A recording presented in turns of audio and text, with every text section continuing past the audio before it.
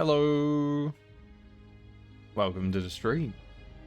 How's everyone going? I hope everyone had a great weekend. I'll start off by saying sorry there was no stream yesterday. I just didn't feel like it, honestly. I woke up in an alright time and I was like, you know, I've had a good weekend. Kind of want to continue it. So yeah, I didn't stream. I'm going to log into Lena real fast before we actually get started. We are playing Lena today, but I want to do something. Start.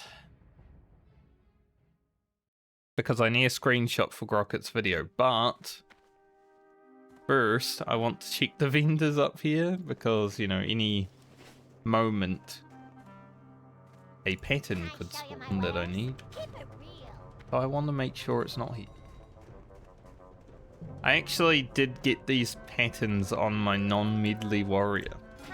Now, that obviously isn't very helpful for the Medley, but if push comes to shove, we might just have to drop some gold from these characters and be like, yeah, I got them. But yeah, I wanted to log into Grocket. It's an unscheduled stop because I need a screenshot for his video that's coming out tonight. There is a video coming out tonight. But I need a screenshot for it. I did get a screenshot for it, but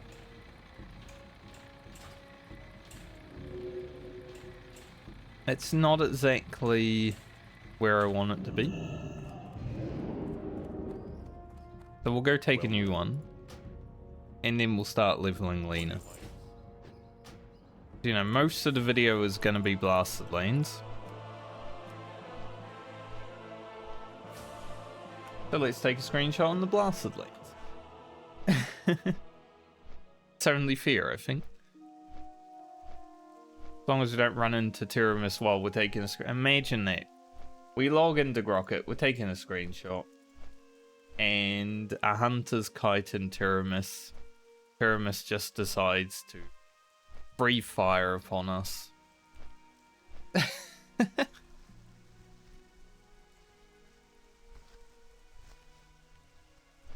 mean, that'd be something. But yes, his stint has ended, and yet he still died. That's intrusive. But with Lena, we should hopefully hit 52 today, and perhaps go to Unguro. I'm not 100% sure if we'll make it there. We're going to start with some Foulwood. But Unguro at 52 is kind of the goal. I just want to go to Foulwood first because it will be easy to get to 50.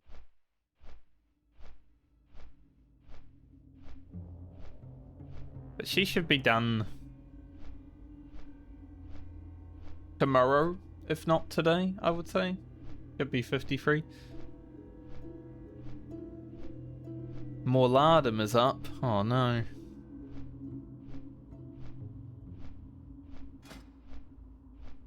Man, I do miss running through Duskwood. You know, Duskwood has such good hardcore vibes. Scary mobs that are walking down the road, scary mobs that are walking around the graveyard that might trip you up. Some invisible mobs somewhere. It just feels like a zone that was made for hardcore. Around every corner there might be danger. Similar to Swamp of Sorrows of your Alliance. But also just pay attention.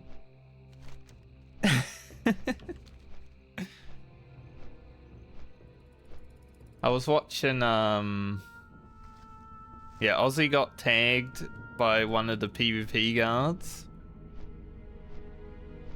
And I was watching Zayu look through it. Zayu was like, I would never go to Swamp of Sorrows on Alliance. It's like, just look. Like, the mobs aren't that hard to find and that hard to see. I don't think Swamp Sorrows is that bad. I do play it up though, so I get it.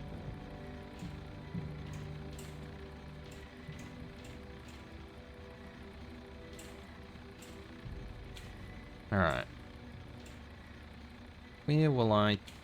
Maybe like here, and then the black portal's in the distance. Dark portal. Not black portal, dark portal. You can just see it. Just in the background.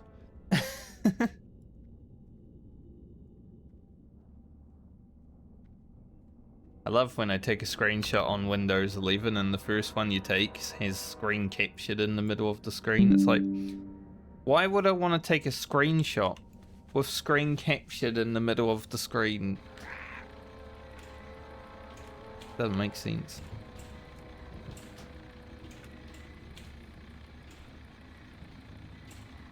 You know, I had computers in my life for over 20 years now, but somehow they continue to get worse with the features that they have. Is this an inn? I don't even know. Maybe this one. One has a mailbox. Maybe neither of them. We'll just go back to Stormwind, that's fine. There might be an inn inside there, but I don't want to walk inside there. I actually saw a post on Reddit last week about like logging out outside of the Duskwood Inn. Safe travel. You know, the thing I've been doing pretty much the whole time. I would never log in or log out in an inn. In Duskwood especially. But it's funny reading some of the comments. It's like, well, new tech. Like, man, that tech's been around for 20 years.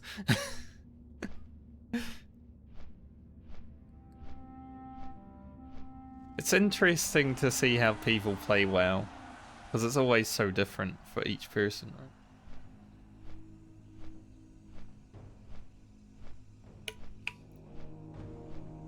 I generally try to log out outside of an inn, so I'm already on my mount. So I can just get on with what I'm doing when I log in next.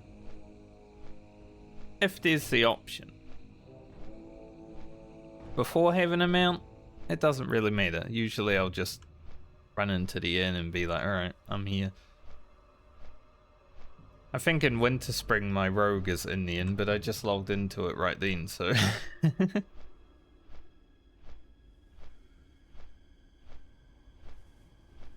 Kinda not the same thing. Alright. Rocket back to Stormwind. Then we play the rogue. We'll check the vendors again. It's been 6 or so minutes. You never know, they might spawn. But I do want both of those recipes, and like I said, I do actually have them on my non-Medley warrior.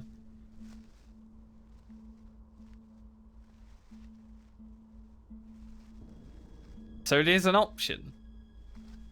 They're just sitting on that character just in case. Like, if we get back round to playing Grocket next league and we don't have the Runecloth bag pattern, and with Lena, if we don't have the major healing potion, you know, I might just be like, alright, I'll just send that character some gold. I'll have to unlock that character.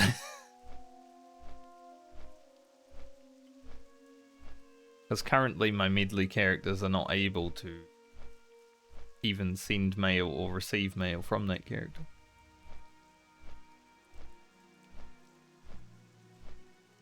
That's okay.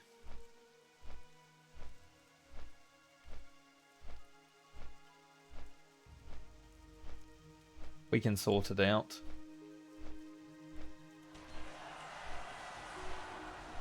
Claudino has reached level 60. Claudino. That's a good name, I like it.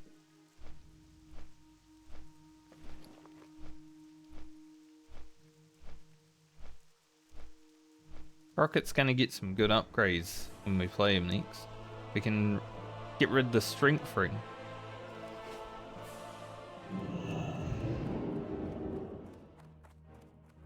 Speaking of being on the mount when you log out, do that.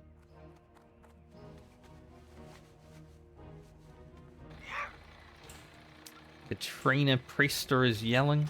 Oh, I noticed that the world buff is gone as well. The Unrelenting Dragon Slayer.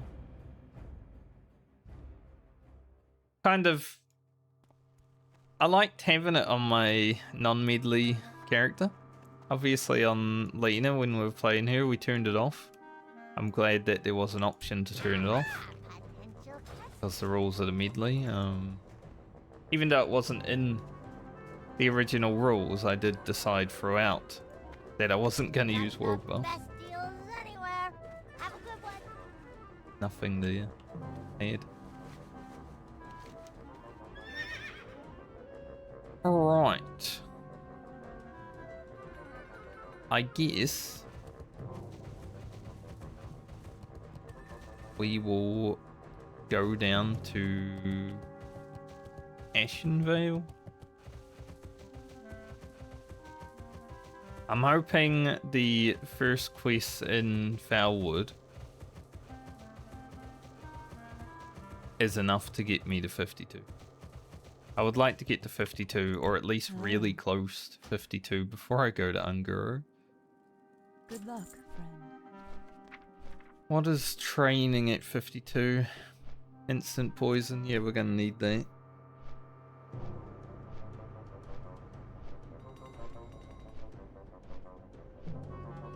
The 30 extra damage.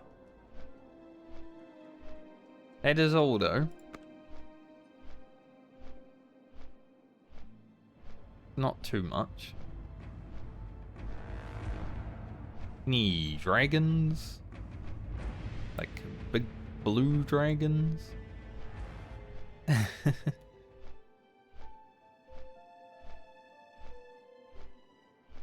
You know, I will be very happy when we eventually get to Winter Spring in the medley, and we're just going through Winter Spring like 7 times, or however many characters I have left at the time. Like, I really like Winter Spring. Couldn't get the rogue quest done so far yet either, because there were no mobs. And I didn't really want to stay there at 51. Because there were a bunch of 55 mobs around. I was like, maybe we'll just come back to that.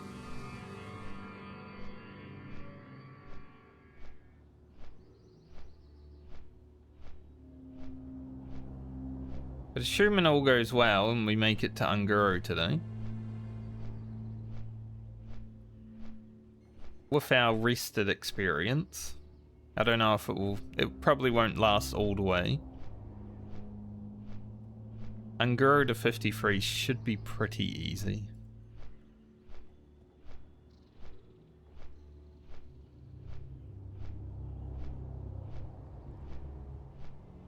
And then when we're playing the rogue next, we finish off Unguru if we have stuff. We go to the Western Plague Lands. Maybe do some more Foulwood. I think we'll be looking pretty good. The chest. I don't think it's worth stopping here to get it. There might be an epic in it. Nah, I'm not gonna bother. I don't even know if this flight path actually connects to Azara. So it might just be like, nah. Oh look, the rear's up as well.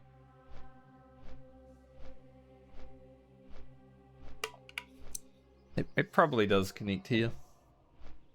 The rear and the chest, and I say no.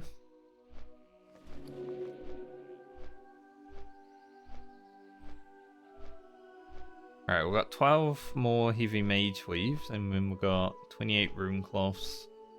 Hopefully get some more rune cloth today. yeah, these potions here. This is the recipe I want. I don't think I'm gonna get enough, I think Mountain Silver Sage is needed for these. I don't think we'll be getting enough of that before we log off.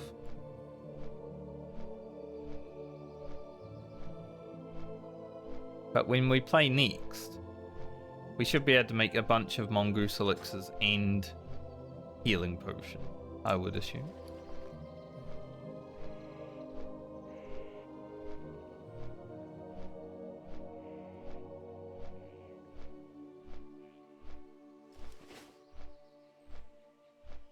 I did want to go and farm a bunch of bruiseweed again, actually. So maybe today it's like get to 52.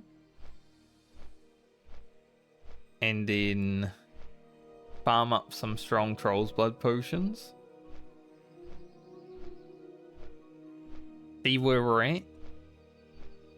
If we got time, we'll go to Ungro. If not, tomorrow. That's probably the way we do it. Because I want to make sure Francie has potions to last her the 7 levels we have to do. The warrior is very important. If we keep the warrior alive, well, we get to keep Phantom Blade. I haven't had to utilize that rule yet. The rule of where if a character dies after making a piece of gear, that gear gets deleted. I haven't had to use that. I was thinking like it would make things fun and interesting throughout the journey, but we haven't lost that many characters. You know, we only had one death. It wasn't a crafter.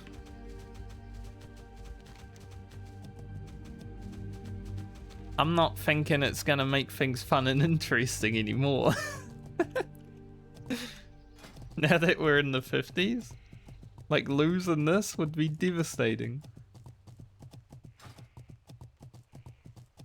Especially after how long it took to make. The basically 6 days played of game time to get the crafting levels, the mining, the ore, the gems, frickin' Breath of Wind, which made me go mad in the desert.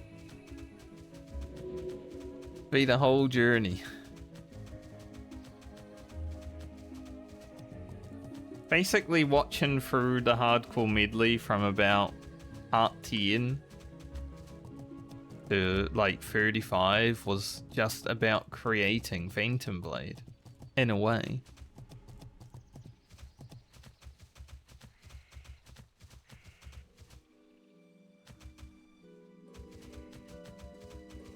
I think, let me just make sure.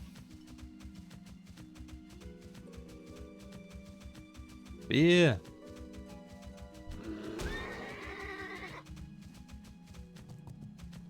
Yeah. So episode 42 of the medley's out tonight. There was only 42 episodes of Ugro. So we're already there. Not quite level 60.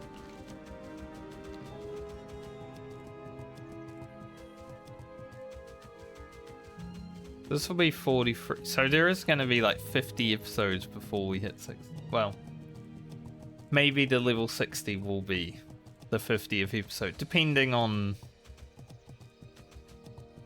if all the characters survive it.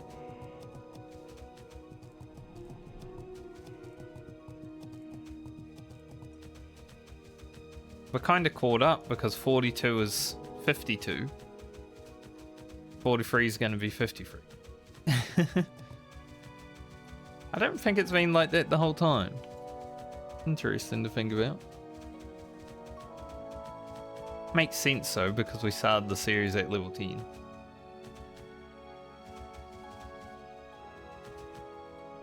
After having to delete all the footage from 1 to 10 because my microphone was not set up correctly.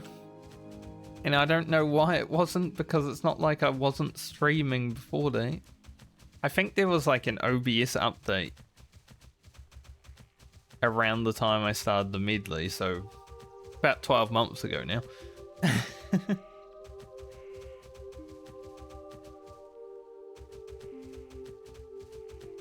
I remember those early recordings from WoW, and I was like, why does my voice keep cutting out?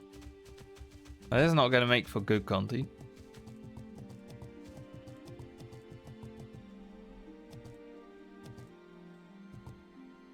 And it's all good. We're here now.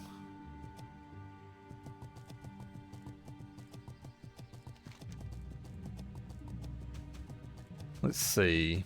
So Forces of Jade should be easy enough. Corruption I think we can do. See? Might be the top end, and then I probably won't bother. Verifying the corruption we could probably get away with. I do remember I came here on my first hardcore rogue way earlier than this. I think I was like 48, 49. It was just like a real quick stop in just to get a little bit more experience before marauding, I think.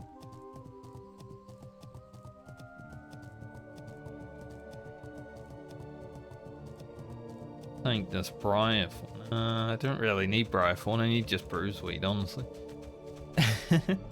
I'll take Briarthorn when we're farming Bruiseweed, but for now, eh.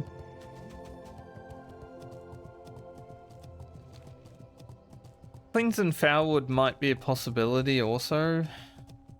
So I think I'll take the quest. We have quest slots. We might need to drop some quests before we go to Anguro, however.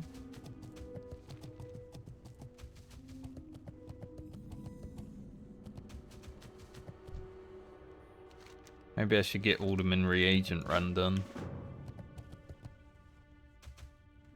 That could be like a 52 angle. We have a quest for slime here. Do I have the...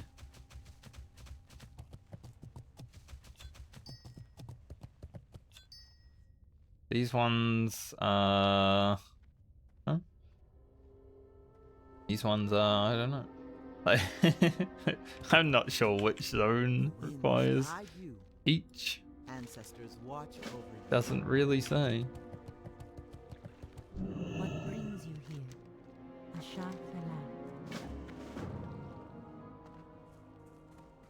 Yafala. Winds guide you. Alright, let's see. Okay, there are these ones. Alright, we should be able to do that then. After we start the Forces of Jadenar, because I'm pretty sure that will send us somewhere.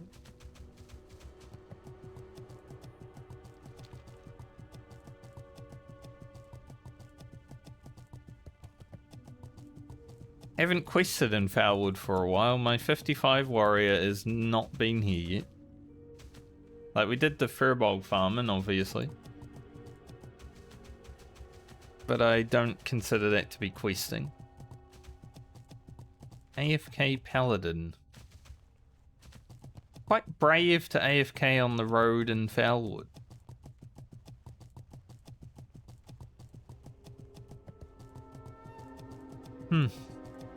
Hopefully we don't ride back and see an AFK dead paladin at some point.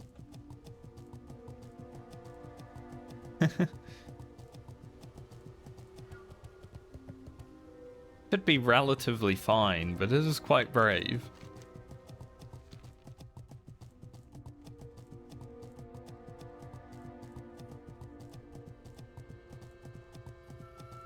Will likely destroy the creature's body. So loot it first, what the game's saying. It is a cursed ooze. Now, if I remember correctly, these guys had a something that they did. Figure it out.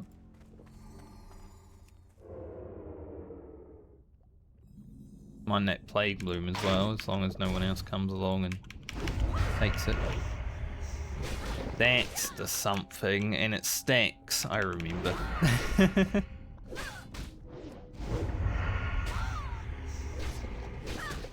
So everyone we fight is going to drop our steam, pretty much.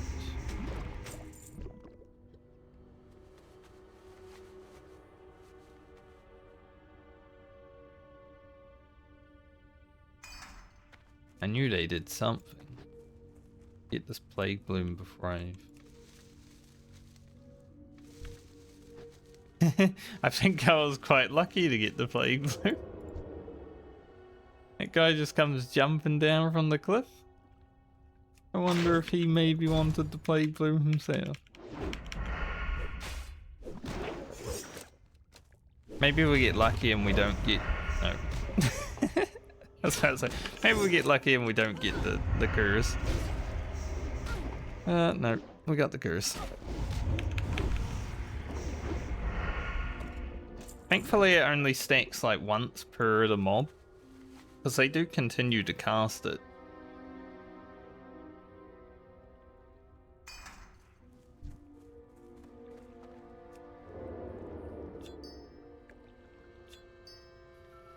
But like that. We're gonna have that one for a while. So trying to sort out my inventory.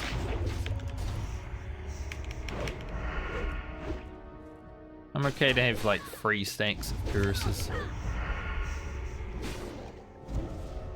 It's fine. Any more it starts to get a bit less fine. There's so much spirit reduction. Minus 76. Like we don't even have regen right now.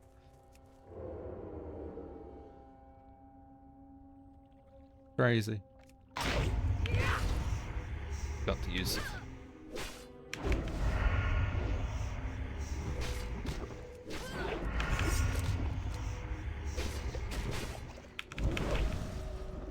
But at least we got a lot of damage.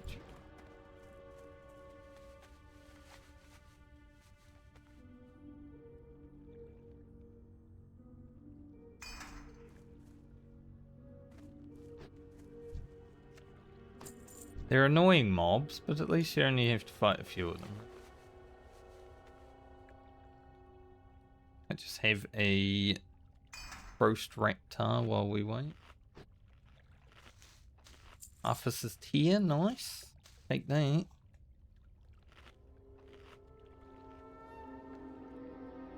We don't yet have the gift of Arthas.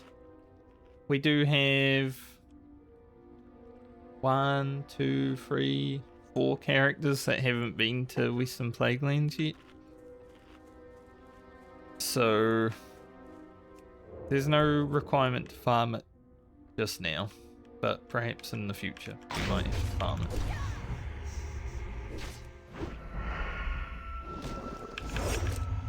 Bunch of level 60s riding around on the epic mounts as you would expect in Foulwood, you know, trying to get Grom's blood and shit. Oh, we were so close.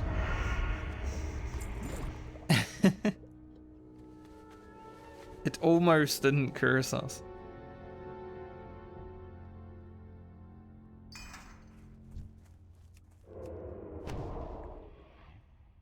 Any Grom's blood that we get to pick up would be good, but it is quite difficult to get. That mob was stunned and hidden me. I mean, it missed both times because I dodged, but it was still attacking me while stunned. Cheating.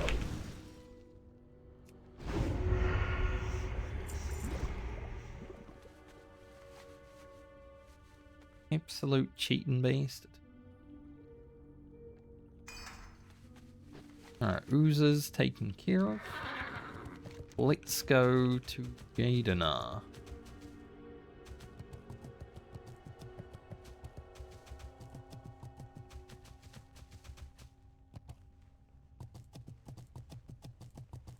Also, for any F1 fans, the Las Vegas Grand Prix was over the weekend. And McLaren continue to impress everyone with how terrible they are. I think the tainted oozes I can get here, right? Yeah. We can actually finish the quest. I don't know why I thought it was like I have to go to Unguru. Maybe Unguru is the second part. I don't remember. But yeah, McLaren managed to get disqualified from the race when one of their drivers is 40 points ahead of their real competition in the Drivers' Championship. They didn't even need to increase the speed of their car, honestly. And yet, they decided they would try.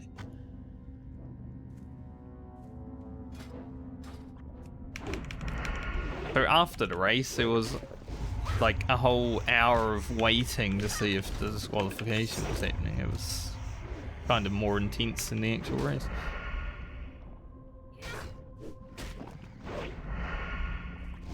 Oh yeah, we don't want to be dark sludged. We can interrupt it on the rogue, but it is energy tank.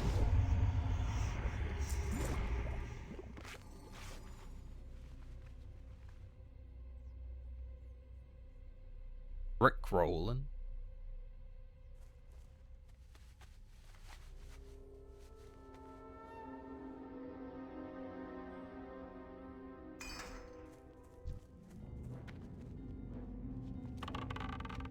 I've been saying all season though, if McLaren had competition this season, they would not even have won the Constructors' Championship. Like, they've been very lucky.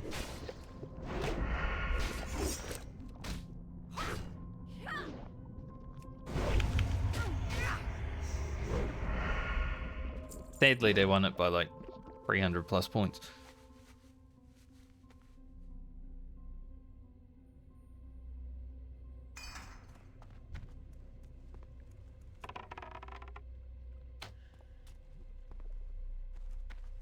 That's all I'll talk about F1 for now, because blame where. But it was a very interesting weekend. I played a little Warhammer Online as well. Got my Swordmaster through tier 1, so I can no longer fight the lobies. Big sad. Gotta have actual battles now. That does mean I get to play the keeps.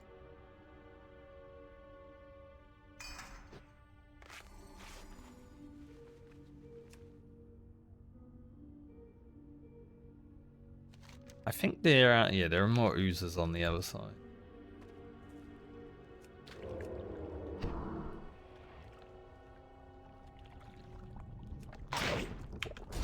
At least these guys don't, you know, curse me. It's probably the worst part of the oozes. Cursing. That was some good damage. Some twill pants. I think that's my first twill item of the medley. That's a pretty big point in time when you start getting twill gear. Twill gear is like the high-level cloth greys, you know? If you start getting that, you're almost done with the journey.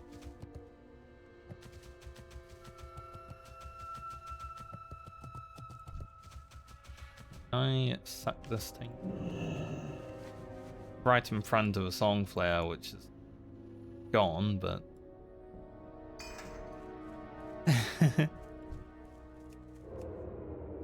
works for me. Songflower is a buff that I am allowed.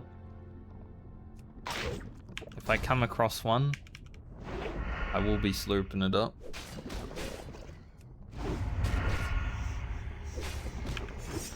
In fact, the only world buff that I'm allowed.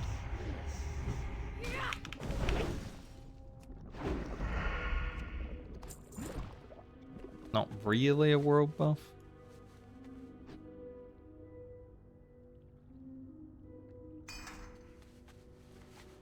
Guess that Songflower might be spawning soon, perhaps.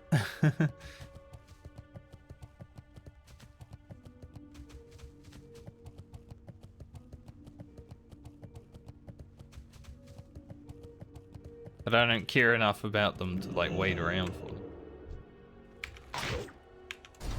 Man, I was in stealth and it just started casting it.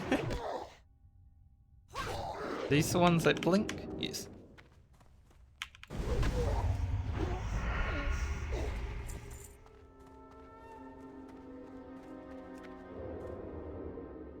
The Wind Blossom.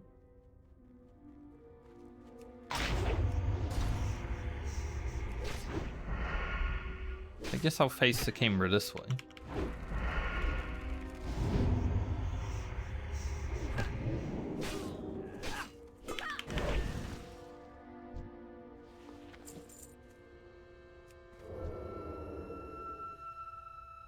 Plague Blue up there.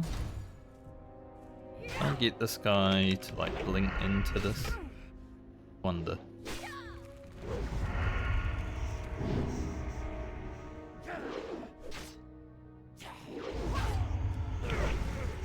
Or he just won't.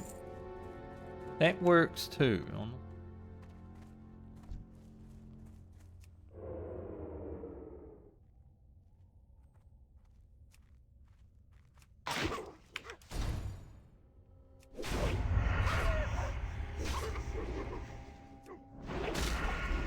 No one come and steal my Plague Bloom or I'm mad.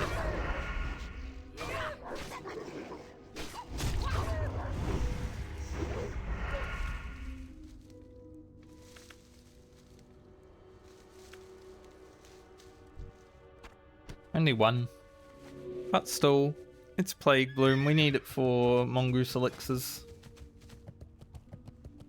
Maybe other stuff that I can't remember right now.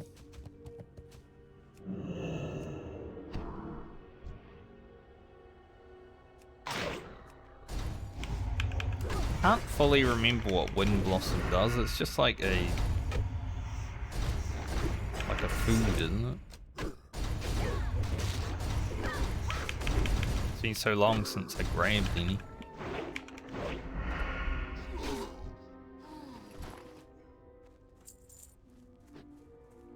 So I'm not gonna grab it. I don't think I need it. It's not like a Songflower or a Whippet Tuber, you know. Now those ones I know.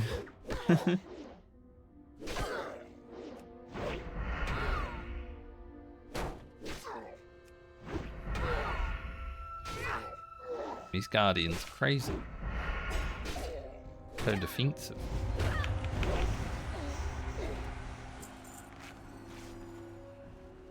Barako Sharma just hit level 60.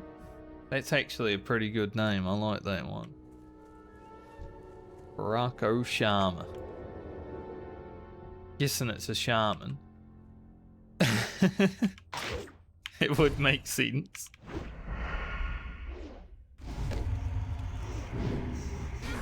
We need cultists.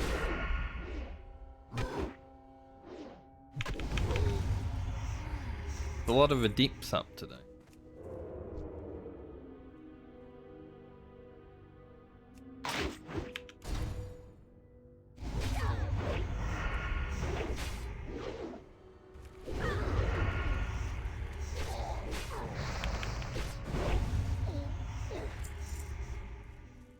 Dream foil here. Yeah, there's a lot of adepts up today. Mine that dream foil, but I don't really want to have to fight the Guardian.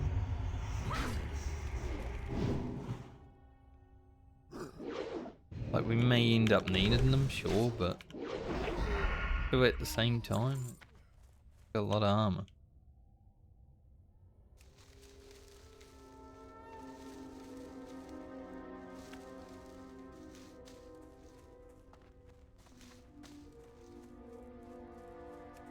Where are all the cultists at?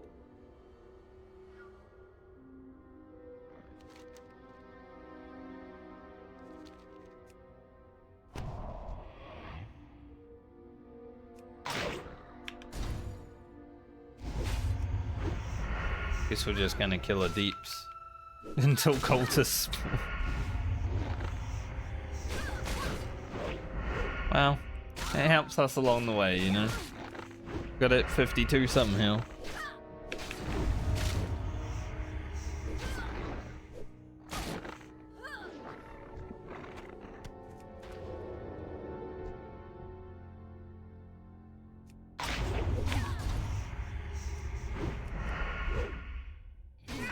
I do love when you get the relentless proc on your slice and dice because it makes it free.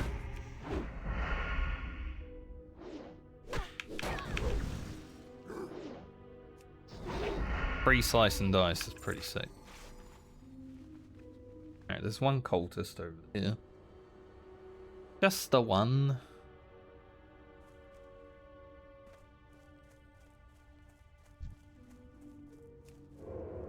As I said, it's okay. There's a few.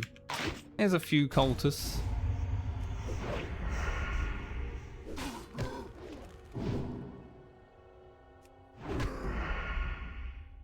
Experience is experience, anyways.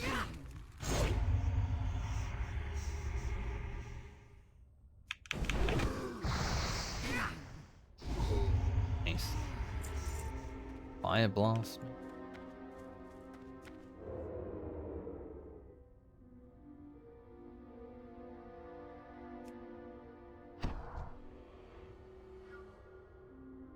Not the most dangerous place, but it is a little bit.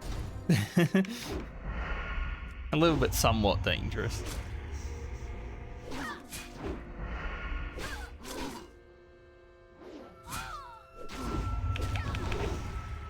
Especially if someone is doing like the escort quest and that mob spawns right there. Like the elite mob. Then it might be dangerous.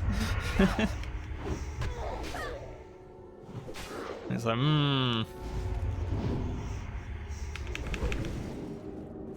Like when I was in Ironforge, I was in the King's Throne place, and someone started the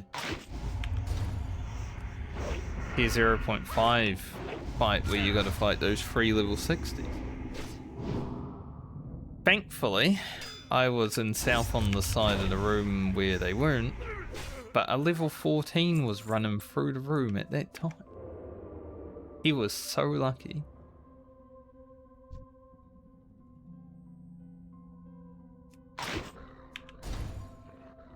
Like, that was almost a dead level 14, definitely.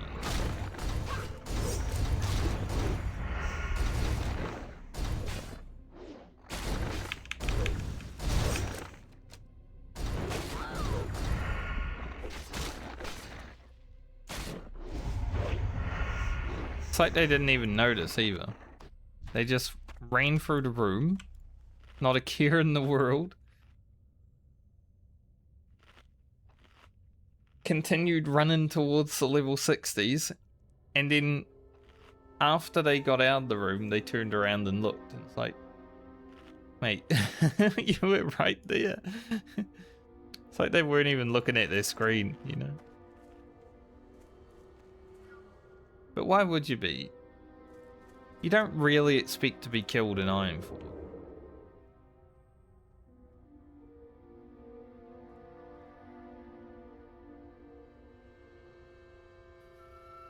Really want to kill the Guardian?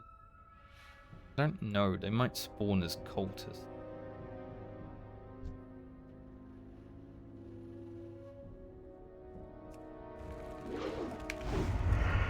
Bullshit. These guys have very high stealth detection, I think. Just see your deeps. Well, so do they. I'm not a night elf. I suck at being not a night elf.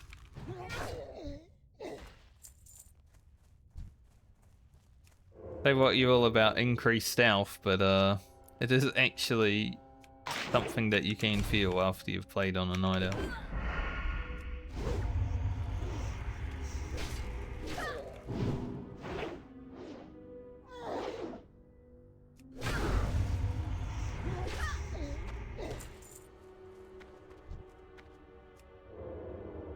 This guardian, and all we need is cult.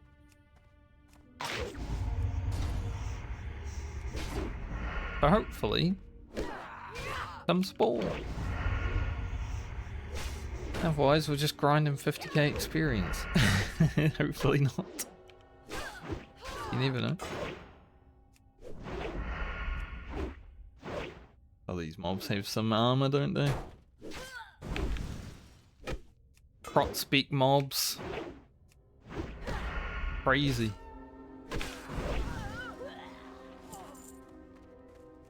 Who makes a mob prot speak?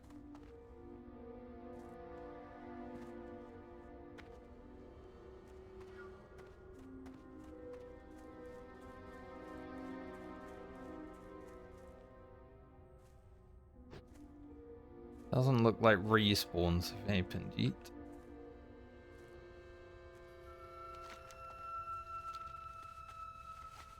I mean, some have, obviously, because we killed at least 8 mobs that was walking. But otherwise, bit shit.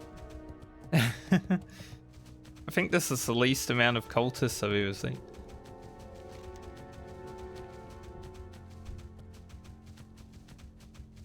Like, even when there's another person around here, I feel like I've killed more cultists.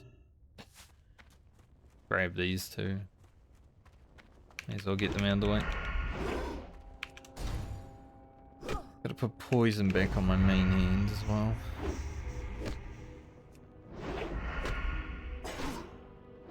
Any poisons that I get to use before 52 is good. I'm gonna get new ones.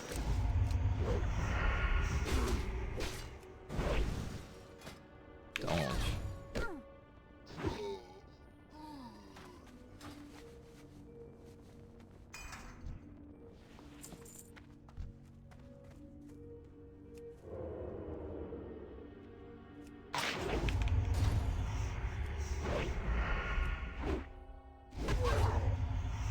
Every time there was an amazing clip back in Classic Beta, which was Guzu trolling the shit out of Quinn. So every time I get a dodge, like, I just remember back to that. Dodge again!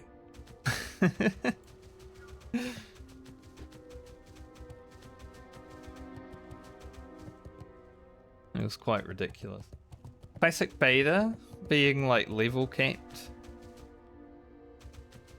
Kind of what they tried with Sod, right? To recapture that. But sadly, Season of Discovery was really good for level 25, and then after that it was...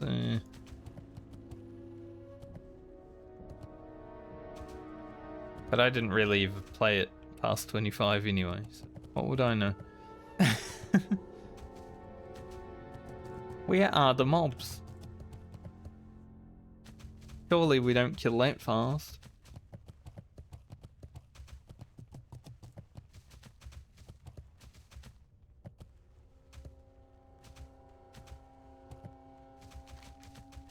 Maybe we'll have to... Maybe I should go do the verifying the corruption quiz while I wait. We'll see about doing the verifying the corruption quiz, at least. Or not. Guardians. Why? Why must you hate me, video game?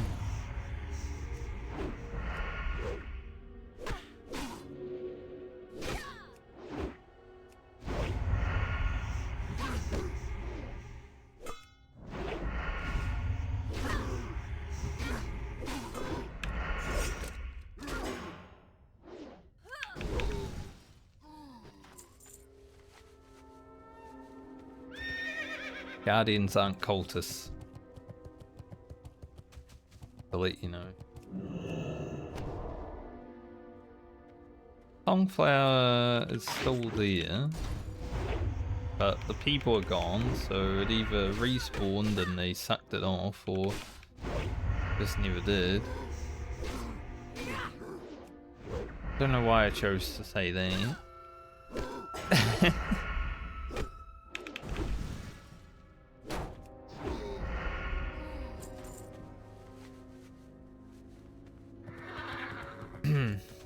Why don't you just say things?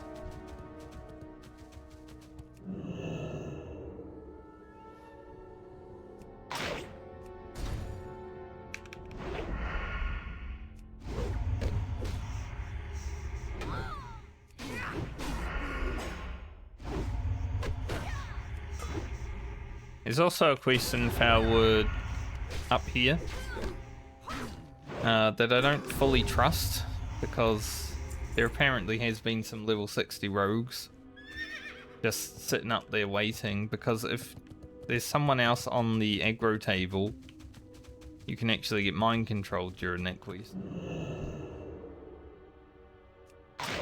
And you know, if you're mind controlled, then they can kill you without it being PvP.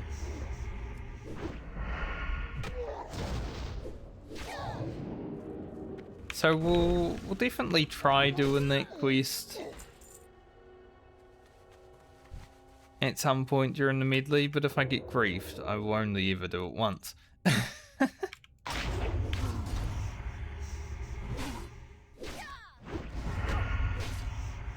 But I have heard some tales.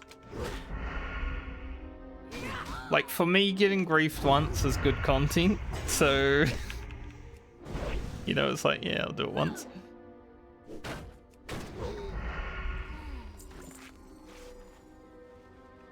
I could make the video, I got griefed.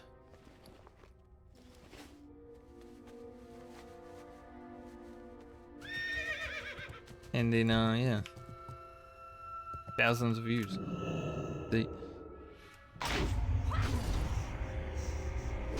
But that will be the only time I ever do the quest if it happens.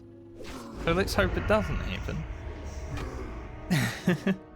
The first character that's probably gonna be there is Friend, I would say, because I'm not going to take Francie, I'm not going to take the risk on her. But Friend or Baumer. So two characters that I am okay with losing for the experimentation. Obviously I want to keep all of them alive, but out of the characters that I have that would have to do that sort of experimenting, those are the two that I would prefer. Mobs take a long time to respawn.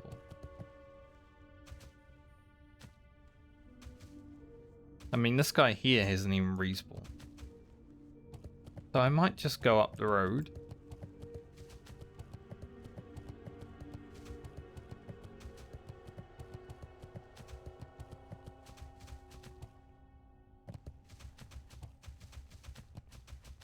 See about these beasts and horrors. See what level they are. If they're not 54, then it's comfortable. If they are 54, I'm a bit...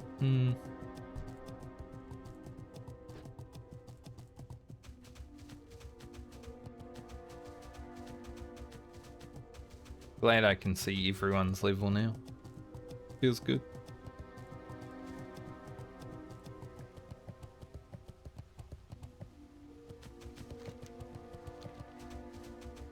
Obviously, we don't want to run into the big scary guy. The Infernal.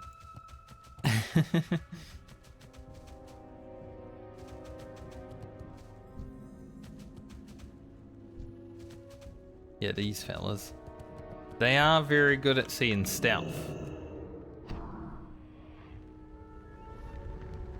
They are called Sentry after all.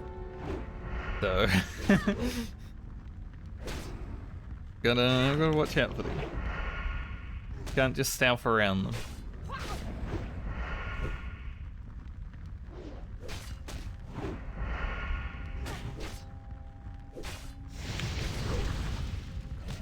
And that immolate did a lot of...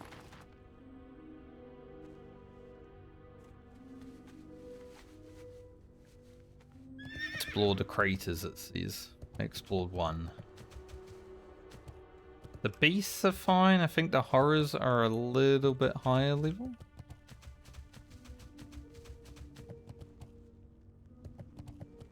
seems like someone has been here also. Yeah, I mean, that's 54. Is there any level 53 horrors?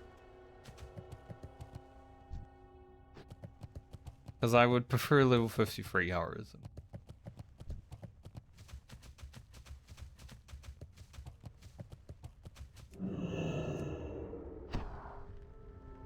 Just...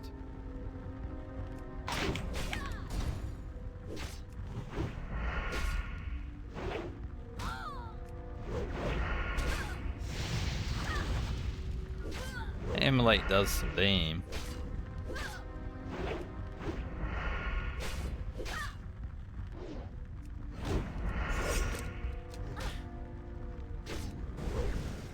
Now it's that sort of damage where you're like, do I potion? Like you still got 1000 HP, but you're thinking about it.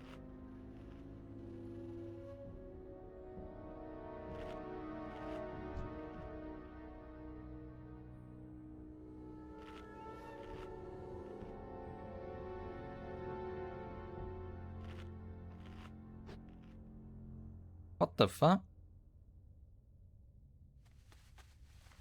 I don't like that. Why did that mob despawn?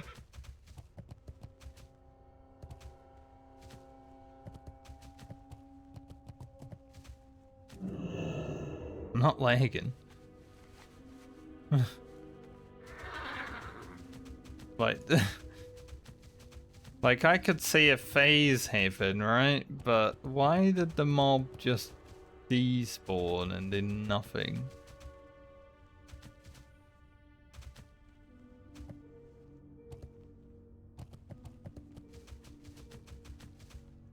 Do they do that? Like, that's new tech to me. I have never once seen one of these mobs just despawn.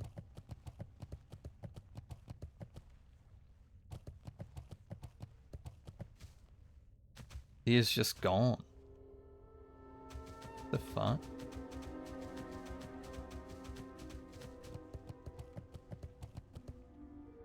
Maybe that's where all the horrors went. There's not someone else farming here. Or like, someone that came through to do the quest. They'd all just despawn. They didn't want me to do the quest.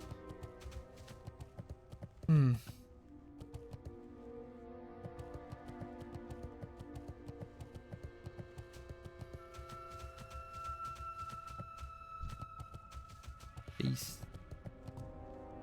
Beast, beast, not a horror.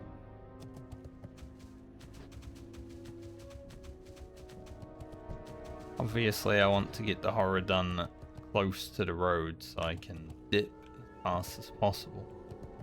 I was gonna go kill that horror after I had eaten, but then it was like, no.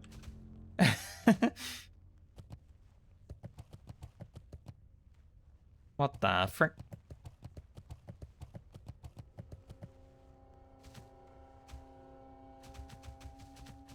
It's so weird.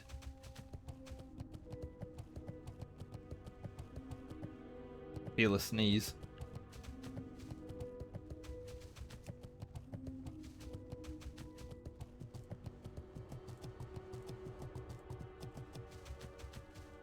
I failed to sneeze. Alright, we've got a horror here, but the sentry is so lurking.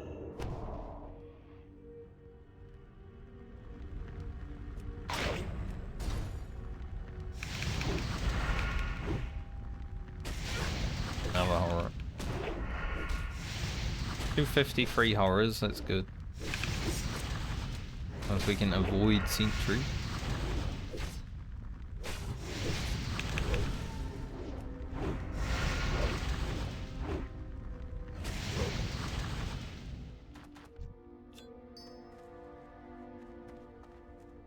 And don't go stealth because he has increased stealth detection.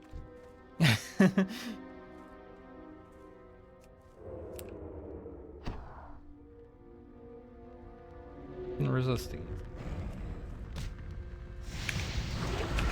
Okay.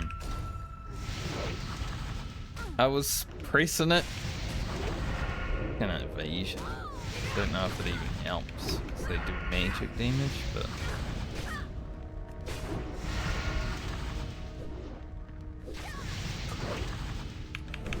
it doesn't help.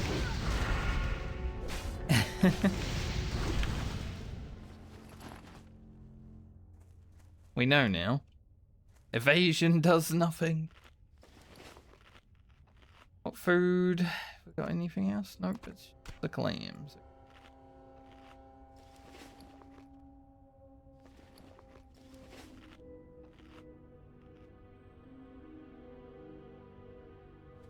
Clams are our stat food.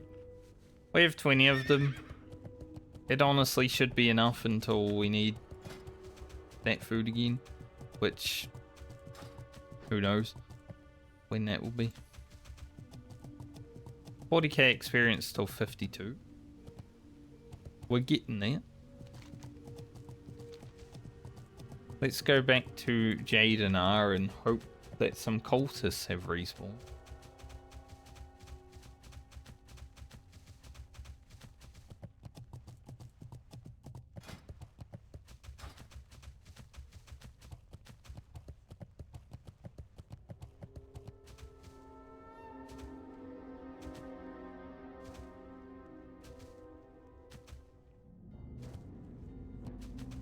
Where the cultists at?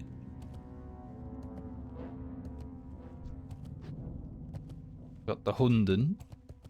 Obviously, the Hunden's always there. As far as I know, it might be 2 guardians at some point though. Hey, a cultist. More deeps.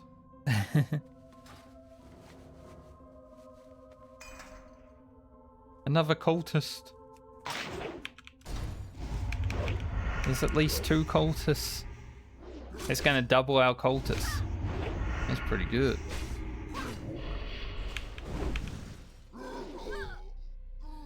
Hey, that's pretty good.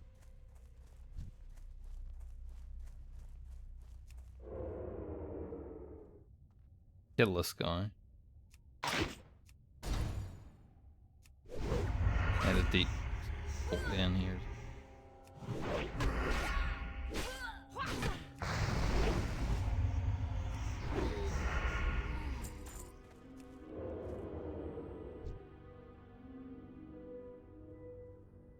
Another cultist over there, so we're at least got 3.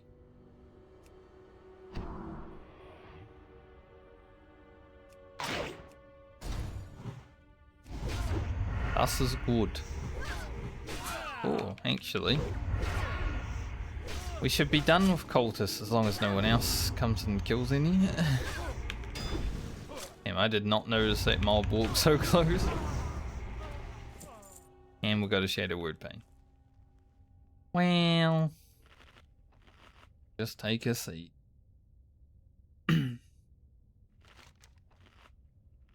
Take a seat. Have a look. See, I could actually do this. It's 52, 53 mobs on the outside.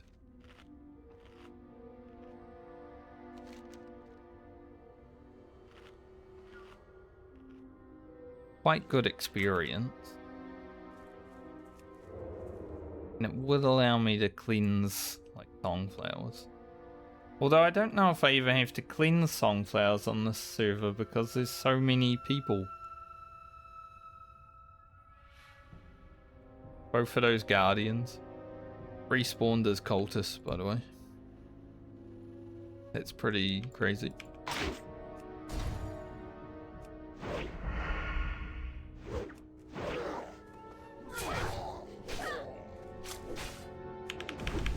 I was debating not killing them.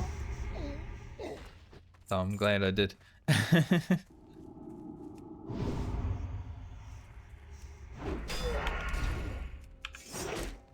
What, 420 boss? That's crazy.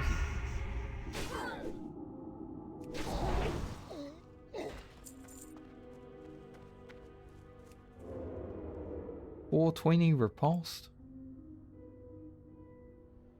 Big.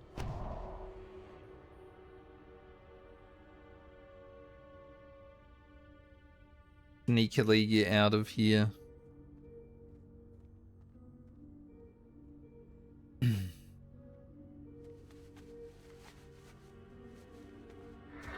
Now, I'm gonna save this quest just in case, because I don't really want the items full in my inventory just yet. But there's a good chance that we will end up doing it.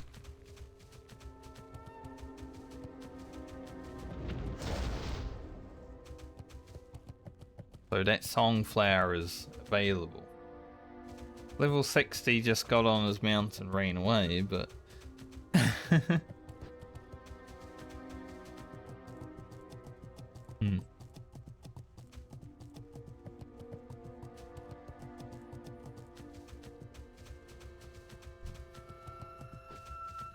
That guy doing?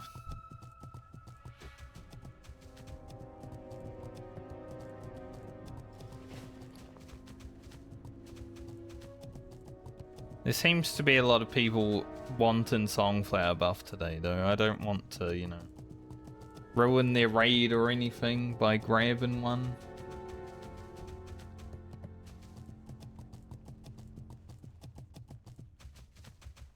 I don't really need it.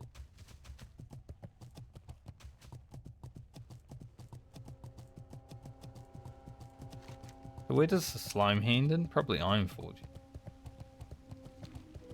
Okay. That's an extra 6,000 experience in Ironforge.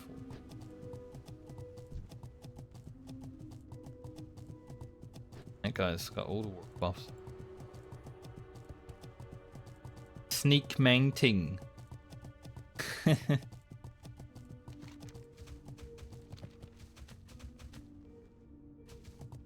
He's one of those sneak mantings.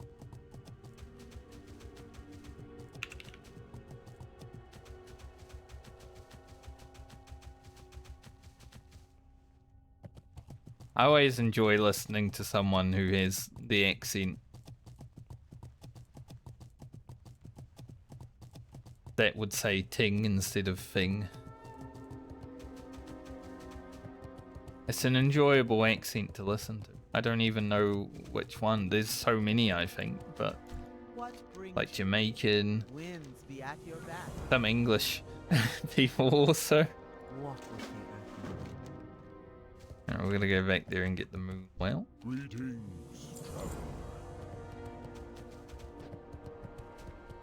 These quests are worth some good experience. 1,800 for the elite quest. Say elite because the only reason it is elite is because there are some elite mobs that walk around there, but they're no trouble at all, really.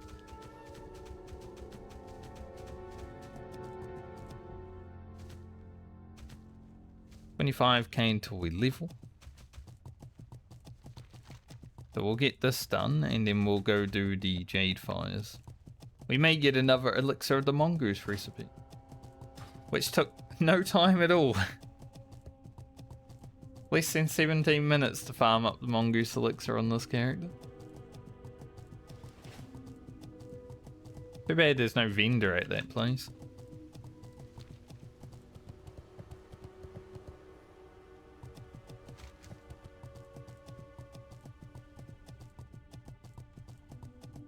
I feel like we should be able to do the Jade Fire.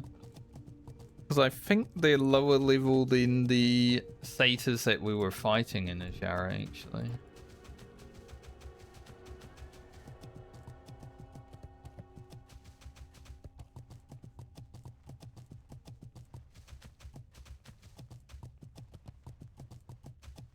Being chased by 2 warlocks. Filthy warlocks. You know, back when I was a paladin in WoW, warlock was like my rival class. Whenever I saw a warlock on the Horde, or Alliance when I was Horde, I had to kill it. Like, it was my duty as a paladin, cleanse the land of filthy warlocks, basically. I'm gonna leave that Songflower there. If it's still there when I come back, though, then I might consider grabbing it.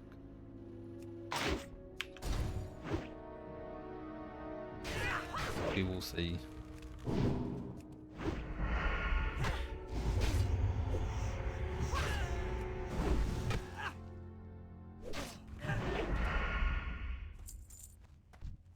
I'm going to kill my way in here, unlike that warlock.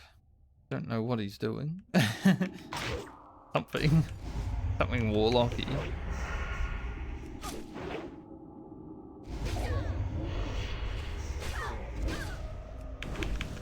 Curse of weakness and a shadow ball. That's rude.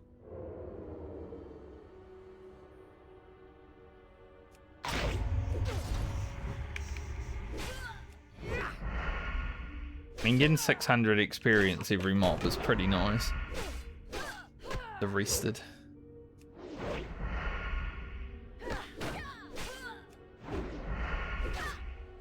Also, I don't know if I'm gonna be that worried about doing stuff in Unguro on a majority of these characters. Because I went through it on my non-Medley warrior. And I was fearless. Like, I did not stress at all, honestly. It was just like, I think I've played way too much hardcore WoW now. It's very hard for me to start, you know, getting shaky or stressed or scared of things. It still happens from time to time. If I'm about to lose a character and I'm like, oh dear, could go bad.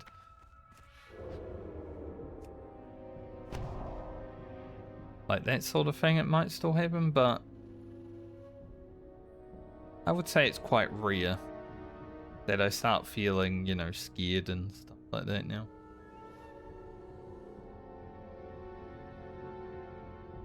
Which makes sense, because Hardcore WoW's been out for like nearly 3 years, I want to say.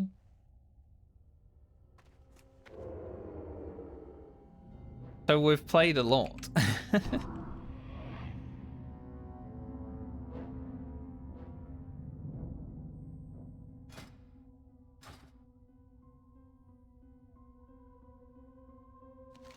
Alright, the canteen is full. Gonna have to go down to the Barrens after that. Talk to the shamans for their spiritual aid and stuff like that. After I'm done in Foulwood, before I leave the north of Kalimdor, though, I will go back to Winterspring and check. That mob blinked and fireballed me at the same time. Like, it cast its fireball after its blink. That was crazy. I've never seen a mob do that. Blink and then fireball.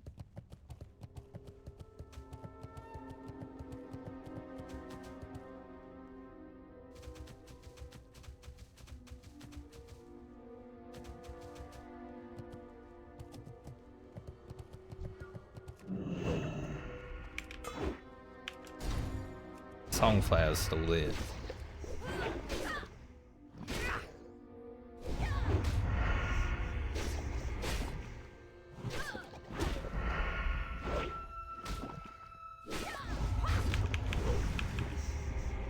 Seven.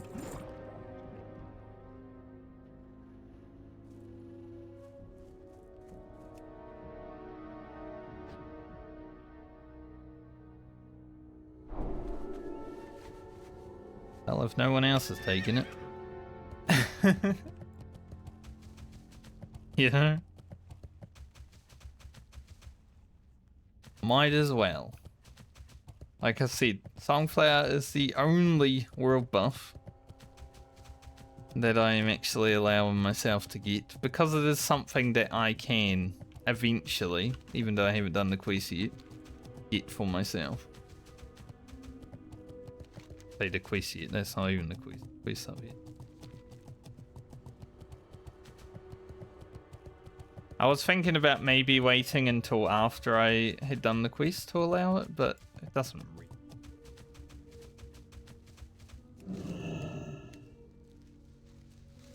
the quest is easy enough. You just go kill some elemental guys. You don't even need to go in the cave, you know. We've done it before. So just a little buff. I mean, it's a big buff, but it's a little buff.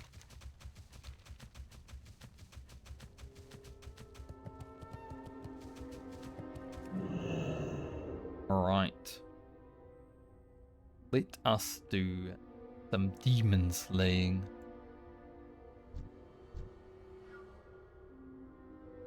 Fight all three.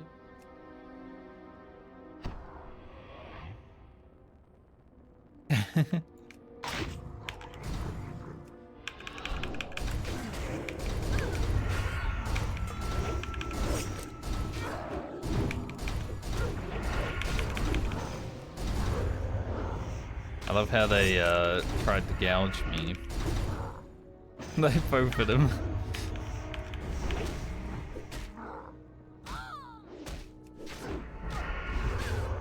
Suddenly the damage ran out.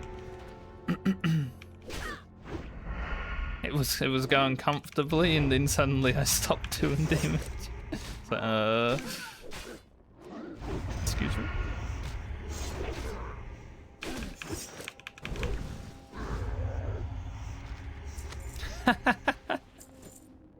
Wow. The first mob that I kill here drops another elixir of the mongoose. That is insane. I guess I'll keep that until I hit level 60, and then if I open up the auction house, we can sell it. Why not? That's actually crazy though. The first mob. See, I was thinking maybe I should have just gone to Foulwood to get it. One mob done. No.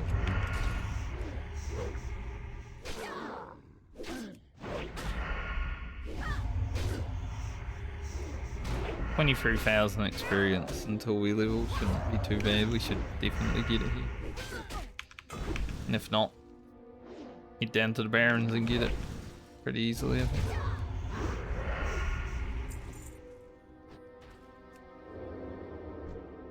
This place is a little bit dangerous because you got stealth guys.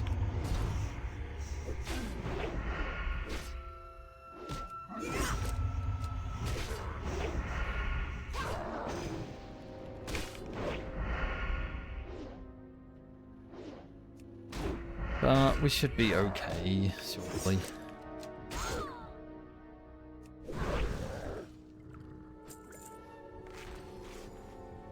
Those rogues do some damage.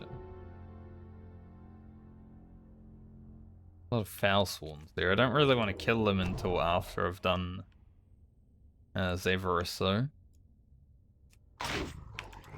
Just in case there's a lot of foul swans in here, but it seems like there's a lot of rogues in here, so I'm not so sure that's going to be the case.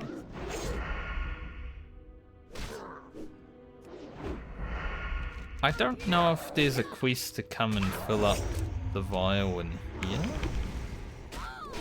I know there is a quest to come and do something with the Moonwell, but I think it might be the Horde one.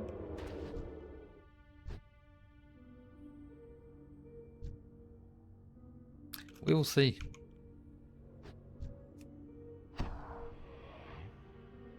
Oh, there's a stealth guy there, so we'll pull this road. Stealth guy is a patrol.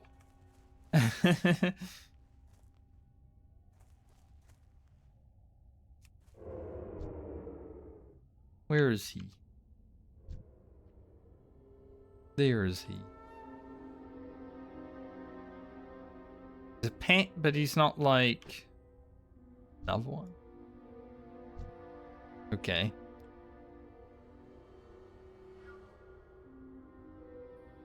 Well, that's a bit more interesting. We can just do both of these though. They do slow and poison.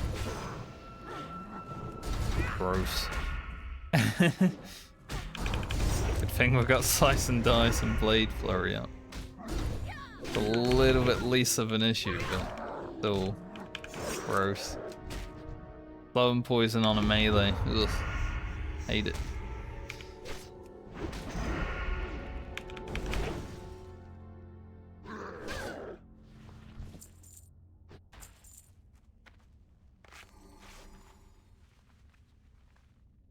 $20K.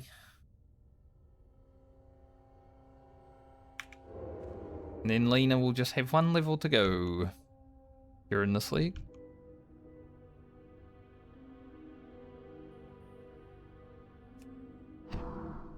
Distract ahead to see if there's anything. Sadly, distracting ahead put me on GCD lock, so I couldn't get cheap shot off.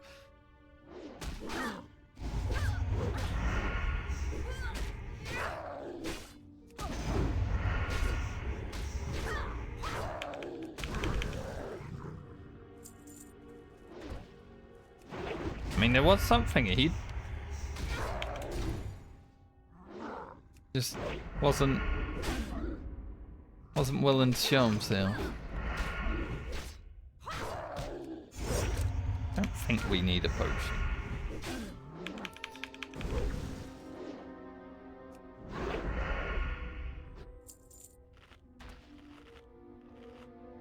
He's fine. These mobs do some damage though. They definitely hit harder than the mobs in Azara, even though they're lower level. They're a bit more angry, the ones in Fairwood, you know? They got the demon corruption running through their veins.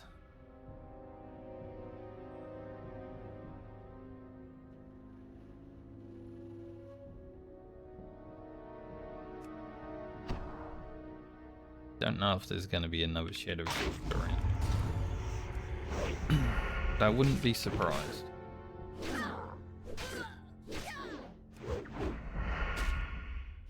Looks like someone is either killing the main guy or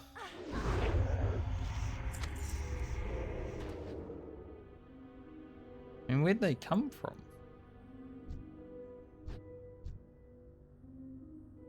Like, they didn't run past me. They go through the mountain. Can you go through the mountain? Are they just farming them? That's strange.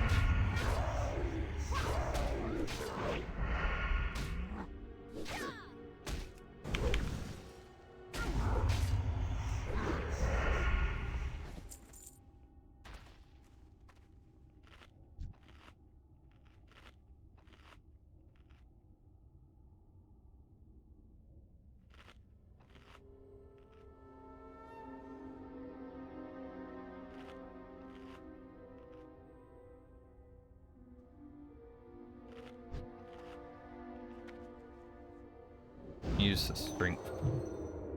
Not potion. Strength scroll.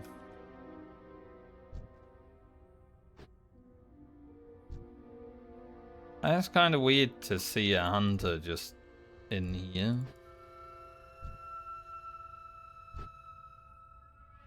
I hope they're not just standing around here farming.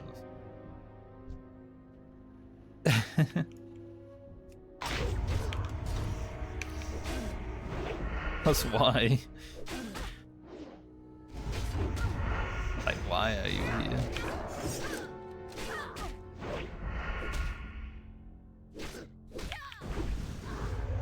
Maybe they got here just before I did, and I just never saw them because they were always just a little bit ahead of me.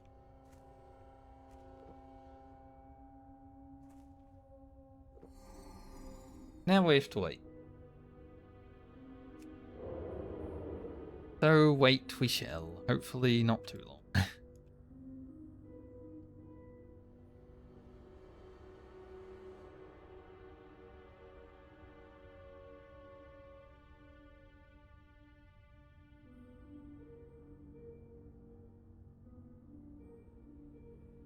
Then we need 10 Foulsworn. And I'm sure if that hunter is anything similar, he's gonna need Foulsworn as well, so that'd be hard. Might all be dead by the time we get out there.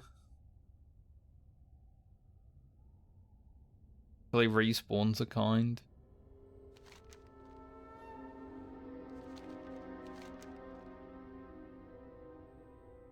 You can always go down here though. Looks like there's a lot of Foulsworn down there. That's all that is on the map is Foulsworn actually. Maybe it is just Foulsworn. Oops, all Foulsworn.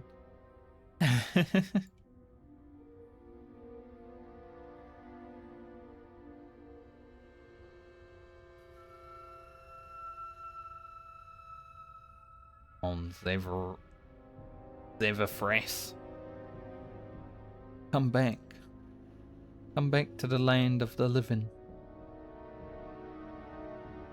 Know you want to?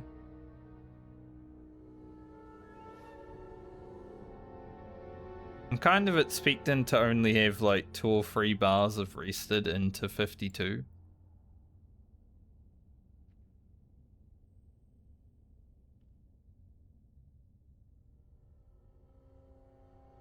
It's also another reason why I didn't really want to stream yesterday. Because, you know, leveling so many characters and having to do, say, a majority of it without rested experience, it has been taking its toll. Definitely.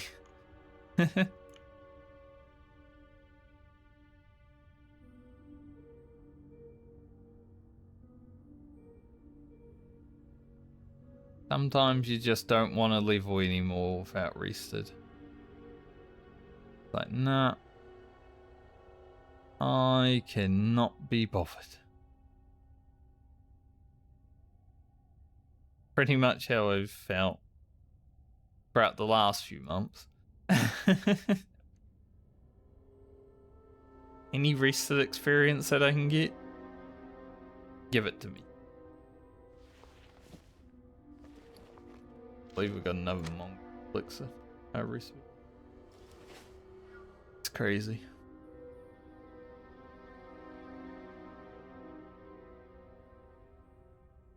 I was saying, wouldn't it be funny if I just rock up, kill a mob, and the mongoose elixir drops? That's what happened.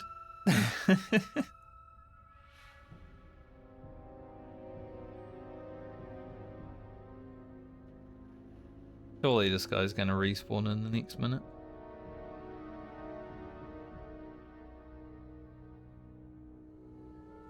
I'm just worried about all the other respawns that might happen around the same time.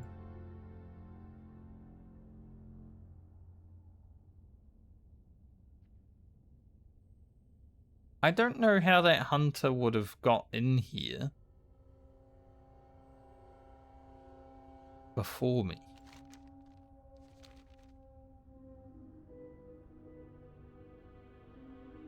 Like, unless this road on the map is actually a path. Got a rogue over there that respawns.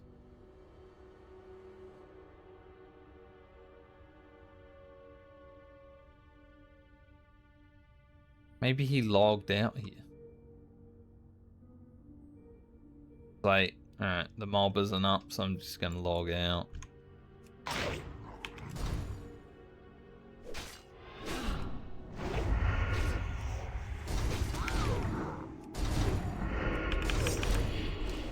Awesome.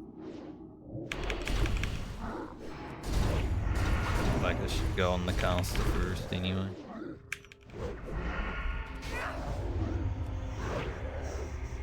Caster wasn't up. Like, it doesn't look like there's a road, but no, there's no way.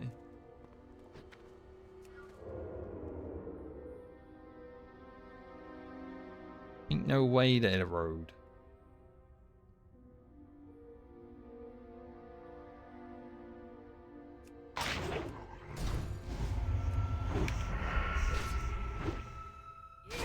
Alright.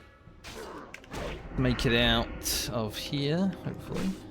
Got another mob that's gonna fight us out.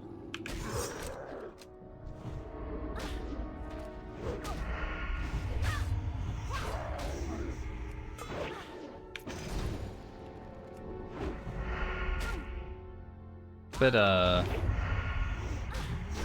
curious. These Shadow Stalkers are kind of hard just because of the slow and poison.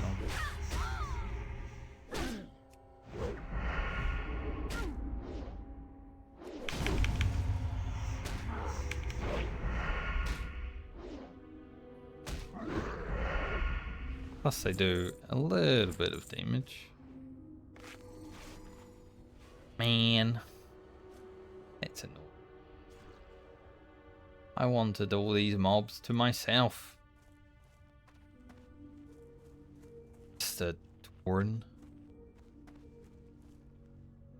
Oh, gotta wait for the main mob now. There's another guy. Everyone is here.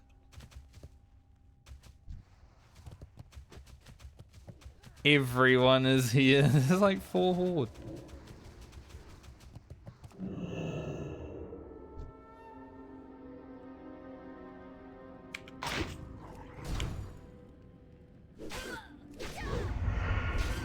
Whole damn group just rocked up.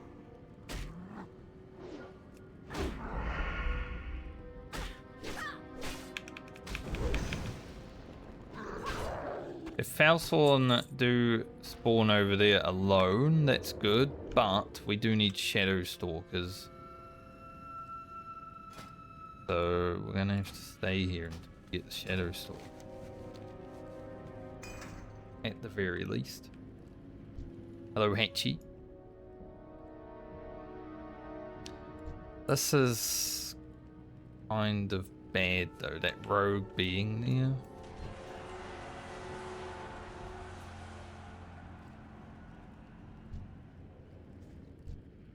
Maybe this warrior will charge that Falspawn and I can steal the shadow.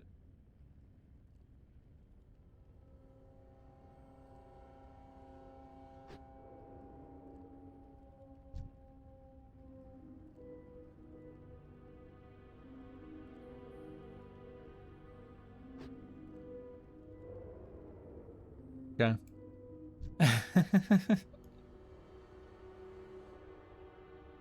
Alright then.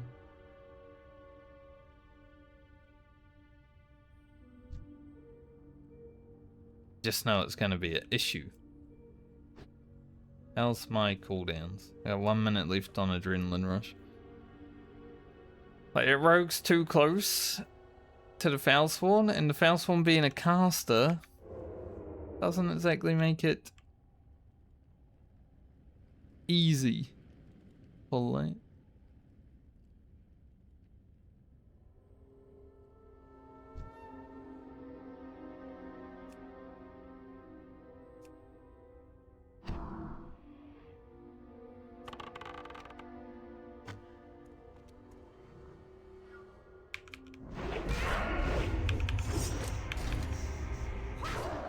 Right.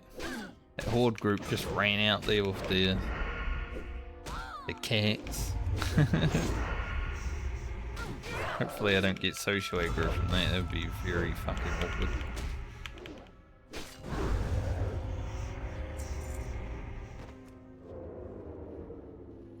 They did steal the mobs that I looking at momentarily. That's okay. Now they back.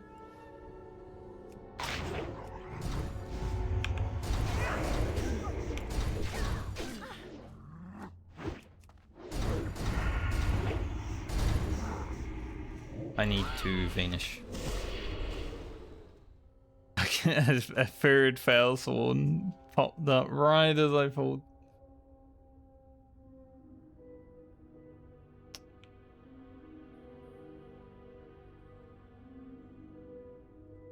Right as I went in, that Falspawn popped.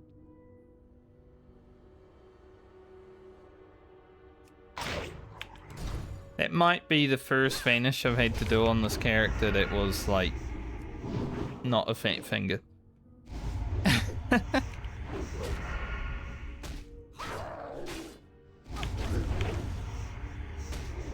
was so awkward.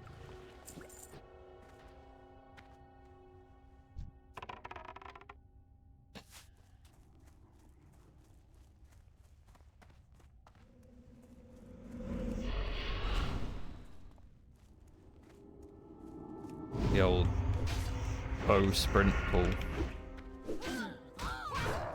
Kill you alone, man.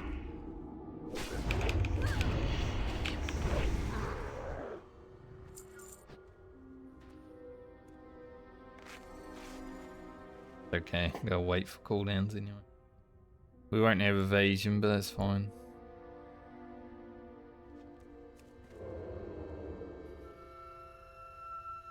How long do I? 20 seconds.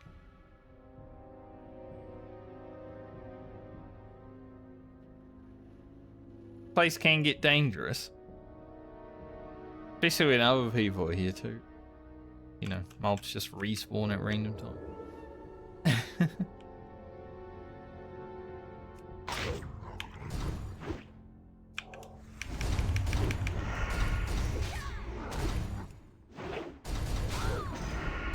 Nice.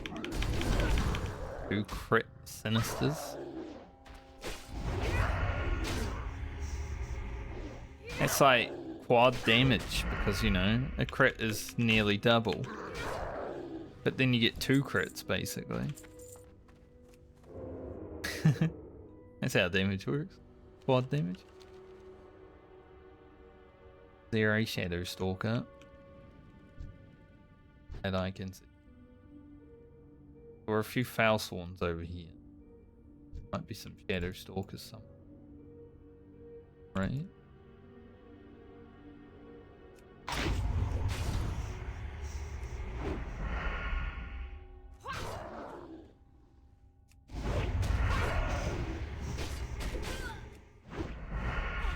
Not the easiest quest I've done today, definitely.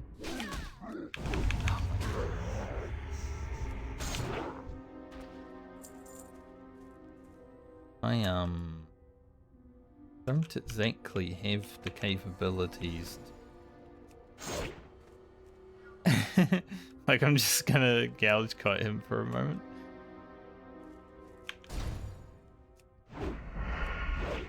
Definitely had to use a healing pot there. We've already used our vanish, so you know we don't have that. Mobs just keep respawning as I'm fighting.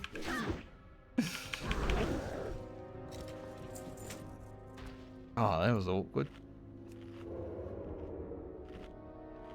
Pull 1 and another guy respawns when I'm already like under half health. I think the game is trying to kill me today.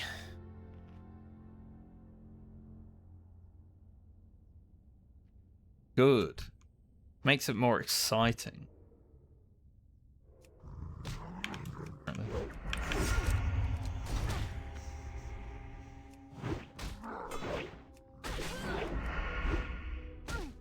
Will be our last Shadow Stalker.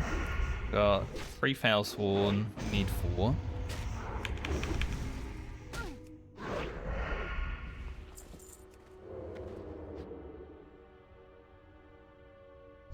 I think they're far enough away to not pull each other, but just in case, let's grab this one for. There's no Shadow Stalker.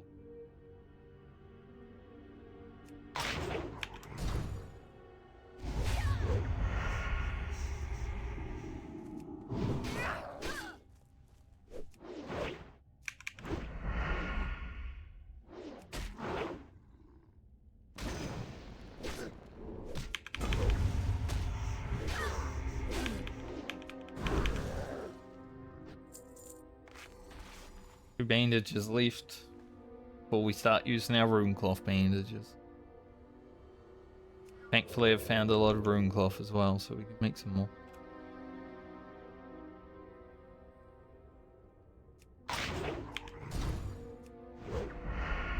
Shadow Stalker there. Good to know. We do have all cooldowns.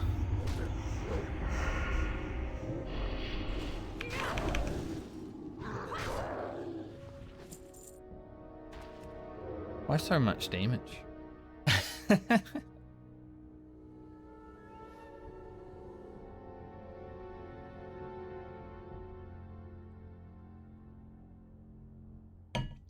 I think my rogue's gonna start needing some gear upgrades with the amount of damage we're taking. We came into this League of the Medley with some really good upgrades coming, right? But 47 was the last time we upgraded our gear. So it's been a moment.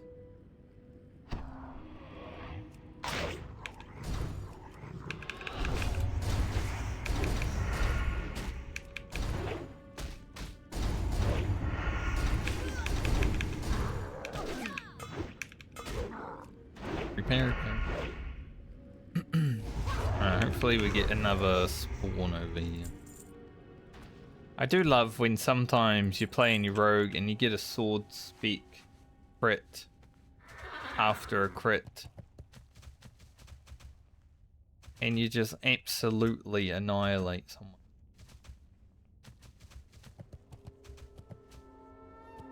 It's one of my favorite things about rogue.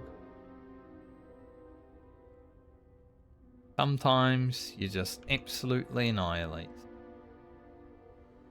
Looks like there's only rogues and shadow stalkers around right now. We might have another foul spawn respawn. Just in case. Yes, here it is.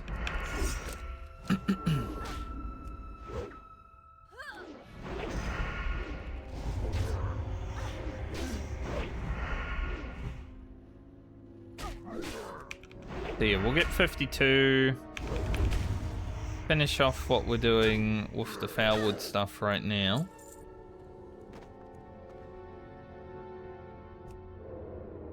And then... Why did another foul spawn have to respawn? What the fuck is wrong with you, video game?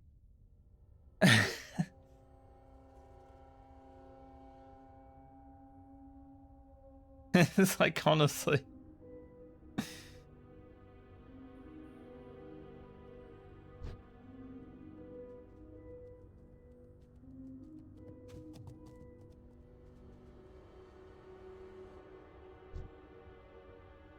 A Shadow Stalker there. I can pull that foul swarm back, but I need a bit more room. So annoying. This guy's gonna have a guy beside him. No matter what, we're gonna have to kite something. Just a little bit. Maybe I should go for this one. Pull him out of the camp.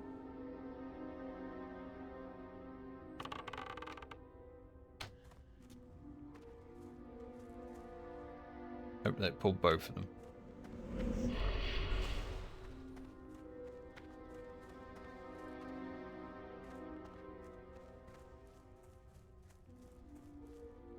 So close to not having to deal with any bullshit. We were almost free.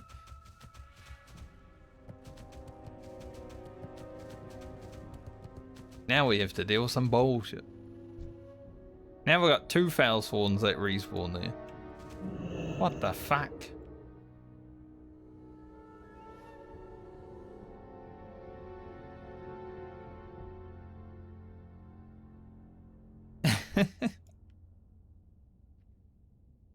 Can't believe it.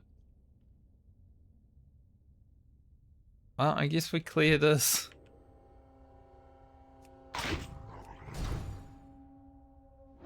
And then probably that road.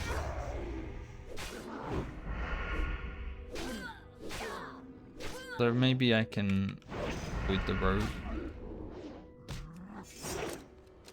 Difficult though.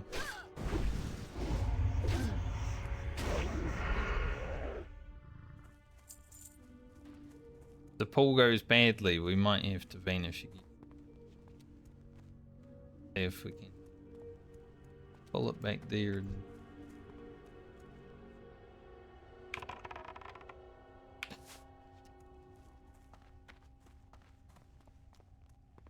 I 100% that fort.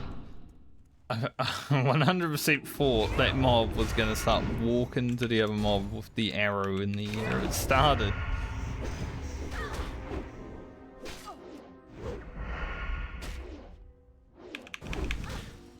Mob's starting to stress me out. Alright. It was much harder than it had to be, I feel, that quest.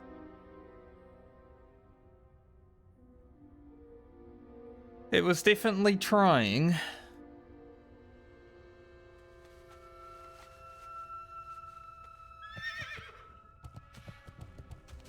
Alright. Let us go and hand these in.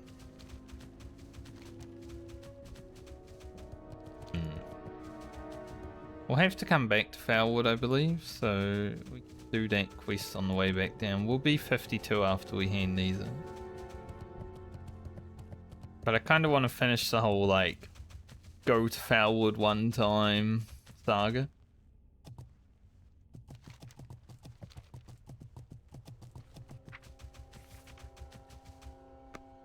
Maybe I was lucky to have that Songflower Serenity. Yeah, there was a little bit of... a bit dangerous up here.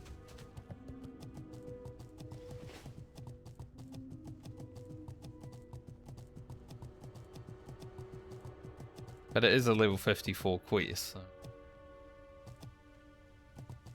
all those mobs have something special. The Shadow Stalkers obviously have crippling poison, stealth. Rogues do a lot of damage, they gouge. Casters cast. Surprisingly. Whenever you're in an area which has like mobs that have a range of different spells and they're not just hitting you in the face with their melee weapon, it's always way more dangerous. It's like the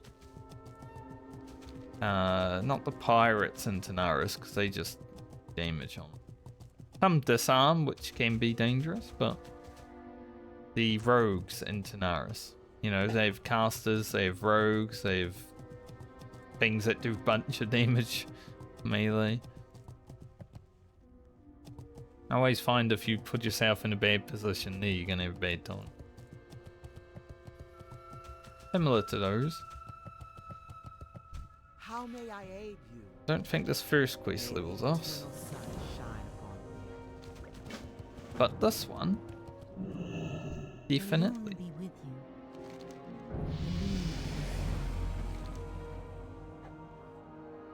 We'll leave that quest until later. That's for up here.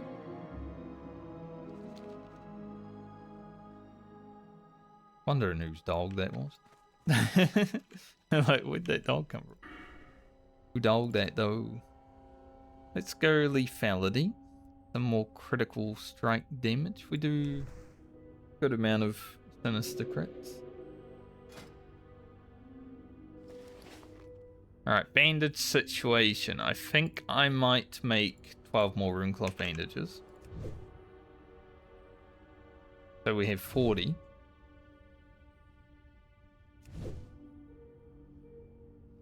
I think when we get to Unguro, we're just going to be using runecloth bandage. Don't really want to make heavy runecloth just yet because I don't have a whole lot.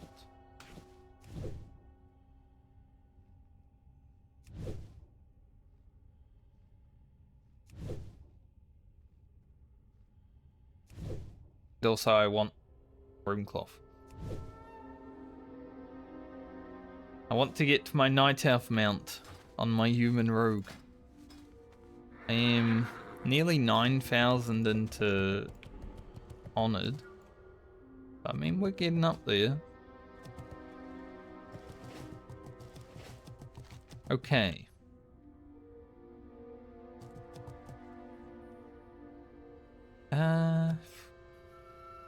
We're gonna go to Winter Spring first anyway.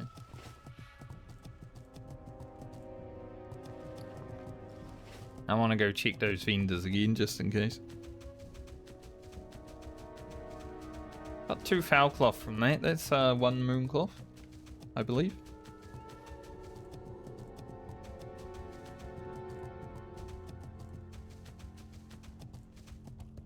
Pretty good. When we're on Grocket next, we might be able to make 1 or 2 moon cloth. We're gonna have some other characters come through here before we even get to have a potential to play Grocket though, so it should be okay. Still have not found a good weapon for my warrior, which is concerning because obviously we've still got Whirlwind Axe. We're 47. We're gonna have Whirlwind Axe going into level 50 at this rate, and I don't think that's gonna be the most comfortable thing ever.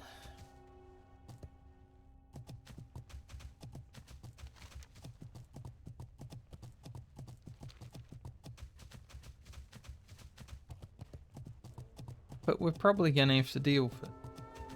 Maybe I should do this quest while we're up there, actually.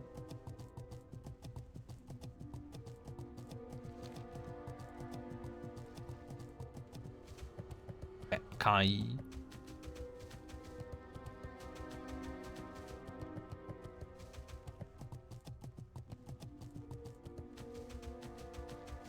My song flower.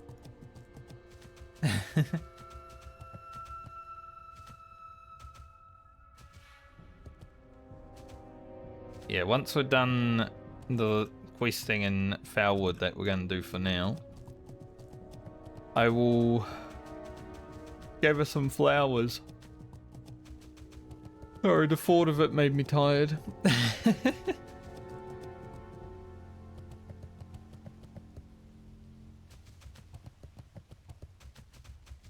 Because I want to get probably another 10 to 15 strong Troll's Blood potions for Lena. For her final, well, potentially finals leveling.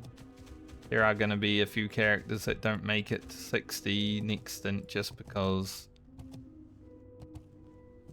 we're not quite there. At least 3 right now, depending on deaths and stuff, you know. But the final 7 levels, I would like to have a good amount of Troll's Bloods. And also Francie needs more. Bauman might need some. We'll see.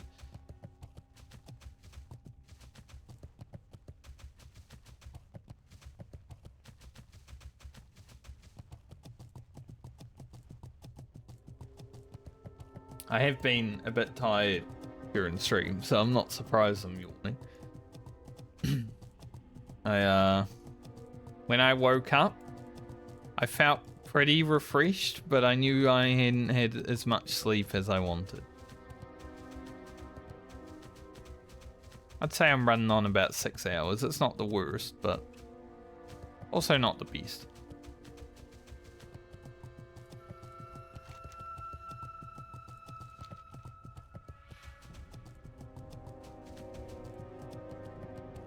But I got up and I streamed.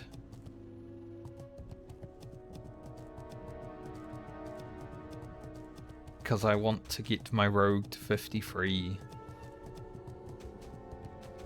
The closer we can get it today, the better. But tomorrow is definitely going to be a full day of Unguro. While we're on the rogue.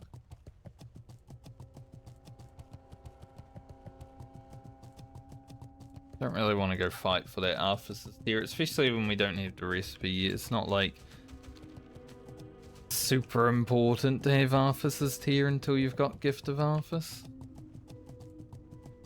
That Drain Foil help.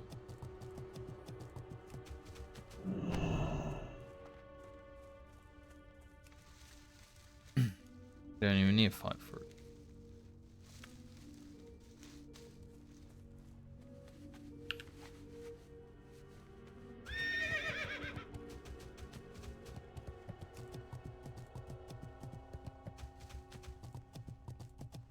Throat keeps tickling me.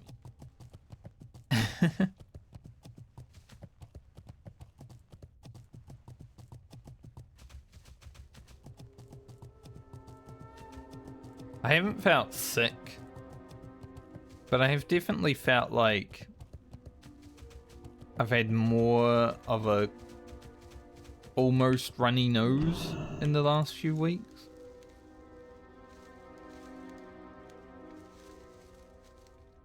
This flu season's coming around.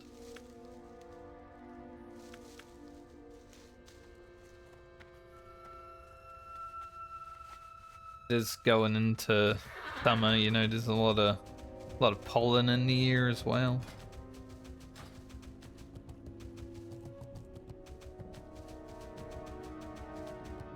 Rain into Achilles.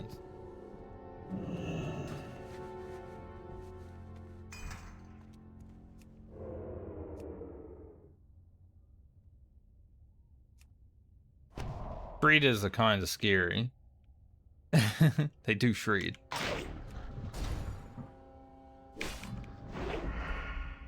But it should be okay. I think I did this quest at, you know, 52-ish last time on my route. Maybe even lower. I remember doing it kind of early. Thankfully these guys don't have much armor. Good, because they don't like me having armor either.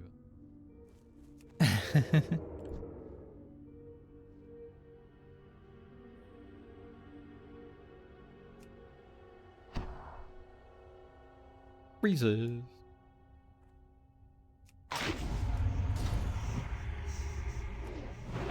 Kind of interesting that these guys aren't immune to nature.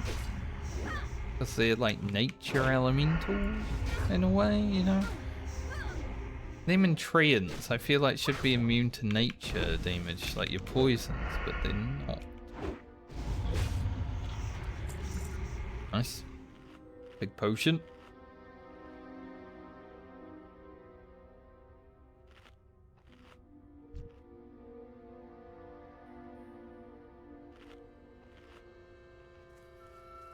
Already used 2 of our claims. We're not saving them. I mean, it is a use. We don't want to go too much in the cave. I'll go in the cave if I have to, but not too. At least after this quest.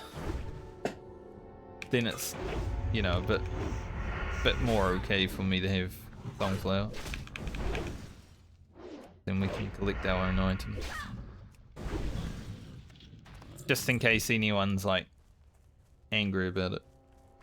I don't care, but just in case.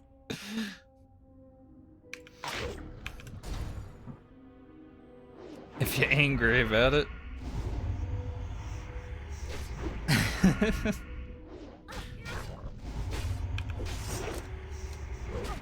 Already not using world buffs, you know. This is my own challenge. I do make the rules.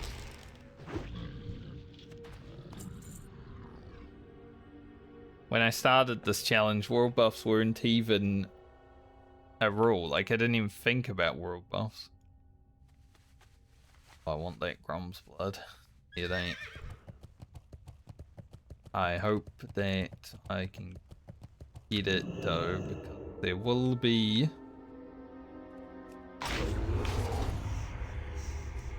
a level 60 running around right now, probably hidden for this Grom's blood. Probably eagle-eyed over here.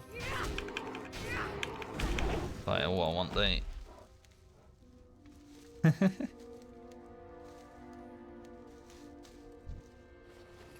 And a Black Lotus on top. I forgot Anniversary Realms had that feature. Where you can get Black Lotus out of herbs that aren't Black Lotus. I don't know how useful Black Lotus will be for me, but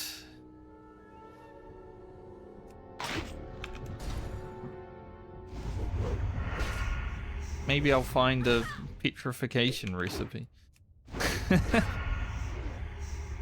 I would still never use it.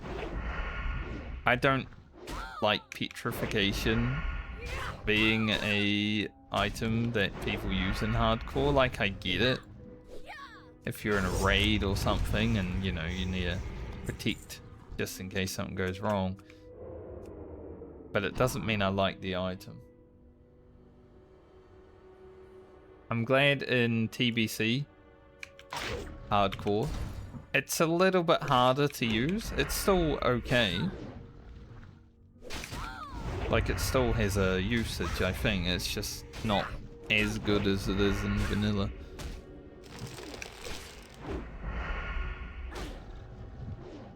Maybe that's the real reason people farm Grom's Blood, though, for Black Lotus.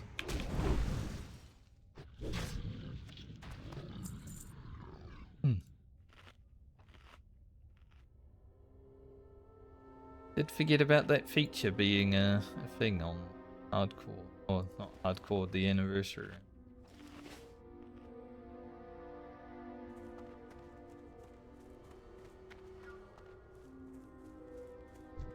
This. Don't need it. Here, get the string for it.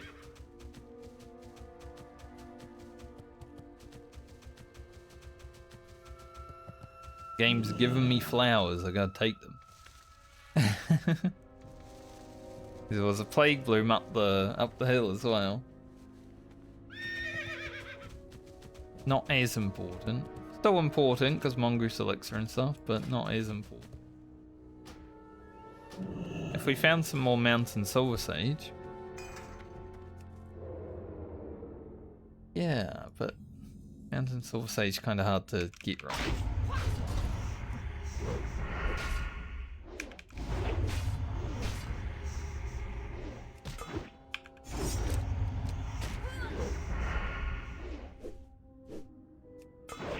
Dodge, dodge, parry.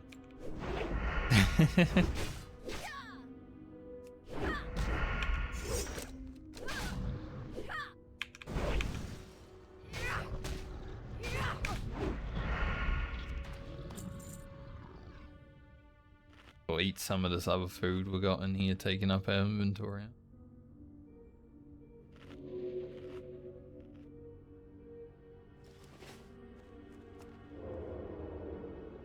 I guess I can pretty much put the bigger potions on my bar now because we've got 4 of them. Shouldn't really run out of them.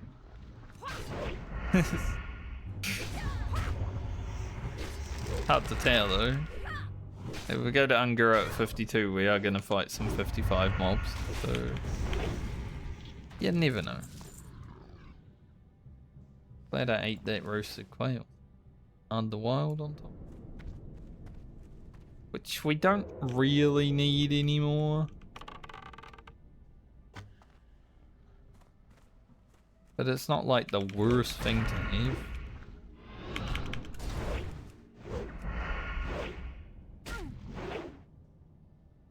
The adrenaline rush, get through this a bit quick. Has a good crit. Not the biggest crit, I don't think. I think we got like a 990 or something earlier.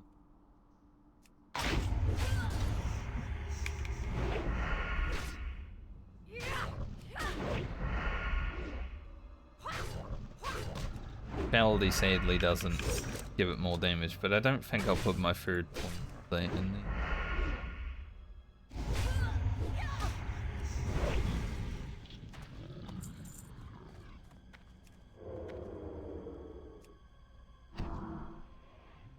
Kill one more in the cave? Bugger off.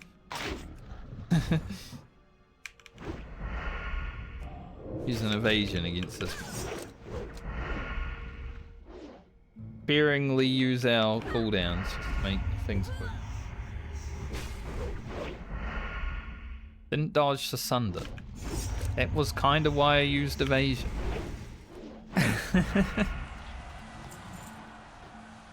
Well, you know what, we don't really need evasion, but if I can dodge a Sunder and if a mob spawns quicker, then yeah, we can just move on to it. But nope. Sunder was the thing that got through.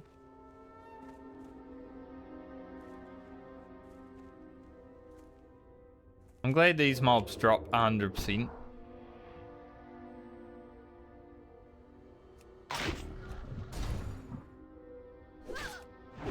know, if this quest was get 15 of these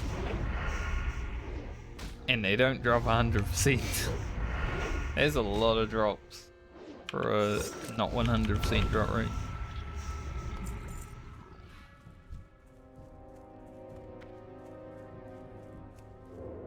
But it is classic WoW, so I wouldn't even be surprised if it was the case. That one quest in Maraudon where everyone can loot the quest item when it drops, that is actually the best drop quest in the game. They had the technology, they just didn't use it.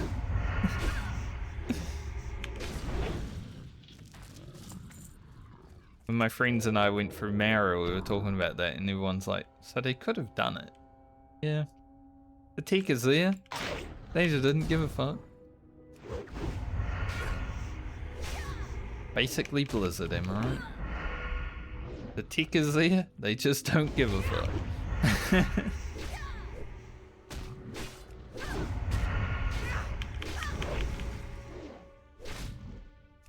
I was actually reading a little bit of the quest dialogue from Midnight, and I'm gonna be honest, it doesn't look great. Like, some AI poorly wrote it. But also I could see the Blizzard writers writing garbage. Let's just call it what it is. Garbage. So I'm kind of glad I might step away from World of Warcraft after a little bit of TBC, honestly.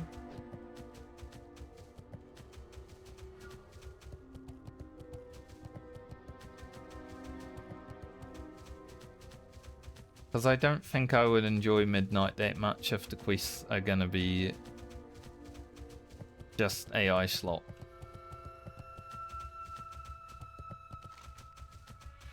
And character assassinations are happening again, which is always fun, isn't it?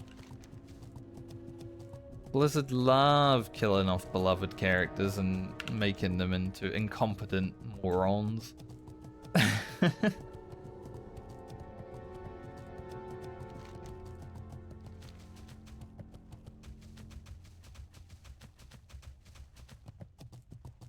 So I pretty much only have maybe a 1% chance to play Midnight. That's about my desire right now.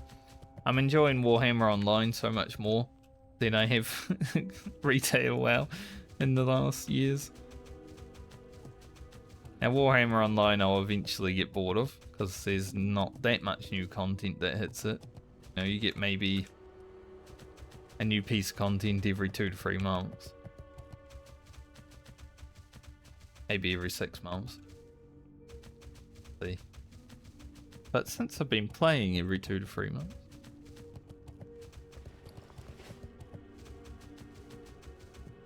But it is an old dead game that got shut down. So. Feel free to browse.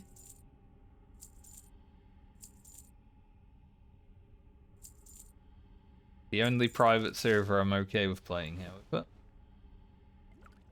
Because the game doesn't actually exist.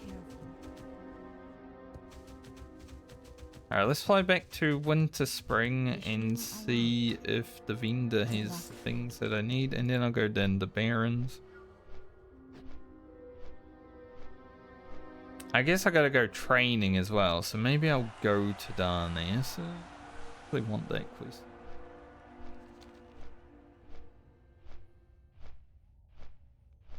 My nose is itchy as fuck right now.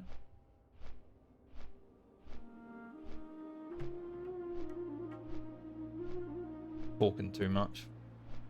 Nose hairs have started tickling.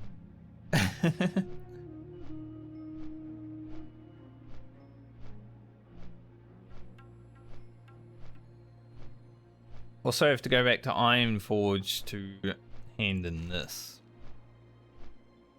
I have to remember that one. Do I want to do Alderman reagent run at 52?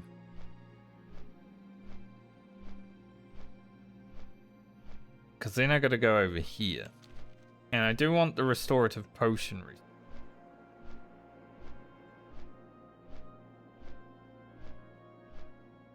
For Death Clasp. I will get my revenge upon that scorpion. Definitely. Faders are up. I'm glad I'm not out here farming ghosts. I love going out here and farming these ghosts. This is a really great grind spot. I always hit this place up on my way to 60. For at least a level or two. But I hate it when the watery invaders are there. Because obviously it's not safe. There is a level like 60 elite that goes through there as well. That's happening. Actually happened on my non-Medley warrior. I was in Unguro and Baron Char showed up. Right when I was about to head to the center and do the elemental quest. Like, well, I'm not going to do it now.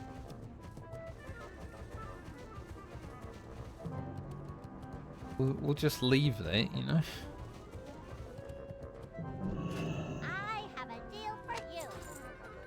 Oh, we got the healing potion.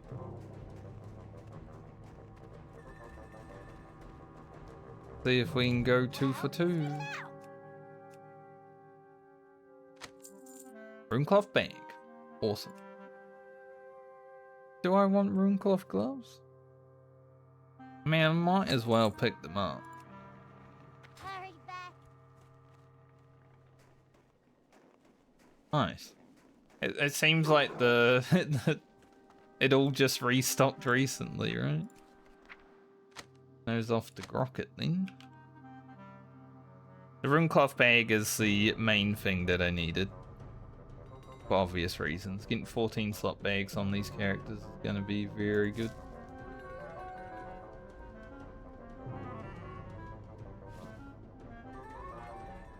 Do I keep this elixir of mongoose on this character? I don't need it.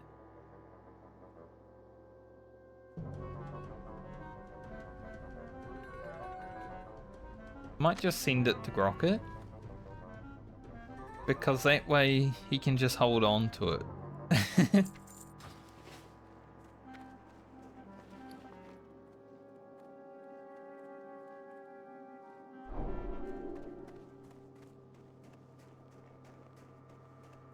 Because Lena doesn't really need extra patterns taking up bag space. What's up?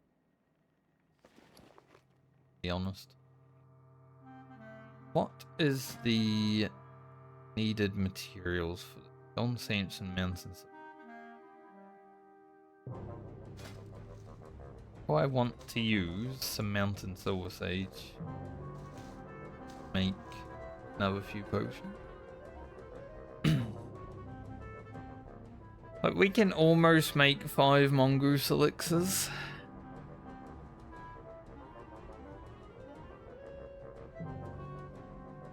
They're very expensive compared to agility elixirs right now, though. These aren't that bad.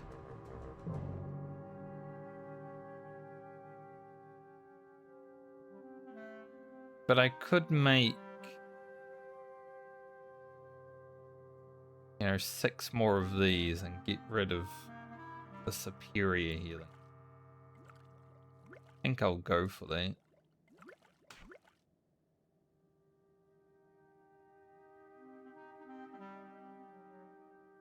Do that when we're in Iron. I will take the things out.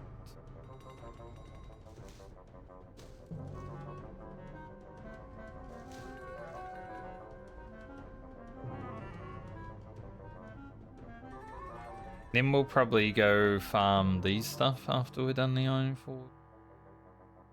I haven't even handed in this quest. I got this before I was level 45. Kind of forgot.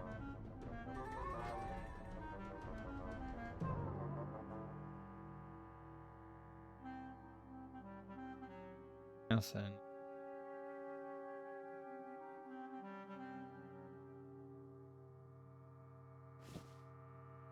Be good.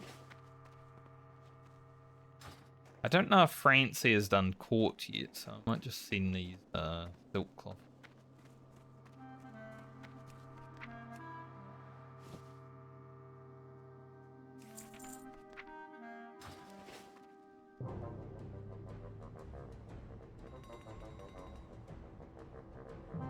Trouble in Winter Spring.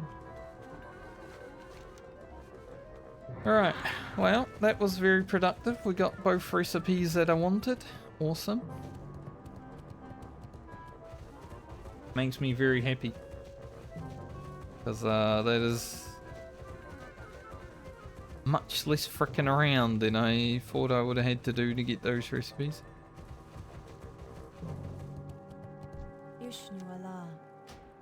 Go down these. No matter what, it's going to be a big flight. So, might go get training first. Probably take a break while we're on the flight to Ratchet.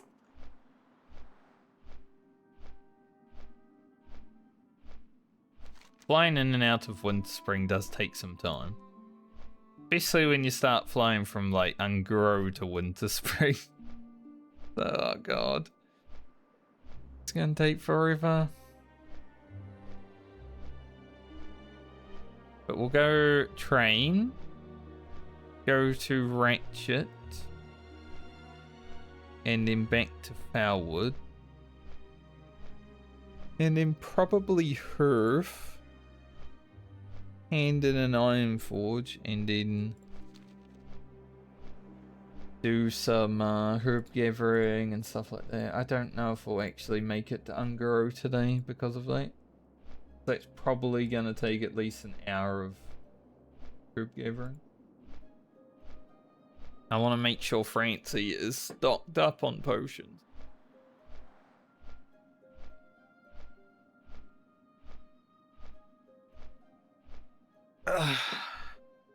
Sadly, I don't think I have enough resources to make more major healing potions. Like, we could run around and just farm Mounts and Silver Sage, but it's not...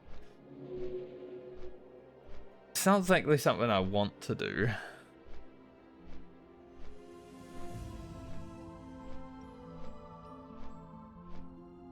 That Grom's blood hidden. But I know I picked some Grom's blood, but I didn't even put it in the bank. Hiding out over here.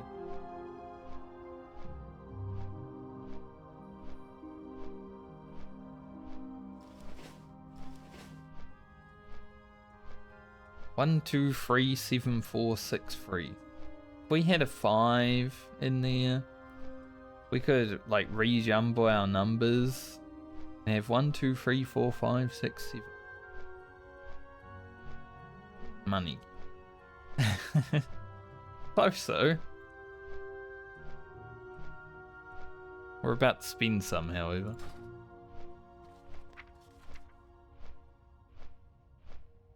Just 3 gold, I think. Yeah, 4 gold 60. So probably like 4 gold 20. Can do my math correctly. Which I can't because I was quite bad at math. It was one of my weaker subjects.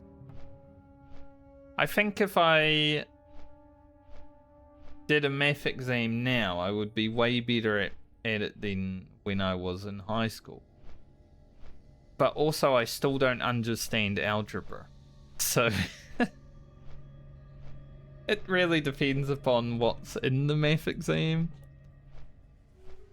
As soon as I started adding letters to math, which to me is numbers, I was like, no, I don't know what that means.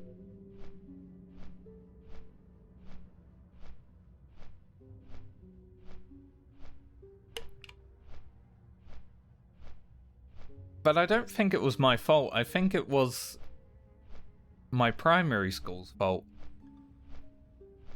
Because when you rock up to high school and suddenly something doesn't make sense, I don't think that was my fault. I think I just wasn't taught the thing.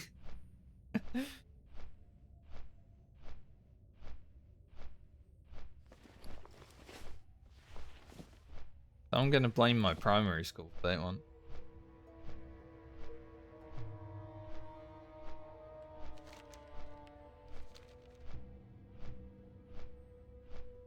Especially when everyone else... I remember that day when I first went to my high school to do like the preliminary stuff. Like, you know, you get shown around, all that stuff. You do like some little...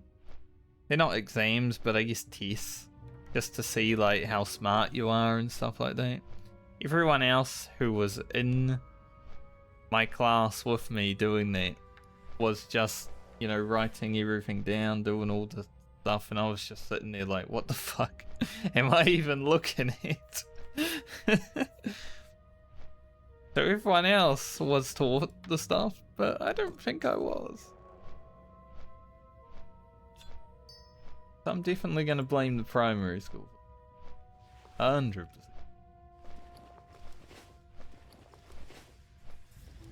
I guess I can make the potions while I'm in Dionysus.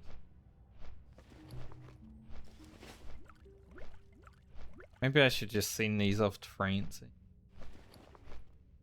rather than sell them.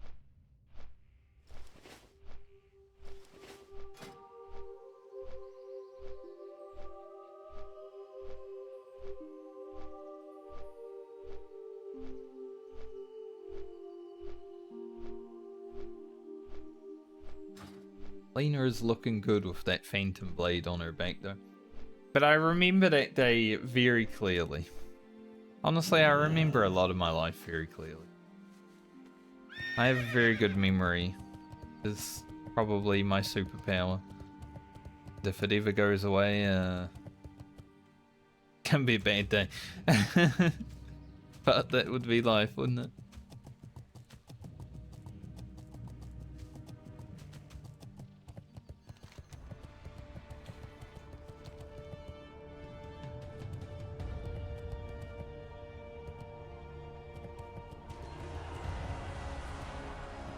Lucky Angel has reached level 60.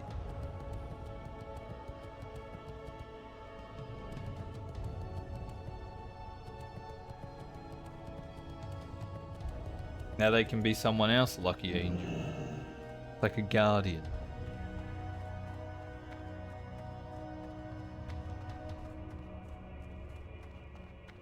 Alright, we're gonna go see my favorite rogue trainer. And as a human... well, we don't even need to look down, we just... What brings you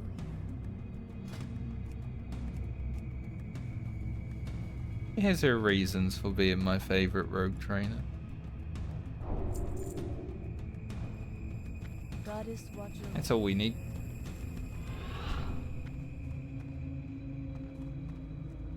Just a bigger poison. Probably going to be quite expensive. It's funny because I upgraded my poisons already while playing Lena this league. You know, we're going 10 levels. Quite a lot of leveling. Totally normal reason. Exactly. Go ahead and make 20 of these.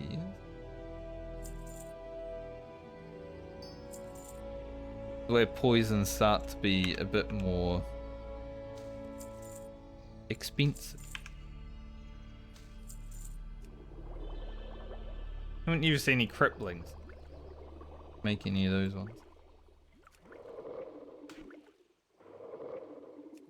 I've been brave. Last time I played a rogue in hardcore, I definitely used crippling a lot.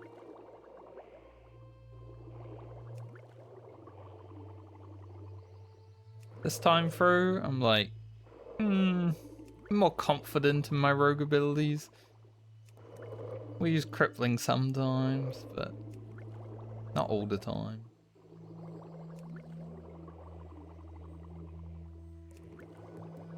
Kind of want to get a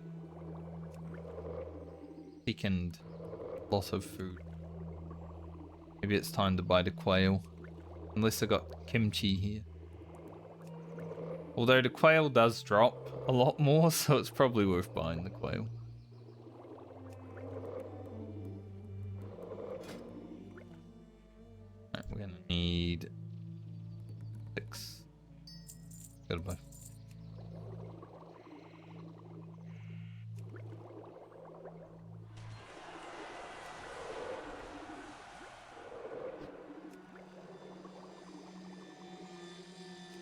Closing in on 300 alchemy. This is Farewell. not bad. I believe our herbing is 300. So Lena's almost finished with her professions, which is nice.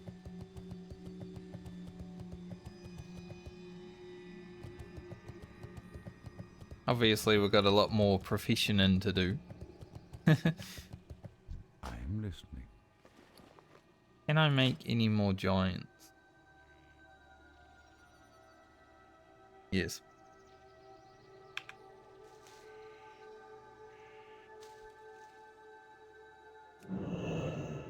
Might as well. In France. More potions she has, the better. Still can't believe I found a Black Lotus out of that Drum's blood, but it's the anniversary. It's a weird thing when you get a Black Lotus that's not a Black Lotus.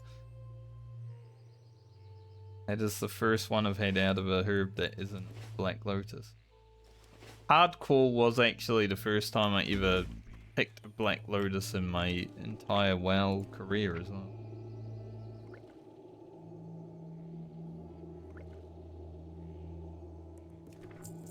Obviously there's a bit less competition for items like that, I would say. Alright, I think that's all we need to do here. Let's fly down to the Barrens.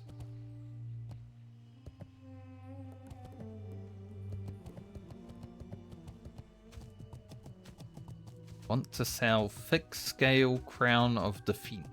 Cheap. I hope it's for like 32 silver, because ain't no one gonna buy that.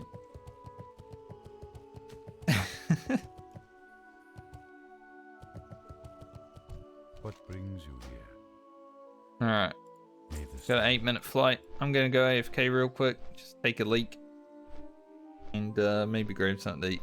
So I'll be back.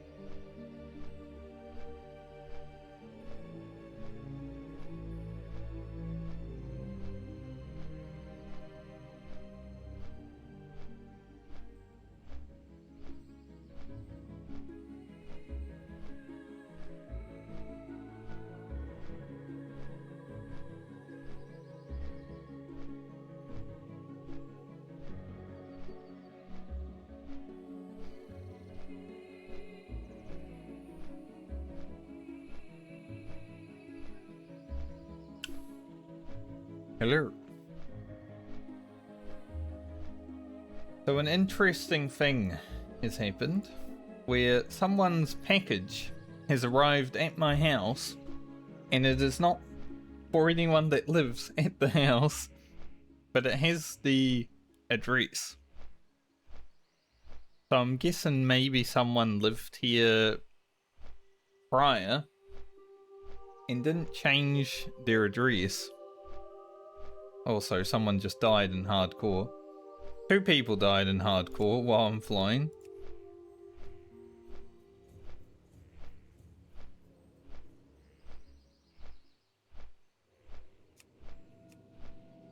But I guess the package came and it didn't need to be signed for. So now I have someone's package. I'm like, what do I do with this? Usually, you know, you have to sign for them, so...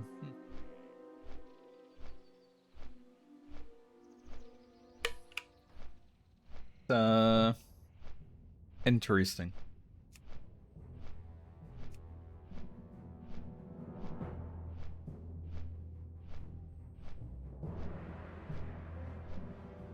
But I guess I'll figure that out later. Streaming for now.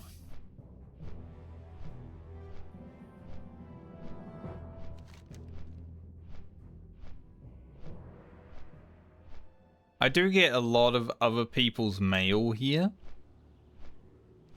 Like, a lot. There's been a lot of people that have lived in this house that just haven't changed their address, I guess. I've had like 2 magazines show up. It's like, man, people are paying like a subscription to a magazine and just haven't changed their address.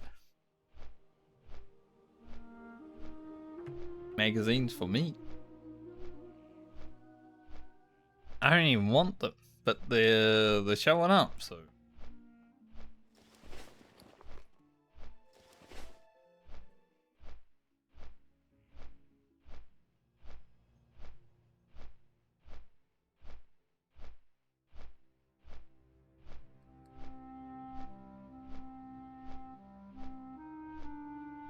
Probably similar to what I have going in Australia, because I obviously, when I left Australia, I didn't really care about if I was going to get mail in the future. So there are probably some things that I forgot to cancel or forgot to change that maybe mail will show up randomly.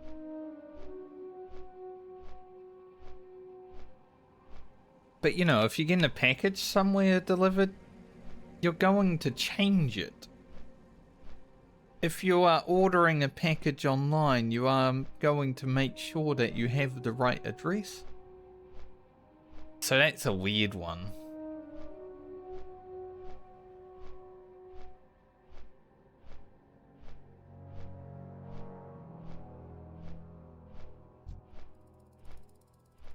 Just kill me. Kill me.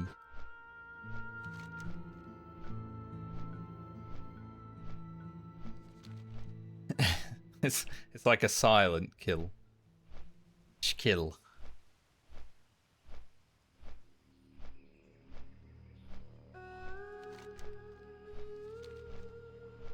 I've got a quest to pick up here for Unguro. So we will grab that. Even if we're not gonna be doing Unguro today, we'll grab it before we head down there. We'll probably be there tomorrow. Welcome, The likelihood of streaming tomorrow is about 90%, so we'll probably be there tomorrow. Gotta go up an arena. Can I just go? I don't know. Go up an arena.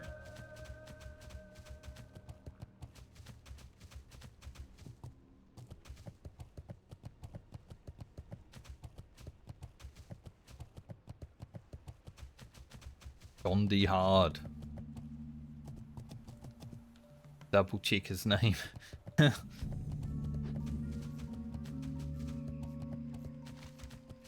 He hard? Or is it just because he's playing hardcore? Look, he did the escort quest. What a fun escort quest that is solo. There are so many mobs. And that guy just runs around everywhere.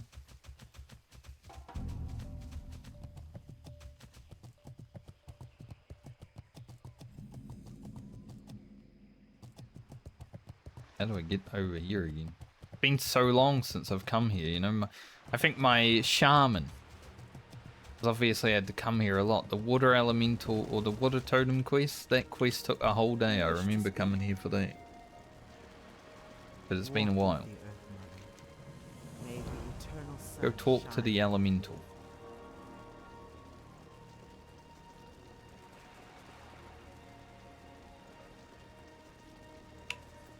Spirits of water.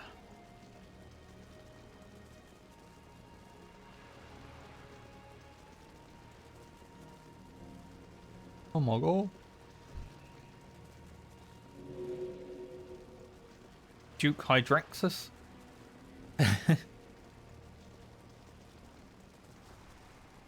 Wonder if it is actually. I don't think so. Maybe it's just a random water dude, but you know, might be. That could have been a cool intro to the Hydraxian Woodlords. I've been expecting them. Ancestors watch over me. Back to Fel. Got 2 quests to hand in. Be about 8,000 experience for just handing in, which is nice.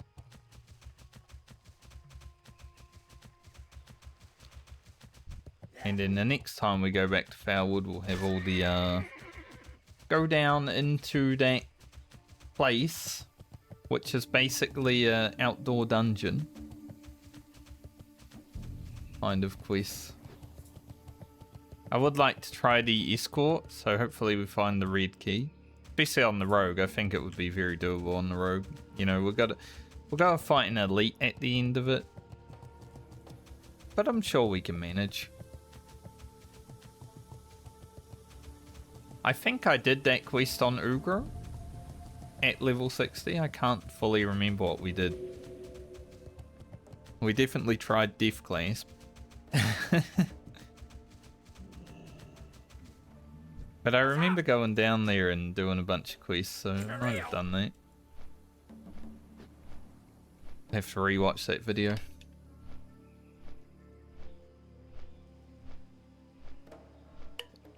One day I'm gonna be like, you know, 60 years old. Haven't played WoW for 20 odd years. And I'll look at my old YouTube videos of me playing WoW and I'll get nostalgic and I'll be like, man, time to load up another hardcore.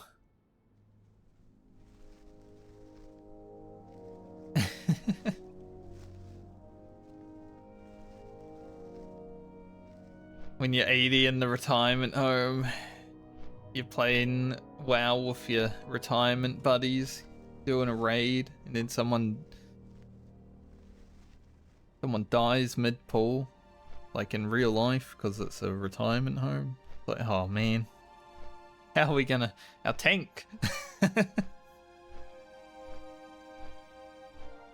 That's gonna be fun.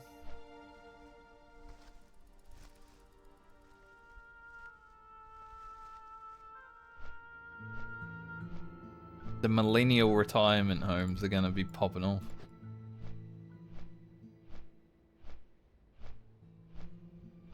Give us a computer and good internet. We're good to go. We don't need anything else.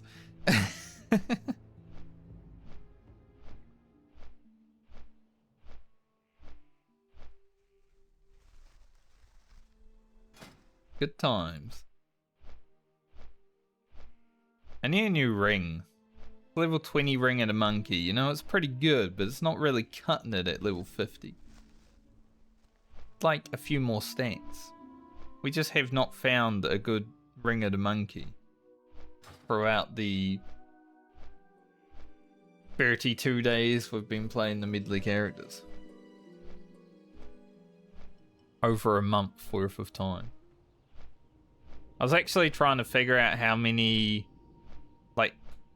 hours per day average I have played since Anniversary came out to see if I have no life. I don't think it's very high. Like, it's been about almost 12 months, I want to say, since Anniversary came.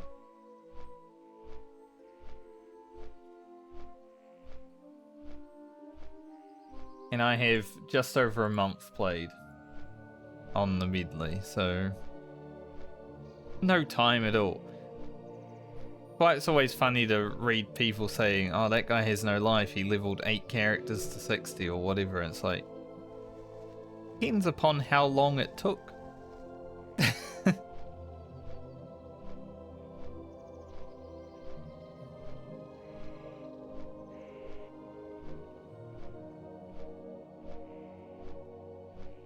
For me, it's gonna take until TBC comes out. I might not even be done by the time TBC comes out. I might need to put this on hold, play some TBC hardcore, and then come back to it.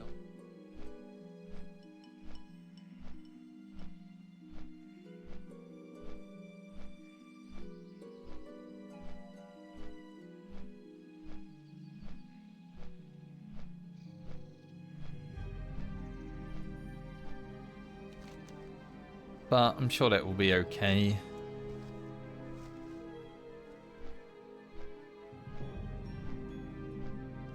I did want to get done with the hardcore medley before TBC, but there have been a lot of life things that have happened over the last year. Like, I moved house twice. That was pretty much a month of not playing.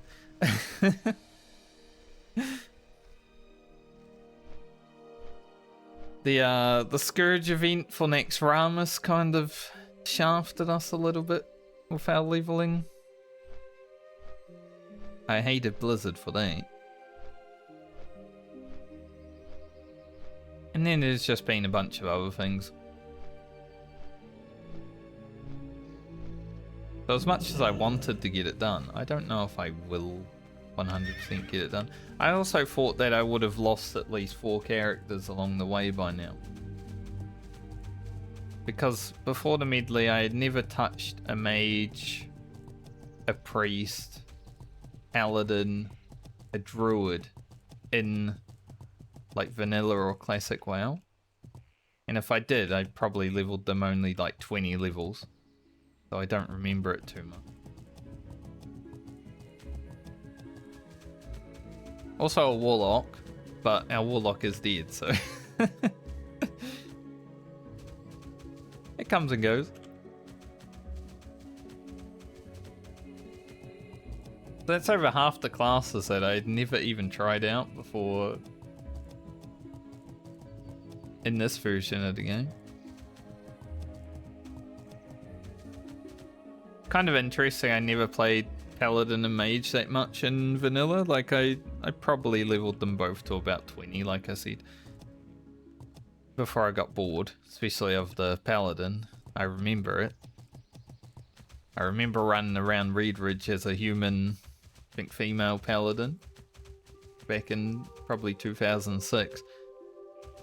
And I was like, man, this class boring. Which is fair. You're not really doing a lot. But then in TBC I played Mage and Paladin as like my mains. So it's kind of interesting. I liked the classes, I just didn't like them in vanilla. But it was, you know, going from 1 to 60 in vanilla did take time.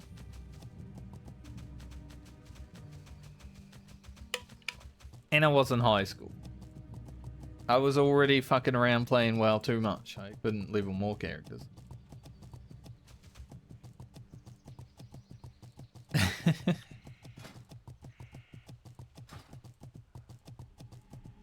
I think if I played WoW a little less...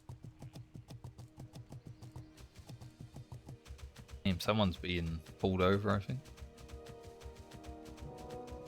If I played WoW a little less in high school, I think life would have been much smoother.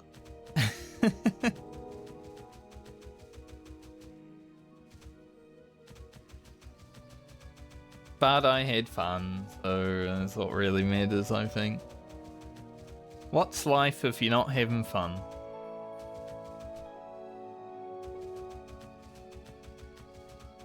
Zagladare.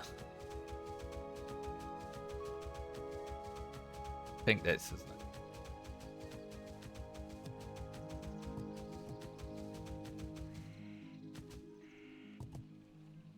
Pretty sure I just heard someone being pulled over outside my house.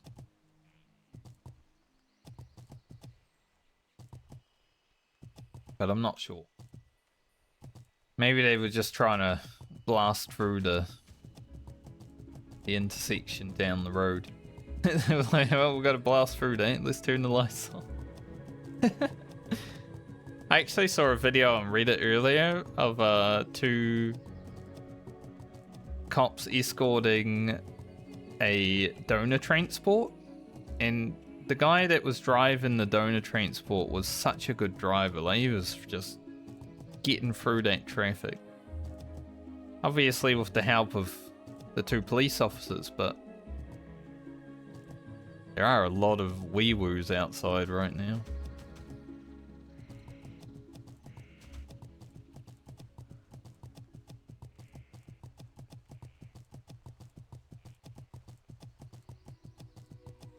Just heard another fly past.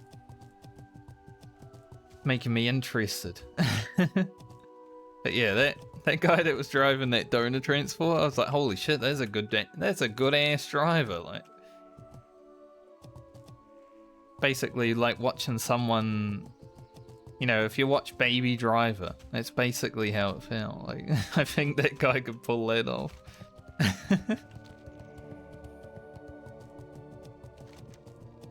It's always nice to see someone driving like, you know, a professional on the road. Yes, he does get paid for it, so he is a professional. Generally, most people are freaking stupid on the road.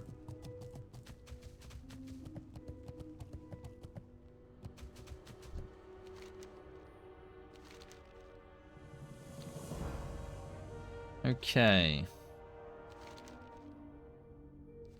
Now we can get ourselves. I'm not going to pick up the beacon just yet because I'm not going to be here for a while. Like, once we leave Foulwood, we're leaving Foulwood for a few levels. We'll pick up the beacon when we come back. If I remember. Otherwise, we'll just leech off other people's songflower. The winds guide you. Winds be at your back. Alright, we won't do that just yet. And we hurry. Go to Ironforge, hand in this quest, and then we'll go pick some flowers. We're going to be like 130k experience away from leveling. Easily doable in Unguro Crater. Hello. See you around. I'll be back in 10 seconds. Maybe a bit more.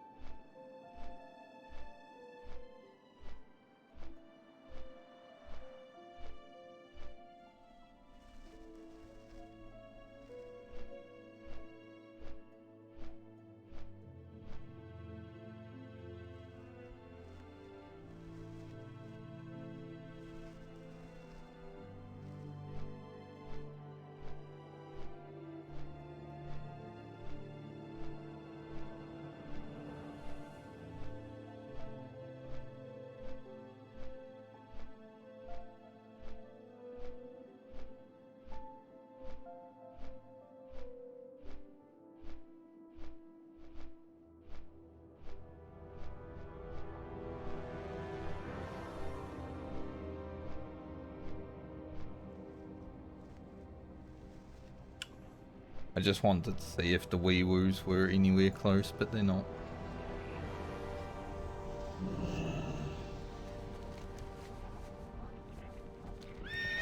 But I got back before my flight, so it was okay.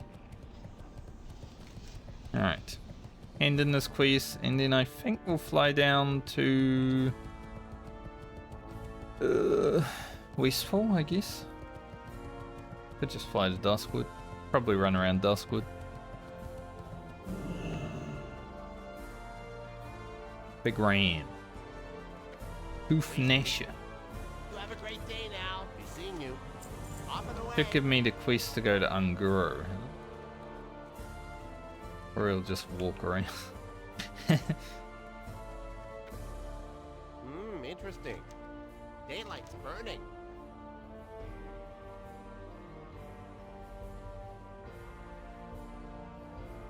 Right. The Yep. It is the Unguro. I think only Unguro. Yes, there is a little bit in Foulwood though. By the looks of it.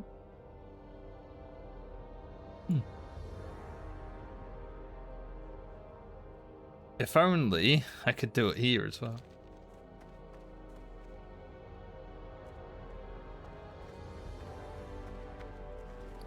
But we will be in Unguro next time, so good quest to have.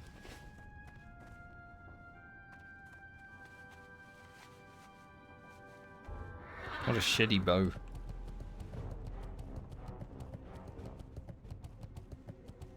I feel like, you know, they had that perma Oni buff.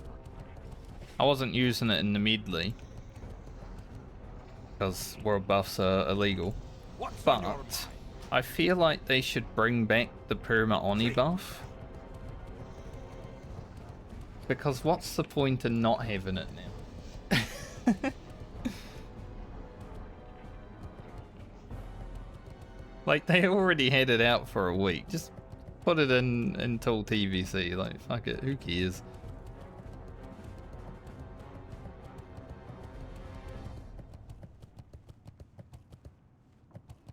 I did make the use of it on my non-Medley character though. I leveled a lot on that warrior. Up with you. I got like... I think I started at 51, maybe 52. When that Oni buff came out. You know, I got to halfway through 55, so... I decided to play a little bit.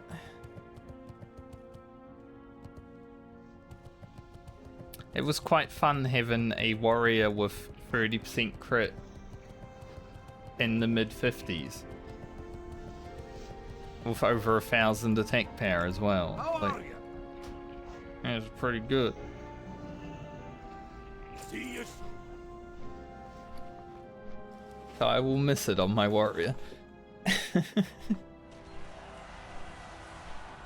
It does make me worried about the Medley warrior though. We're gonna have to play Francie next character, and well, she's got whirlwind axe and doesn't use buffs, so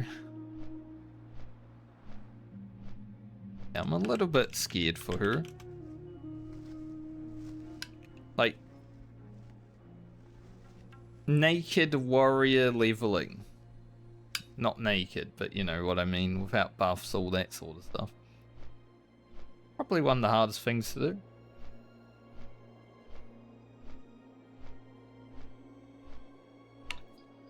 I said naked, and then I realized people do actually level naked warriors, so I can't just leave it as naked warrior. Because we're not...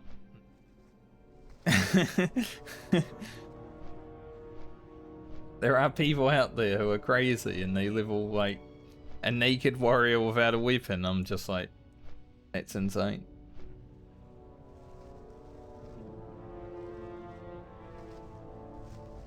Like, it takes less time to hit 60 on one naked warrior than it takes to hit 60 on 7 or 8 characters. But I feel like playing a warrior without a weapon would be so boring. Like, you just stand in there punching.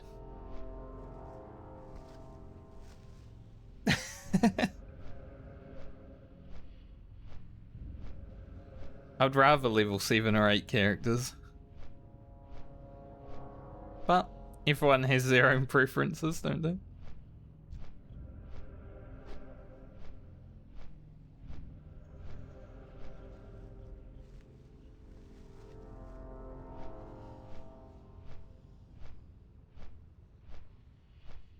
Any rare elite dragon? Not today. I've seen that fella a lot. I've seen him more than I've seen Turamis during the hardcore medley. Turamis I've seen literally one time in my 32 days played. Obviously I haven't always been in the blasted lanes, but I've only seen him one time.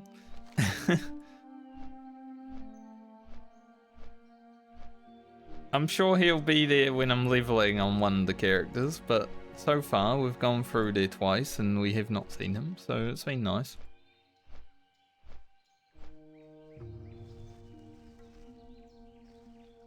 Because I'm going to be honest, when Turamis is up, that zone is stressful as fuck.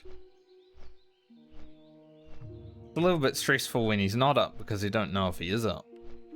But it's definitely more stressful when I see him. When I turn the camera and then I see him coming towards me.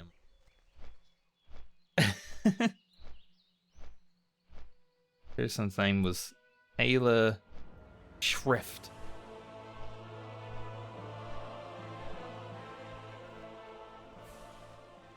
Not so sure how I feel about that name. It's a lot.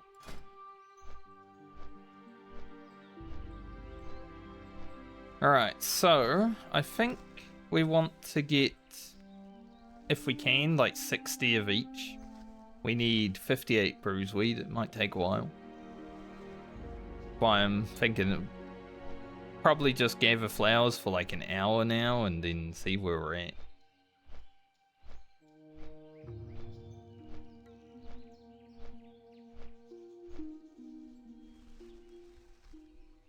I really want more strong Troll's Blood potions. I would have rather had some like mages Troll's Blood potions, but I never got the recipe, so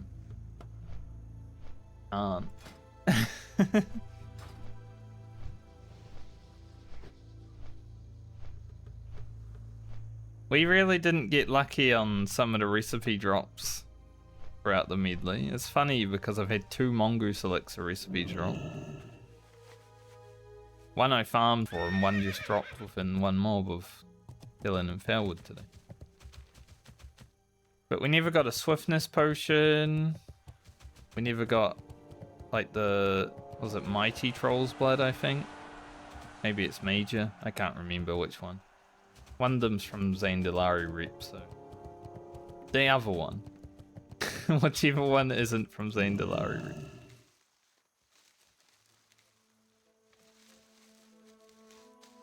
One? We want 1. We want 3 every time.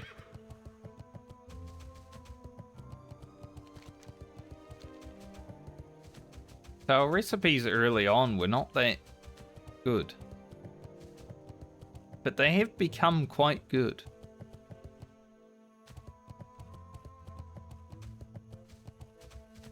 I think my drops in the early stage, like, it was all set towards getting blue drops instead of recipes, but it's evened out now, so the blues and the recipes do be dropping in equal.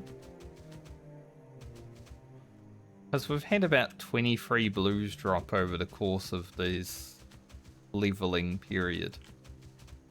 Which is insane to me. 23 blues. Most of them came before like level 40. Like, damn, that's some good RNG.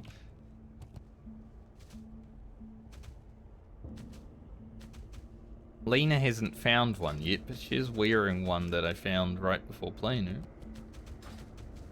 I mean, she hasn't found one this time around. She's found like 4 alone. Definitely the most lucky characters I've ever had.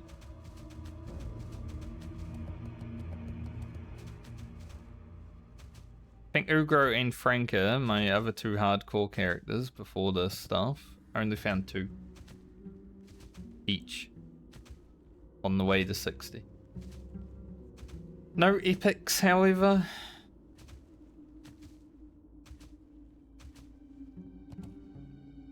Quite unlucky, considering. I don't think we'll be finding a Staff of Jordan anymore. We might be a bit too high level for a Staff of Jordan to drop. Still get a Kroll Blade though. I think we'll have the opportunity to get a Kroll Blade all the way until 60, even after 60, so... Maybe Lena will get a weapon upgrade over Phantom Blade. Like, Phantom Blade's not a bad weapon to have until you're level 60. It's just not as good as a Kroll Blade. Not even as good as a Fresh Blade, but we can't get that because we aren't allowed.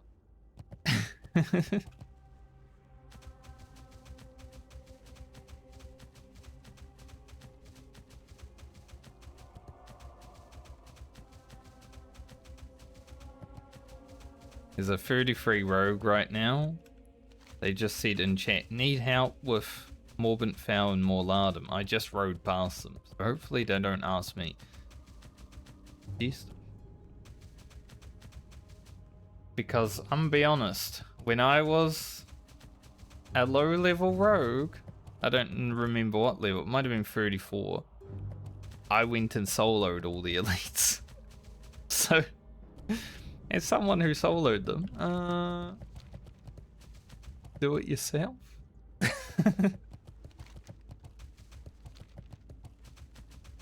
Way more fun. That day I soloed Morlardum, Morbent Fowl, Eliza, and Nick Roche. It was a fun day.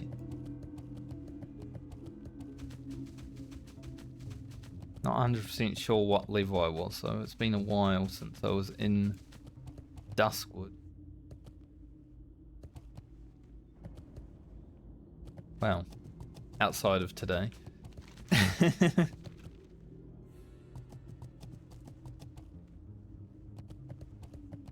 But I love the challenge of doing things by myself.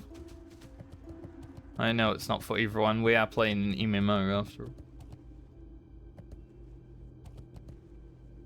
People do get upset when I make content of solo and an elite or something.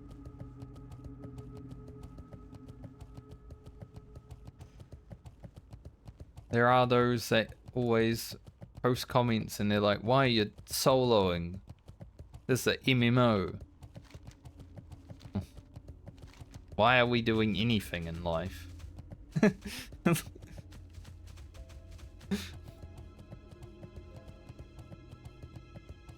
Hopefully for fun. Wild Steel Bloom, is this a nice? Don't really want to pick the Wild Steel Bloom. It might be useful for some little armor potions. But they aren't really a necessity. Nice to have some armor from time to time, but it is one of the weaker stats in WoW, isn't it? Unlike in Warhammer Online, armor is so good there. I think like at the low level, 100 armor is like 10% damage reduction. Crazy.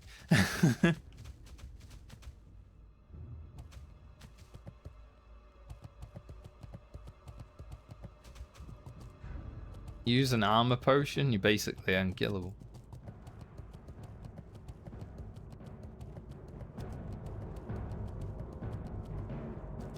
Yeah.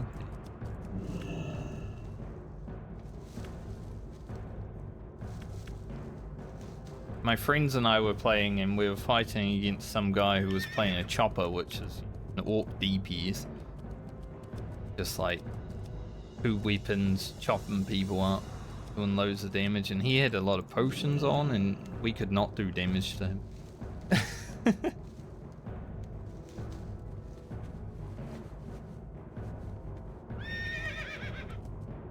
Man was blasting everyone. I think he one-shot my friend multiple times. The few times we did kill him, though, it was like, holy shit, we got him, let's go.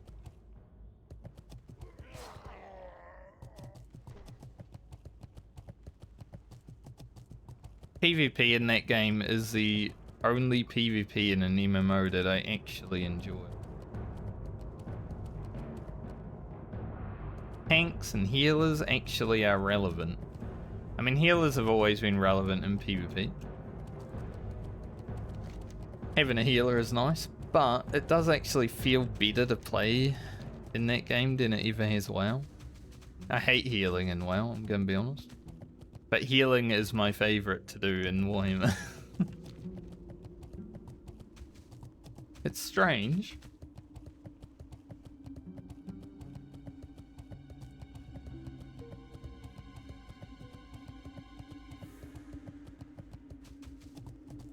Good ass game though. I wish that there were more people playing in the Oceanic time period because then I could have more people to kill.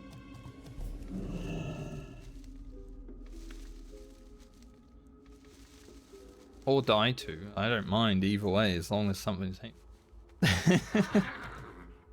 That's pretty much it.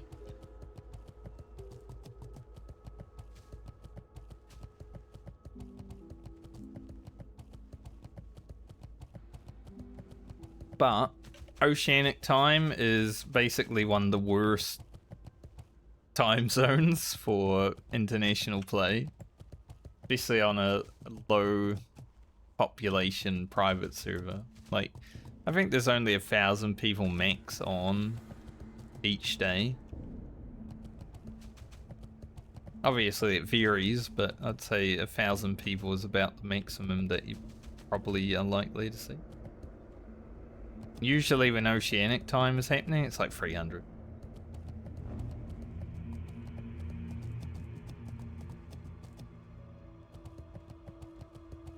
Sadly, my friends and I live in the Oceanic time.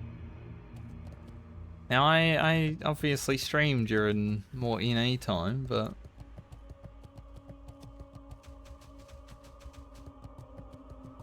they are at work.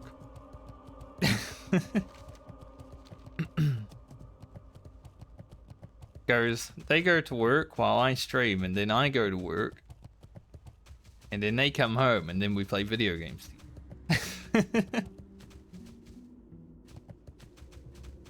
That's just how the schedule works out.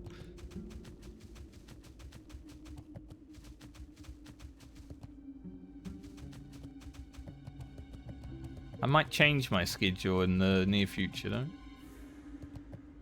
Depending on how things are looking, because I am looking at potentially going into a new career path.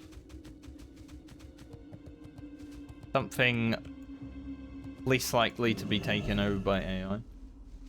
Because graphic design is pretty rough right now. There are people who have like 20 years graphic design experience that are not required anymore by their company. It's pretty rough.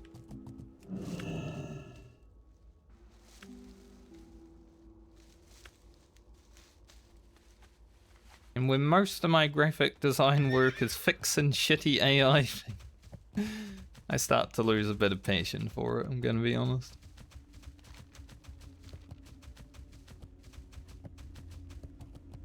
I like starting a project. You know, having an idea, a concept, all that sort of stuff, and then figuring out where you need it to go from there. I don't like having to fix shit that other people have done. Not as fun. But that's life. 15 brews so far. Out of hopefully 60, but say however much we get to before 230 is probably where we're gonna stop.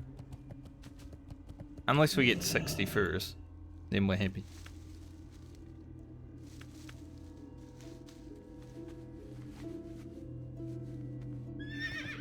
Look, there's a priest looking for more lardum and stuff that rogue can group with thee. Someone's doing some AoE farming. Maybe not AoE farm. Warrior priest. Huh. Maybe. Not sure. I mean, they were all dead in a pile. I would assume it was a mage, but I don't see no mage around.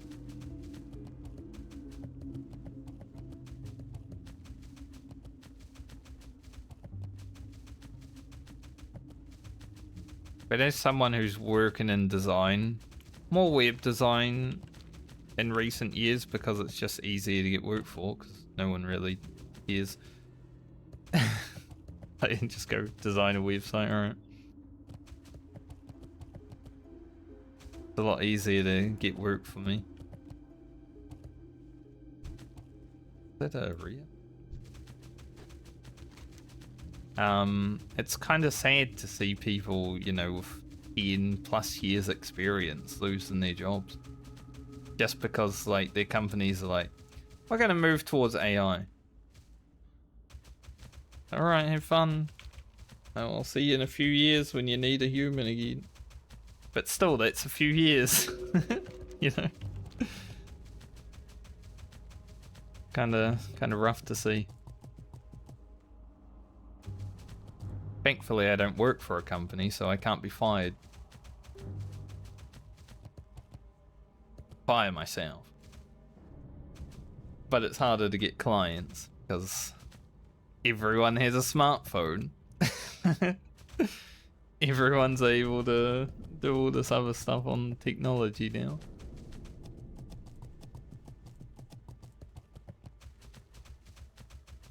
But it is what it is. I'm sure AI will eventually settle down in that regard.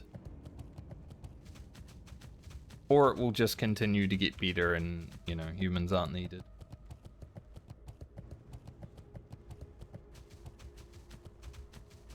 Like, I was talking about it with my friends last night. It's a little bit different for them because they work in different jobs.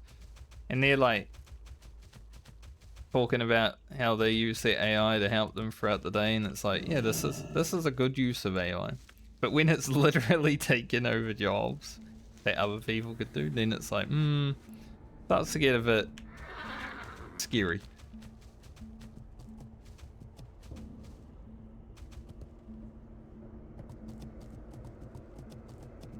Obviously, anything that helps people productivity is a good thing. So whenever people have something that does help them, they're like happy about it. I have tried out like Wix AI and stuff like that just to see how much easier it makes making a website. It does make it to the point where I think anyone could literally make a website themselves. For free. You just have to have time.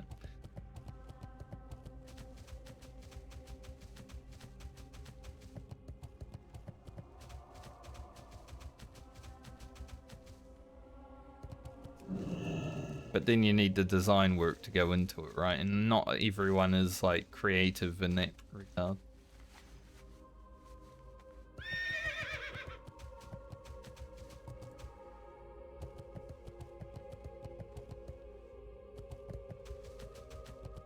If only I had gone into it 10 years earlier, though. Could have beat the AI bubble. Retired.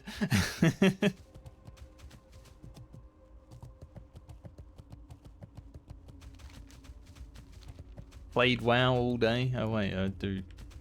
Shit.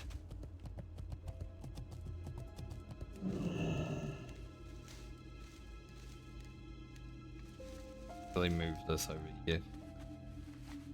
Gonna need a few more slots for bruiseweed.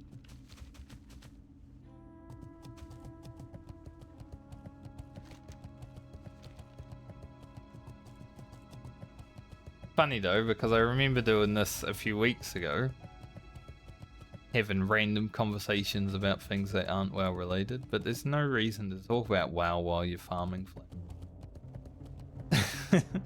Like, there's a dead guy.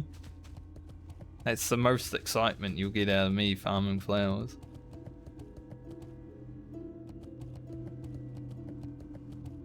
Where is this going to be? Be all the way up? Looks like it.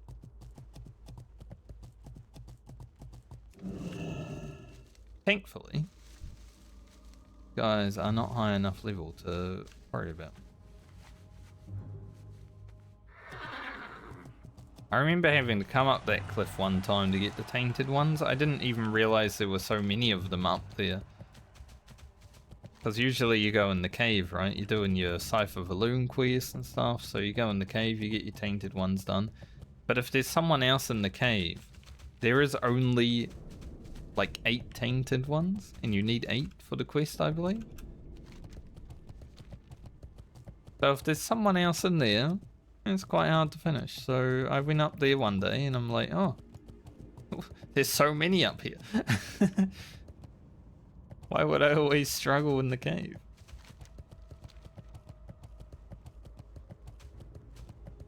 I think we can get Robes of Arcana to drop if I kill one enchanter. It's the one reason Grocket's time has 5 extra hours on it. Robes of Arcana not dropping. And we didn't even get them. We spent 5 hours farming for them, nothing. I mean, Lena's time is definitely worse, but that's because we do this. Run around and pick flowers. Not the first time, it probably won't be the last.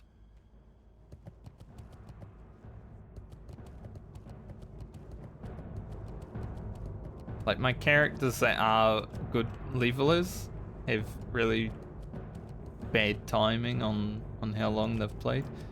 Rugen is kind of okay, 4 days, 2 hours at a 50 hunter. But he has done a lot of farming. It's just that hunter levels so fast that it kind of corrects itself.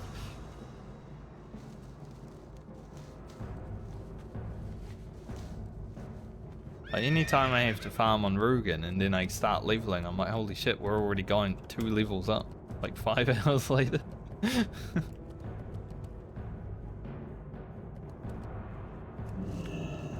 Pretty good.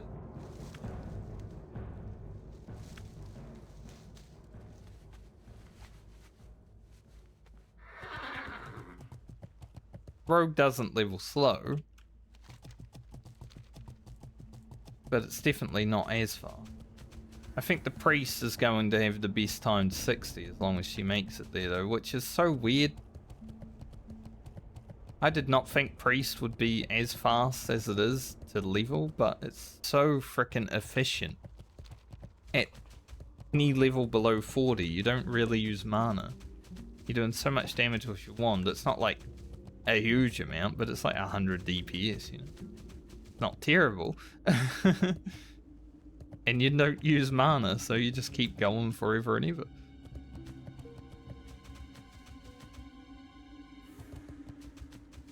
Then I read comments and I'm like, people think that leveling a priest is slow and painful and boring, and I'm just sitting there like, when? Because to me, it's honestly one of the faster, more efficient classes to level. And that's without doing dungeons. It could be even better. Like, you could have way more spirit than what we've had.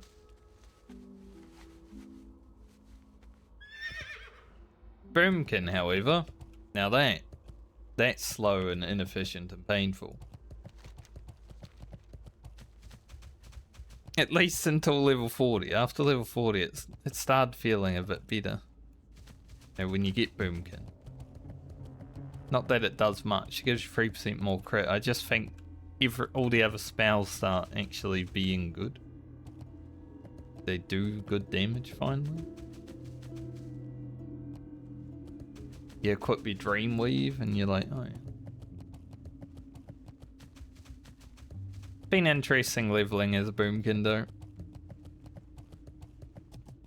I wouldn't suggest it to anyone unless you go into the auction house and buy new gear every level, because that would be one way of making it better. Not having to drink every mob.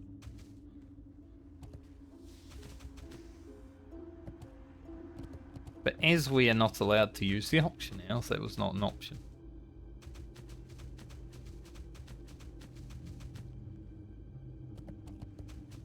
I wouldn't say it's the worst character though. The worst character, the one I found the least fun overall, is the one that is dead, so...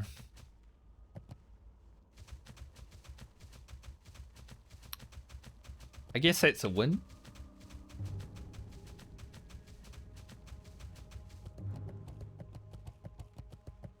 I did want Garland to live so I could solo all the elites in the game, you know, just fear them around and kill them. If you can fear it, you can kill it. That's the mantra of Warlock. And we did do some stuff like Curzon, other elites.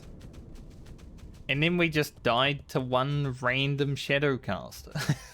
Like, quite embarrassing. Killing elites in caves, and then yeah, a random troll gets us. Stitches is running to the road. I like how he's neutral while he's running to the road, so he doesn't accidentally kill anyone along the path, you know. Until he gets to the road, and then he becomes a menace. Nice guy, Stitch. Thinks about the people who might be running through the woods over here. Doesn't want to indiscriminately murder everybody. Just most of them.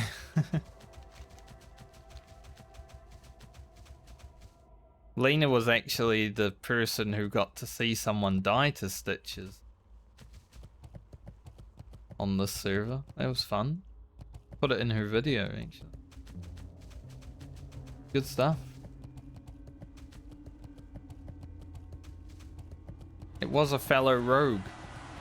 They just weren't paying attention when they ran into town, and Stitches was standing there, and then, yeah, well, as you can imagine, they aggroed. 07, that guy.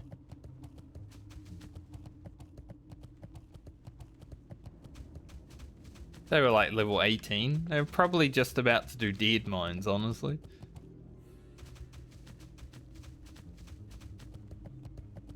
Gonna be a good day for them. Go get Brawl Barb, stuff like that, you know. Maybe some Blackened Defias pieces. And then Stitches decided they weren't gonna make it to the dead mines. They are now dead in the mines. He only made it that far. Did you stop for me, Stitches, or... like... If no one's looking at him, he stops moving.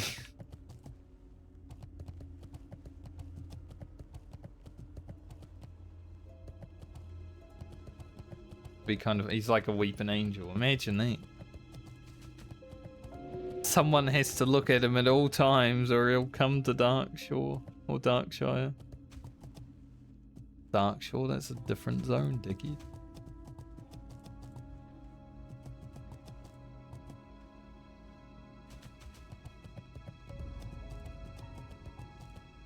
I don't know if Blizzard ever did a mechanic where you look at a mob and it doesn't move. I know Final Fantasy XIV has mobs like that.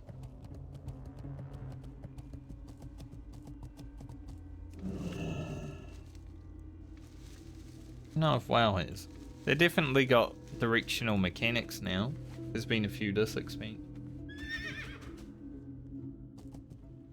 So the tech might be there.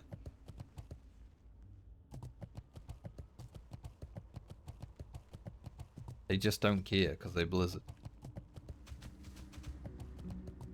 Want to write some shit stuff.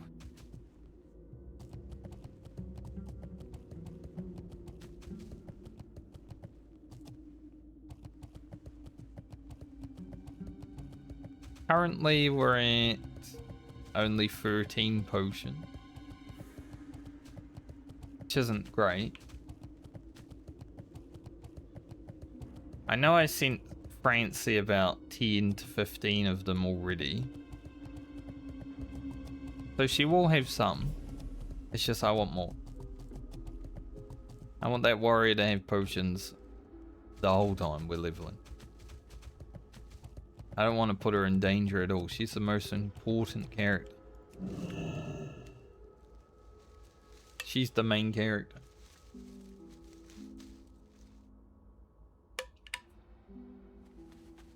I hate when I pick bruiseweed and I get one. It made me so annoyed that I almost swallowed the water wrong and now I need to cough.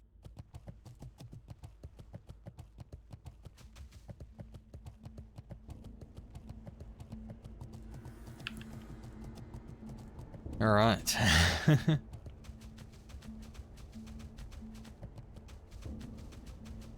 There's actually a rare that spawns around here, I believe, and he drops a hat. Agility on it, I think. There's a rare in Ashenvale that drops a necklace with agility steam as well. I was hoping to get that one because I did farm those Worgens out there for like 2 days on Rugen. I was grinding heavy lever, I believe. And the rare did not show up. But it would have been awesome if it did. Iron ore.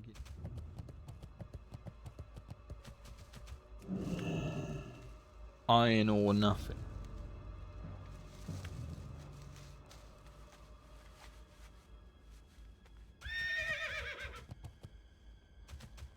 Hey.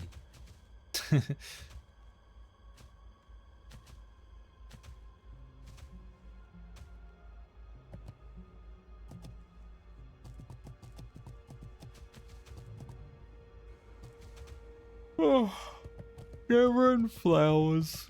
It's fun. It's honestly relaxing. Too relaxing. When you're gathering flowers or mining, it's nice when you're doing it in your own time, but when you're doing it on stream, it's a little bit worse. You're not really making content. You're just running around picking flowers. But as I want to stream every minute of the hardcore medley characters, just in case someone wants to, you know, check up on something if they think I cheat or whatever. The receipts are there. I think there's only been like 1 or 2 times where I logged into a character outside a stream, but I made a note, tell the stream about it the next stream. So one of them was to get the Nightscape shoulders, because that pattern would not spawn for me for like 3 days. So I'm like, well, I won't be streaming over the weekend, but I am gonna camp this vendor.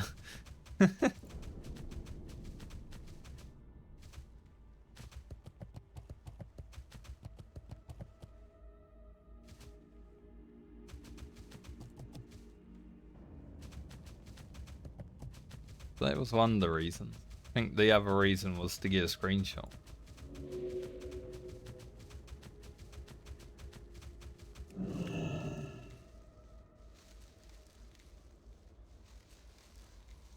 Oh, not too much though. We need bruise weed. Please. We bruise weed. Where's Bruce's weed?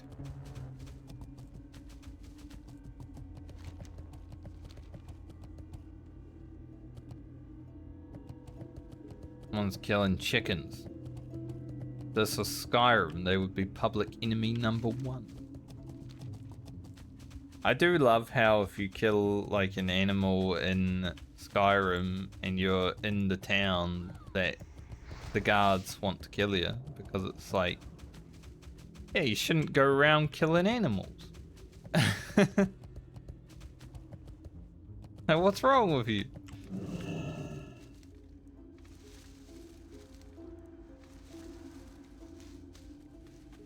one again.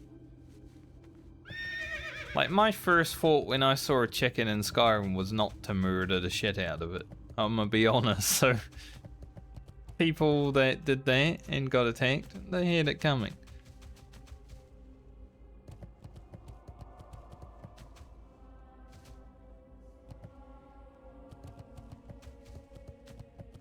I liked that first time I played Skyrim, that was fun. When it came out in 2011, on the 11th of the 11th. That was kind of crazy. Good times. I didn't have much money back then, so I split it with my father. I was like, alright, I'll pay $50, you pay $50. Let's buy Skyrim. He agreed.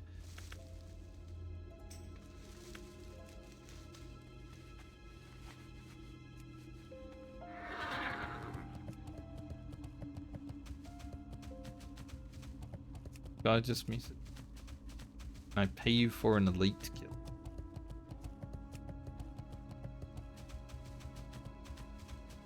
He's a level 1 rogue in Stormwind.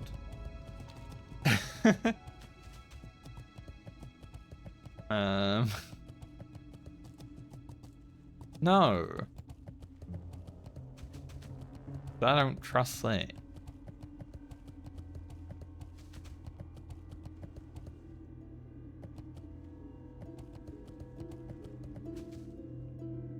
This guy dared the other way before? What the f... That's the same guy, obviously, but I feel like he was lying on his back before and now he's lying on his front. He's not dead, he's faking.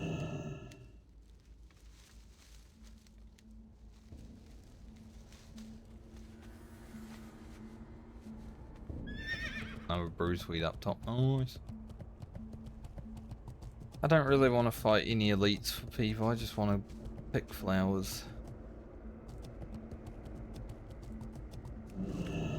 The last time I did help someone kill an elite, you know, I was just running out of Badlands and someone was trying to kill Old City and I did help them. If I'm in the area when someone is like at the mob and they want help, I usually help them. But if I get a random message from a level 1 in Stormwind, I'm a bit sus.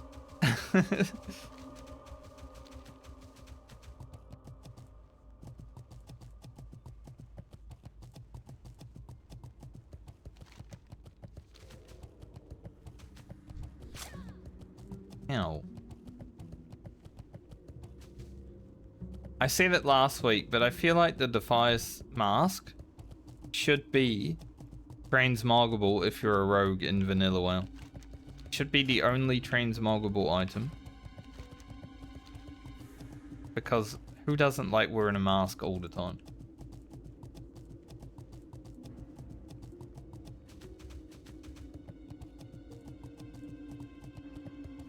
Like, I would love to run around with the red Defias mask on 24/7 on a rogue in vanilla. Obviously you could, you just lose all stats. Like losing 12 agility in Stam right now does not feel like it would be a good thing.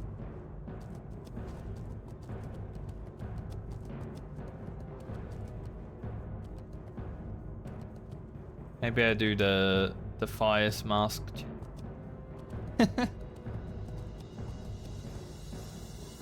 We're only allowed to use the Defias mask.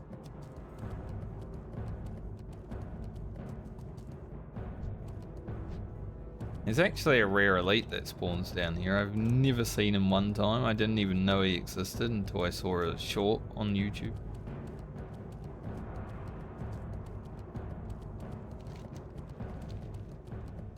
Kind of crazy to think about, though, a rare elite. But there are a few of them around these zones. Like, there's two that exist in Westfall. Voltros and the, I don't remember its name, but it's a Reaper. Not a Foul Reaver. About to say a Foul Reaver. That's next expansion. I wonder who the first death of hardcore TBC will be to the Foul Reaver. It'll happen.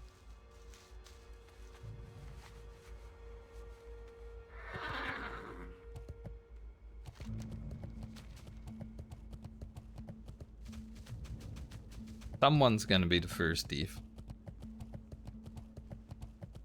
Someone will probably be AFK outside Frolmar.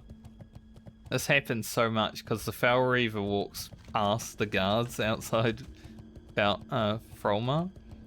I don't know why, but its pathing is there. So I went AFK there on the first day of TBC coming out. I came back dead. I checked my combat log and I was like, who the fuck is Foul Reaver? I thought it was like someone's pet or something.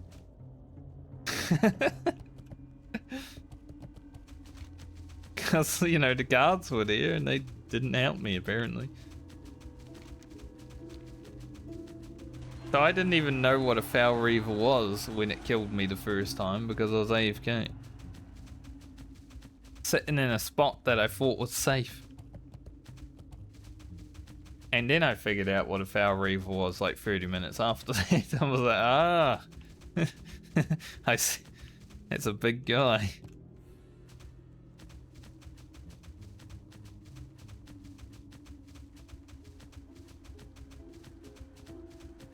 Sudden realization.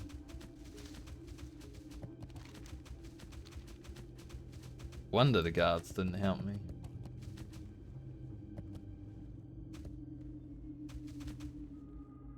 It was just like, you know, you get into an area you think is safe, but it's the first day of the expansion, so you're not 100% sure.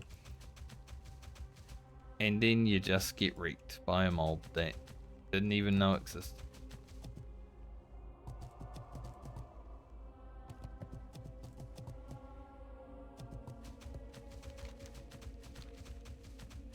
Fun to have stories like that though.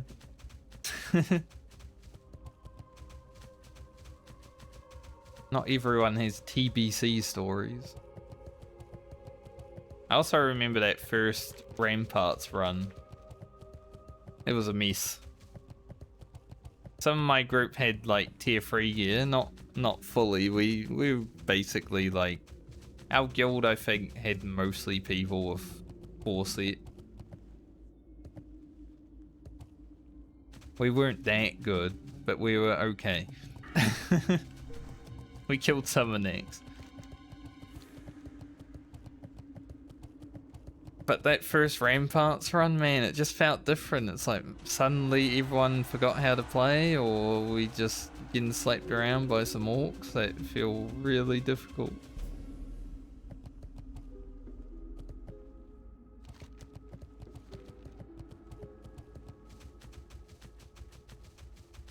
I don't even know if it was difficult. Sucked.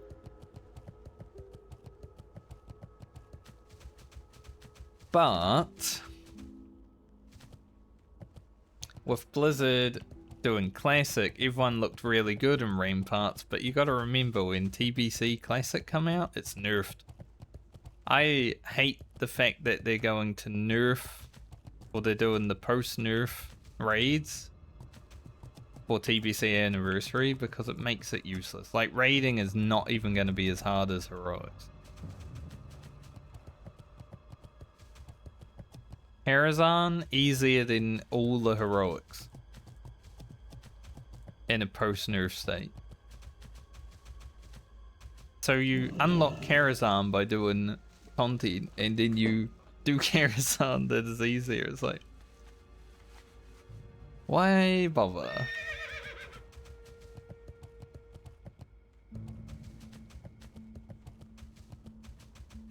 Post-nerf TBC raids are so easy.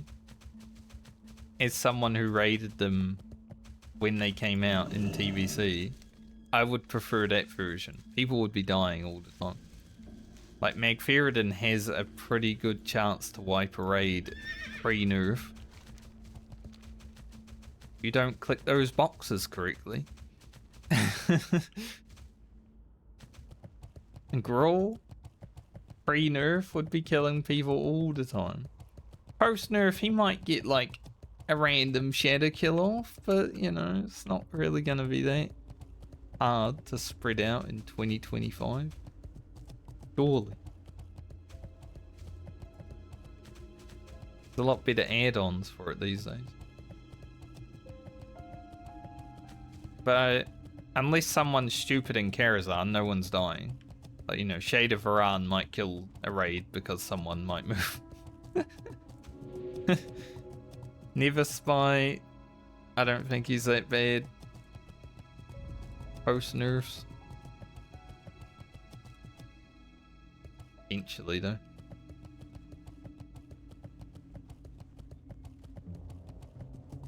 But those are the only scary bosses I could think of. After nerfs. And they're scary just because it takes someone being a moron to kill people. It's kind of sad. I was hoping for, you know, pre-nerf raids in TVC. It might just be another I level to 70 in TBC hardcore and then I stop playing. Similar to what I've done in Classic.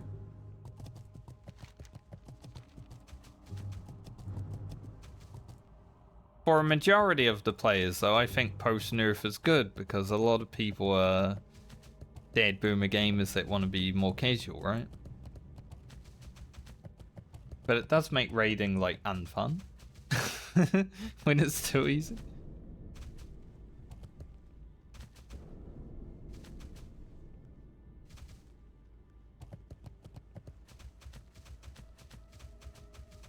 Raiding just ain't what it used to be.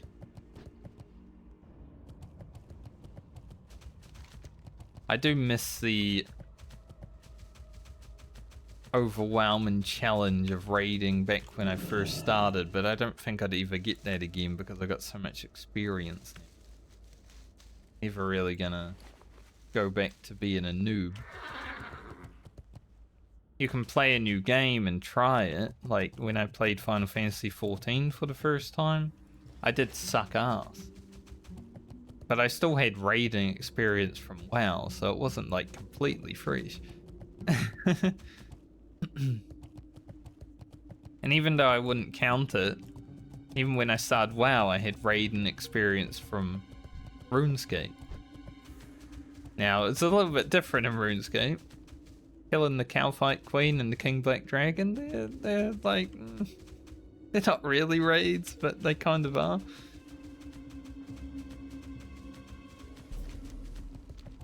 I still had the little bit of experience. Like, okay, this is a boss. I've got to play good.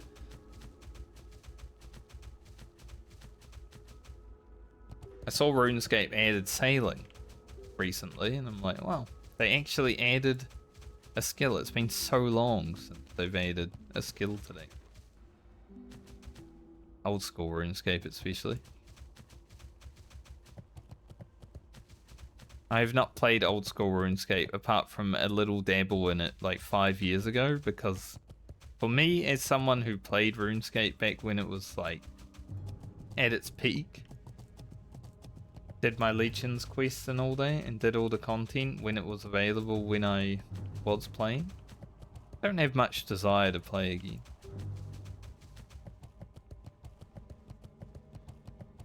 I'm not going to pick Briarthorn anymore. I think it's mainly because the start of your RuneScape adventure is so boring. To be honest, if you've already played it, it's so hard to just sit there and click on something and just, you know, wait for things to happen when you're just starting out, because you don't have all the, like, you're not doing things on server ticks all the time when you're first starting.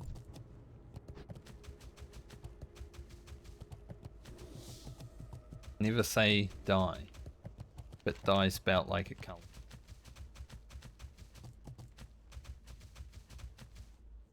So I don't think I will ever actually play RuneScape again. But I'll never say never.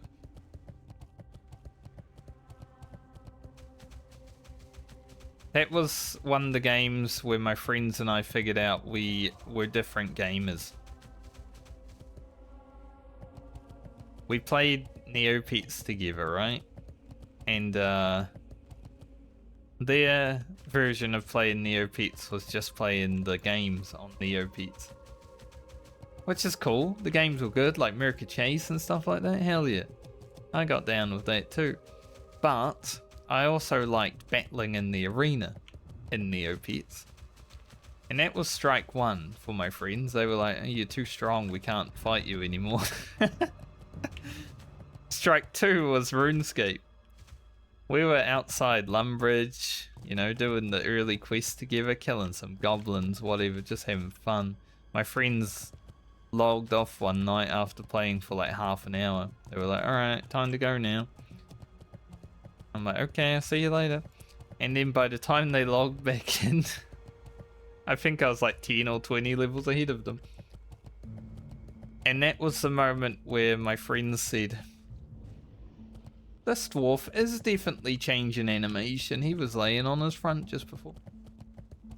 That was the moment my friends said that, "Frankie, I think you're a different gamer to us." So we can't play these games together. I agreed. I am someone who likes to have progression on a character.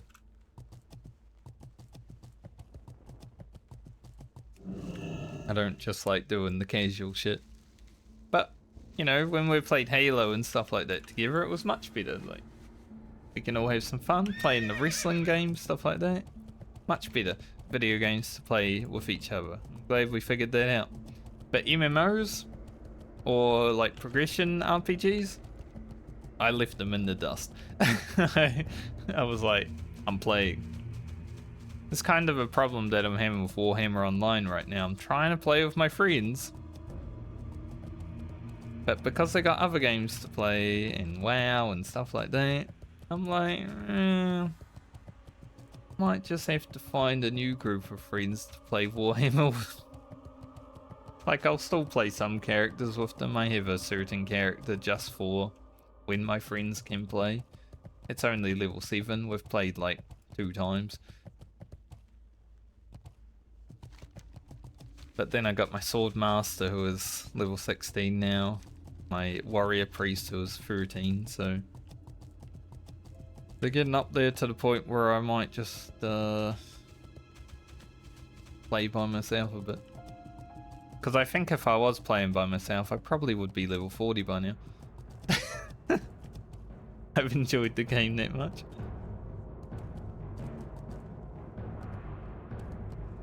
So it's probably not the first time, and it probably won't be the last time that I have to just play a video game by myself. Just to have the most fun. All the way back from high school. I want to find at least 6 more bruiseweed, I would say. We are closing in on about that time that I said I would stop farming bruiseweed. Thankfully, we have been getting free the last few.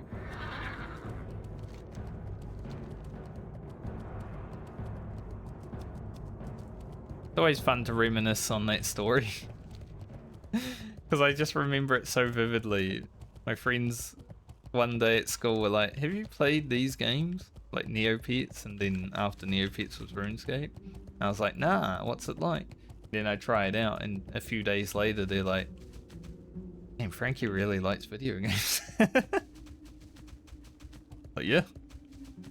This has been my whole life. I've played video games since I was like 2 years old. The old Atari. Like video games. I think I was probably the biggest video game nerd in high school. But I was not a nerd in high school. It's just something I really liked, way more than everyone else. But like, I hung out with everyone, like cool kids, nerds, didn't matter, you know. I could get along with them all. As long as they weren't attractive females, because then I couldn't talk to them. It was too hard. Scary.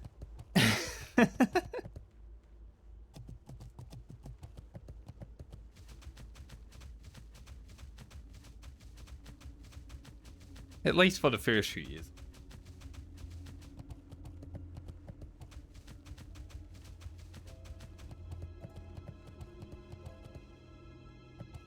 But yeah, I feel like I definitely was probably the biggest video gaming nerd, at least from what I knew, because I don't think most people played video games in my year of high school, other than my friends, probably some of the others, but very casually.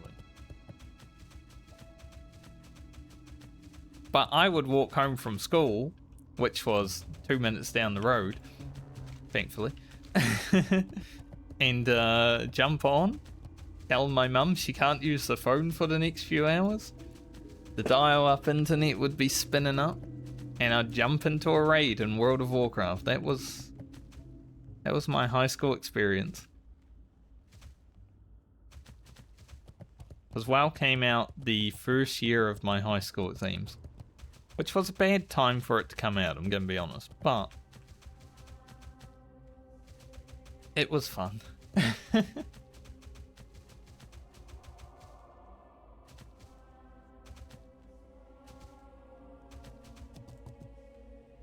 It's probably not when I was most addicted to World of Warcraft, because obviously I was going to school. I couldn't be that addicted, but I did play basically every night after I got home.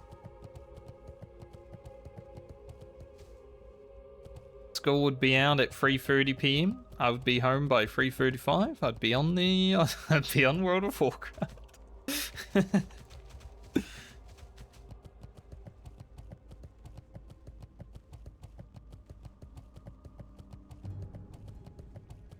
Probably not the best thing, because, you know,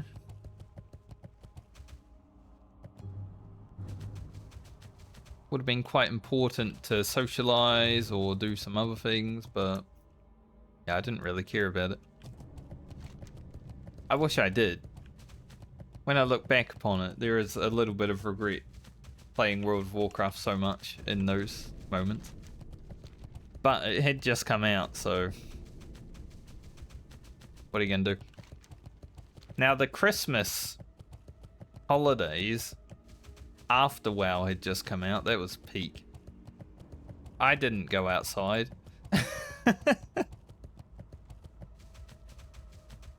As soon as those holidays started, outside, what is that?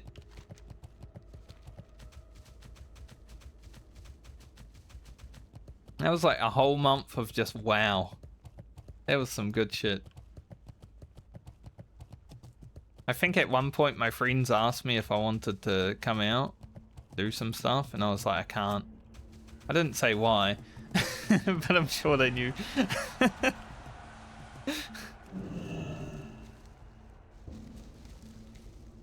If I could relive those moments, I would. I would go out and do stuff with them.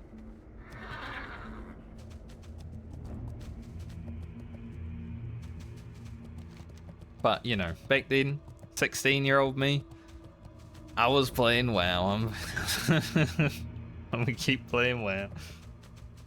I don't wanna. That's why if anyone asks me to go out and do stuff with them now, I always say yes. Like, I've got some friends coming over from Australia in December. They're here in my town for a few days. Like, fuck it, we'll just hang out whenever we can. Like, you know, if you haven't got stuff happening that day, or if I don't have stuff happening that day, we're hanging out. Because, well, you don't always get to hang out with people. So I probably won't be streaming too much in December, because there are a few people in town.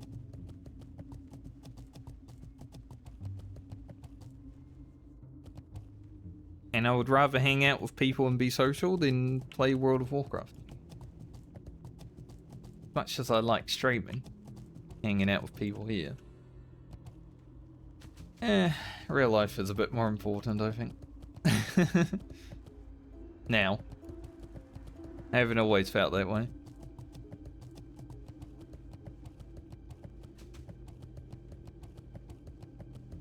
Can I find one more bruiseweed? Can I find 8 more bruiseweed? But I don't think I should. It's about 250, so probably stop trying to find bruiseweed. We have got a lot. We're over 20 potions right now. I think we'll get one more, and then as long as it's 2. If it's 1 or 3, I'm gonna have to keep going, because we can't end on a extra bruiseweed that we can't use, you know.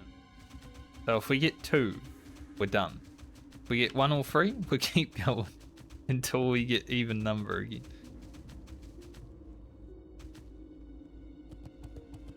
The lips are starting to dry out. Hate it.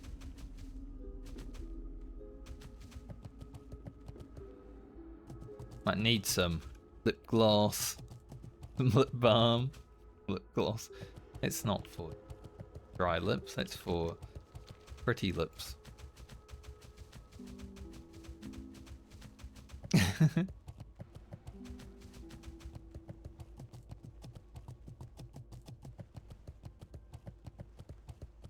Probably turn the heat on function.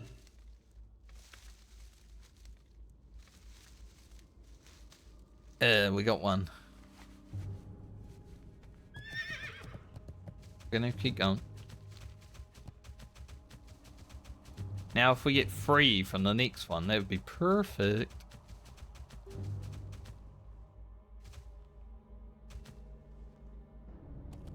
But we shall see.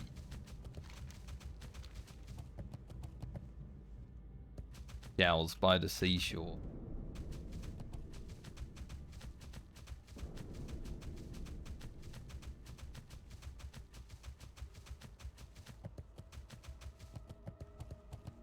But it's kind of fun that some friends are coming over from Australia to like look around the town, because I personally, even though I've been living here for 6 or 7 months now, have not really spent too much time walking through the town and looking at how it's changed from when I lived here when I was a teenager.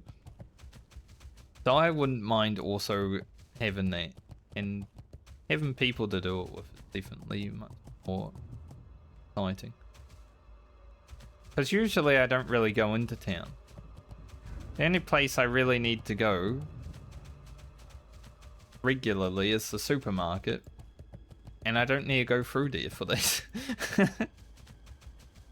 So I've walked through it while living here, but I haven't really had a good look, you know.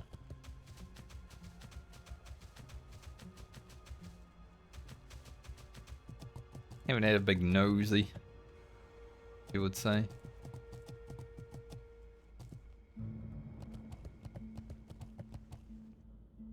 Mate, that's the easiest quest ever. Don't need help with that. Just walk there. We did that quest on March 31st. That's a while ago.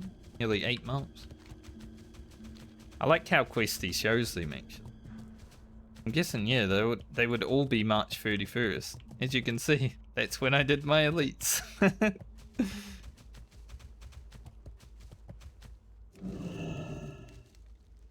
So we must have done Morbent Fowl at 11. And then Eliza at 11:50. And we do more Lardum. And then at 11:50. So I must have done Morbent Fowl first by a little bit. Maybe it made me stressed out. So I gotta take a break. But we did get free bruiseweed from that one. Morbent Fowl is definitely the hardest of the 3 elites out here though. Because he's got some boys with him, but he also, like, you've got to use the item on him, so he's immune without it. Have a good one.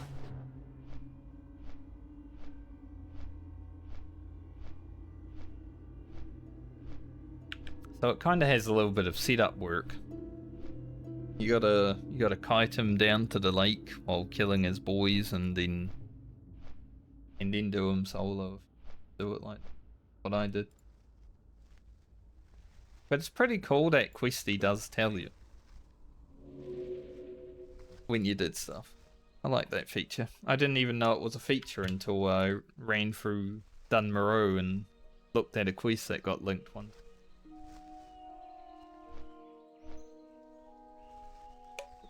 I was like, ah. Did this quest on this day. Nice. Alright, we can make 28, please, I think. If my math is mathing. Which should be. 28 is pretty good. We'll keep 10 on Lena. Well, 9.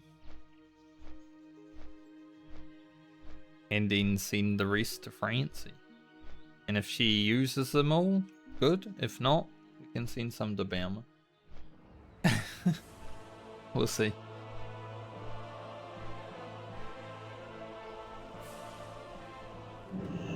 I don't think I'll send any friend because as a balanced druid, if I'm being smacked in the face, I'm probably in a cave. It's generally how it goes. Ah, parry miss dodge. That's my favorite sequence of words altogether.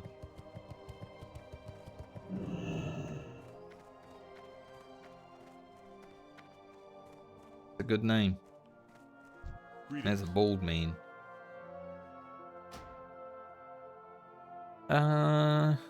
Abilities. I guess we could make 5 more for Francie, perhaps? Light bless you.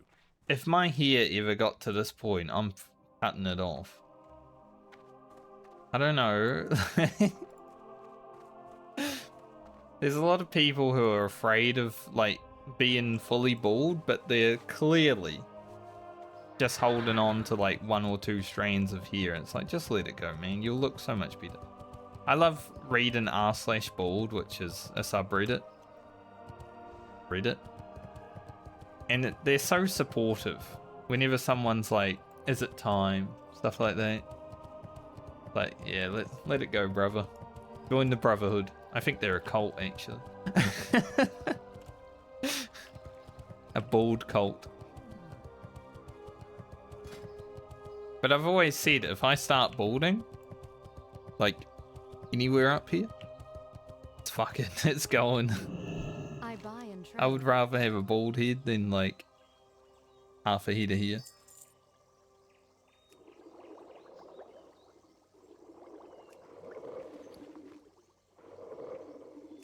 Already committed to it. Thankfully, I haven't. Now, it might happen because I do feel like, you know, this is... It's not really gone back in years. It does look like it would, though, so... See. We'll figure it out when we get there. Alright, Troll's Bloods. Troll's Blood. By a lot. Too many. I thought I had 20 only. Oh well. They're cheap.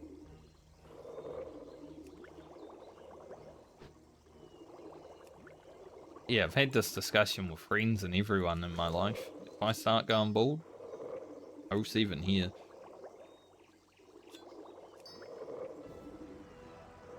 Like, I'm already...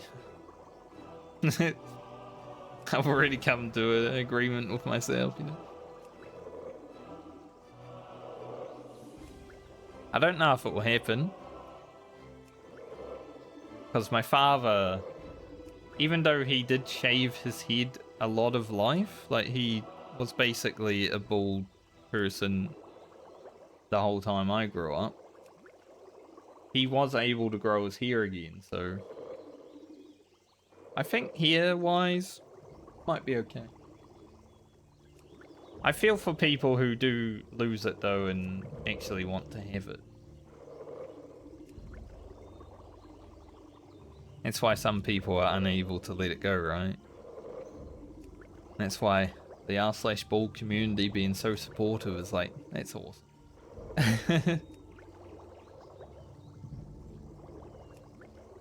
For the ones that need the support is awesome.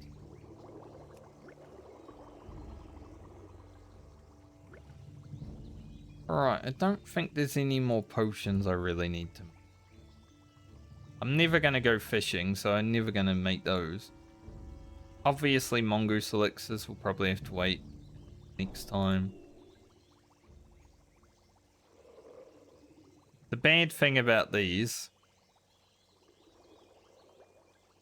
is the materials. Like, I don't really want to farm 6 frickin' fire snapper per 30-minute potion. Be careful to browse. I'm gonna be honest. That's far too much. May the stars guide you. I am not much on fishing in this game, I'm gonna be honest. We did a little bit of fishing on our hunter to get some sagefish delights for the druid. And that's honestly the last bit of fishing that I really committed to. Jeffro HC. There was a guy called Jeffro playing Warhammer Online with me. Interesting. There's also a Jeffro on my vanilla suit. What can I do for you? I remember.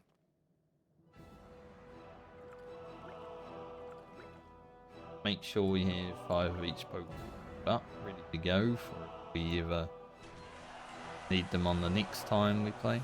The last Sham has reached level 60. It's not going to be any more Sham. He's the last one, so no one else can play Sham.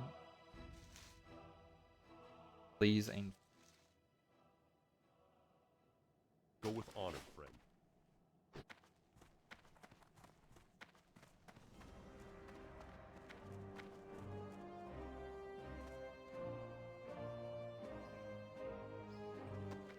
guy said this quest is bugged. Is it perhaps that you don't know what you are doing on the... Because I was able to do. The mage quest. Alright, we'll send all those to Francie. I'm not sure if we're going to keep them all on Francie. How much you got?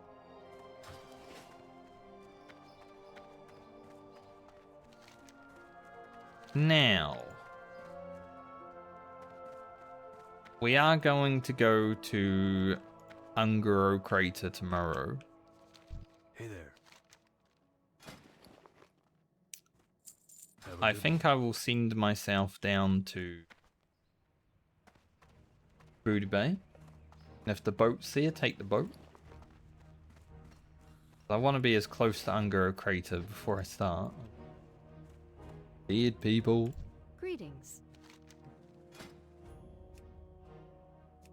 Need to buy some Farewell. quail. I don't want the other foods. Quails drop a lot more. We need some quail. Get some quail somewhere.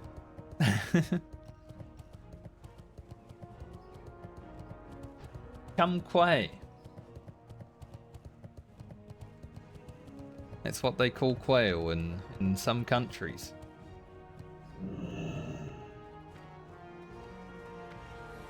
Need help? Be careful.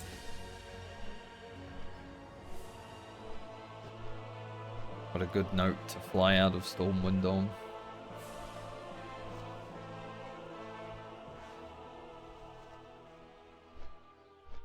Now that doesn't directly translate to quail. But it's something else. I won't spoil it though. Robe of Winter Night. A lot of damage. that a crafted item? I feel like it is, right? See. Herb of Winter Night. Classic WoW. Feel like that would be a tailoring item. Material's pretty crazy.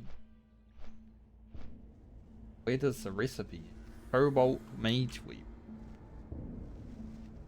I don't know if we're gonna get that recipe, but it would be a pretty good upgrade for our Dreamweave on the Shadow Priest. This is 5% drop rate, however. So it's not even the worst thing to farm for. But they are elites. Level 57 to 50. Also the Greater Arcane Protection Potion. And the Arcanite Dragon Link.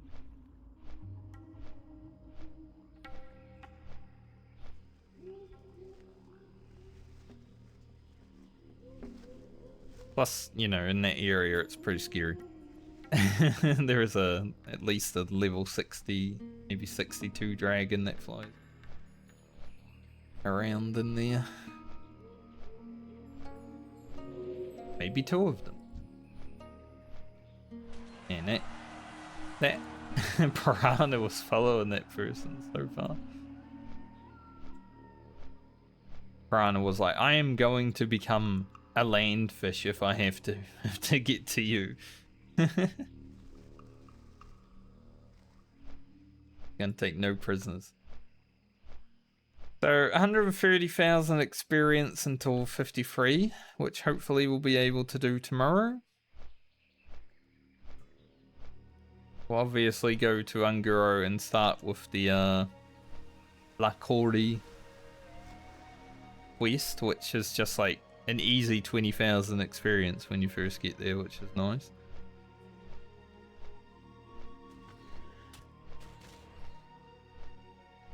And then probably head up here after grabbing this.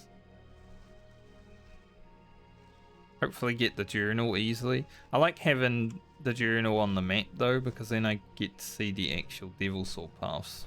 Gotta memorize them before going there. This one here, when I was here on my non-Medley warrior, spawned in front of me twice. Like I was 2 times I was riding here and the Devil Saw spawned right as I was riding through. It gave me a heart attack 2 times. I'm like, fuck you, Devil Saw. I guess there was at least one level 60 hunter out there killing them. I want to take down the Devil Saw before I hit 60. We're probably not going to do the Devil Saw crafting in the Medley. But I guess it depends on how I feel. But the main reason we're probably not going to do it is I don't have a salt shaker and I can't get one. I don't have an engineer. It was one of the few things that I forgot to think about when I started the hardcore Medley. Was the fact that engineers are required to maximize level work. So I can't get cured rugged hides. Unless we somehow magically get a rugged level hide, like a cured one. I don't know if that can happen though.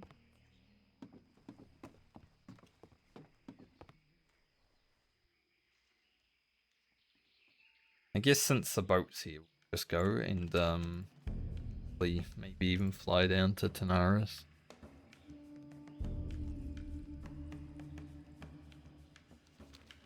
I am gonna have to drop some quests. Yeah.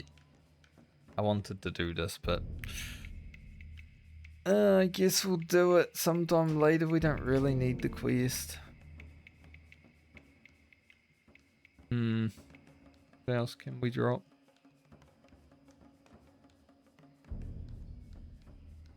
I want to keep that one.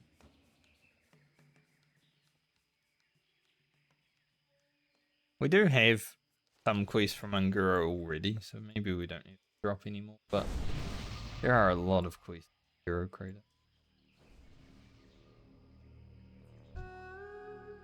Thank you.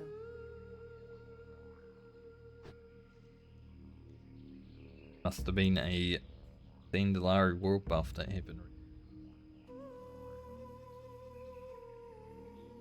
Usually it's around 45, so I wouldn't be surprised.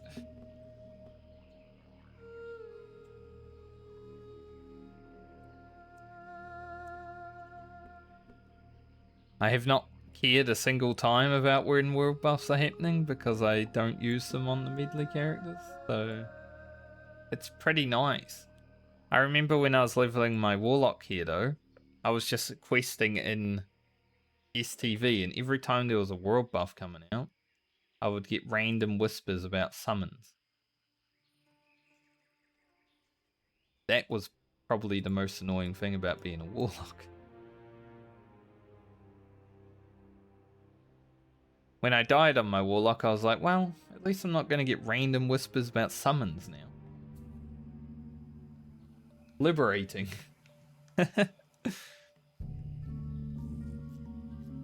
Now when I'm on my mage, I get random whispers about a portal somewhere, and I do not have the portals trained because, well, I can't trade with people, so they can't pay me for the portals anymore. And you know, I can teleport myself. Why would I need portals?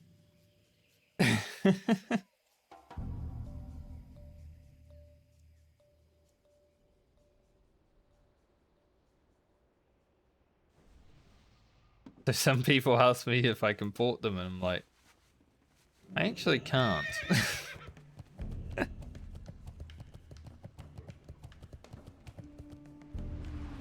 Not even a lie. Talk to me. Hurry back. Southbound mages are the worst because they can't trade water to you, you know, stuff like that. But I think Rocket, he's not a southbound because we don't have the southbound buff. But I can't trade with people because I've turned it off. So he might be even worse than a southbound.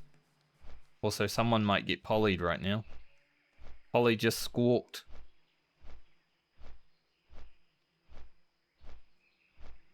Unless they know what they're doing. I've never done the... Well, I must have back in vanilla because I did level a rogue to 60 on the Horde, but I've never done the Horde Poison quest since that one time. So I don't even remember it fully, but I remember Polly. Because the first time I did that quest, he did kill me.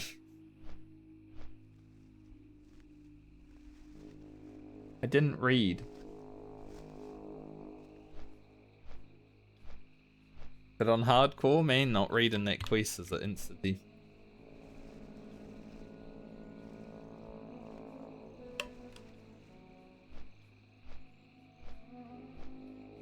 Always fun. I mean, the Alliance Poison quest is sort of similar. You might get malformed droned if you know, don't know that you gotta pickpocket him rather than fight him. Because he does hit, like, for 500 or something. It's crazy.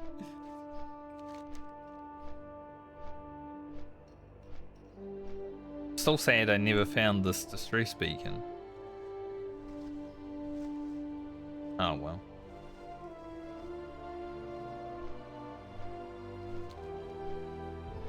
And I won't be able to escort the gorilla in Unguro because I can't get my Asins. As far as I know.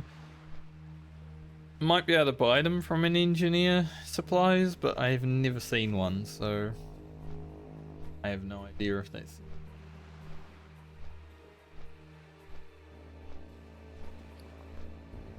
Thankfully I was able to get gyro chronotoms. This.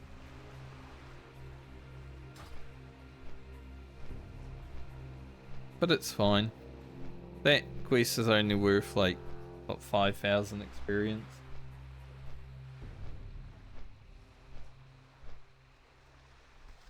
we should get enough without it. Hopefully.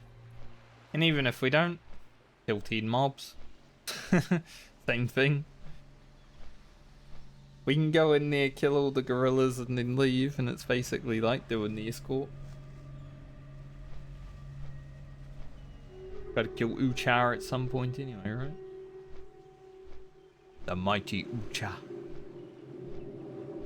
When I land in Tanaris, I will be done for the day, however. So thanks for joining me today. I actually had a longer stream than I thought I would. Considering when I woke up this morning before stream, I was like, man, I am tired. I'm going to be yawning all day. We haven't yawned all day. We yawned a few times, but a 4.5 hour stream, pretty good for someone who had 6 hours sleep and woke up tired.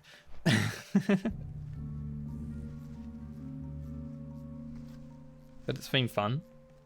Got through the start of Foulwood. So tomorrow we go play with the dinosaurs and hopefully get 130k experience quite easily. We should have maybe 6 bars of rested experience. I'm assuming it will go pretty fast. A few hours in Unguro and then we'll be on the warrior, I think. Hopefully we can find Kang the decapitator tomorrow before we log into the warrior. Imagine. That would absolutely... I would die. Like in real life. That would be crazy.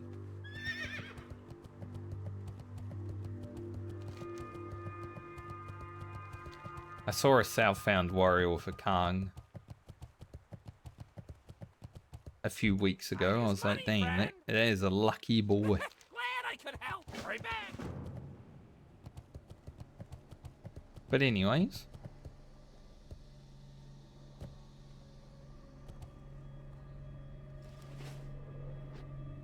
gonna log out and see you when I see you next. I should be 99% sure I'm here tomorrow. So we'll blast out the rogue and then move on to the warrior. For whirlwind days. Ugh. And after playing this character, who is super geared by the way, because I'm allowed to use the auction house and everything, I just...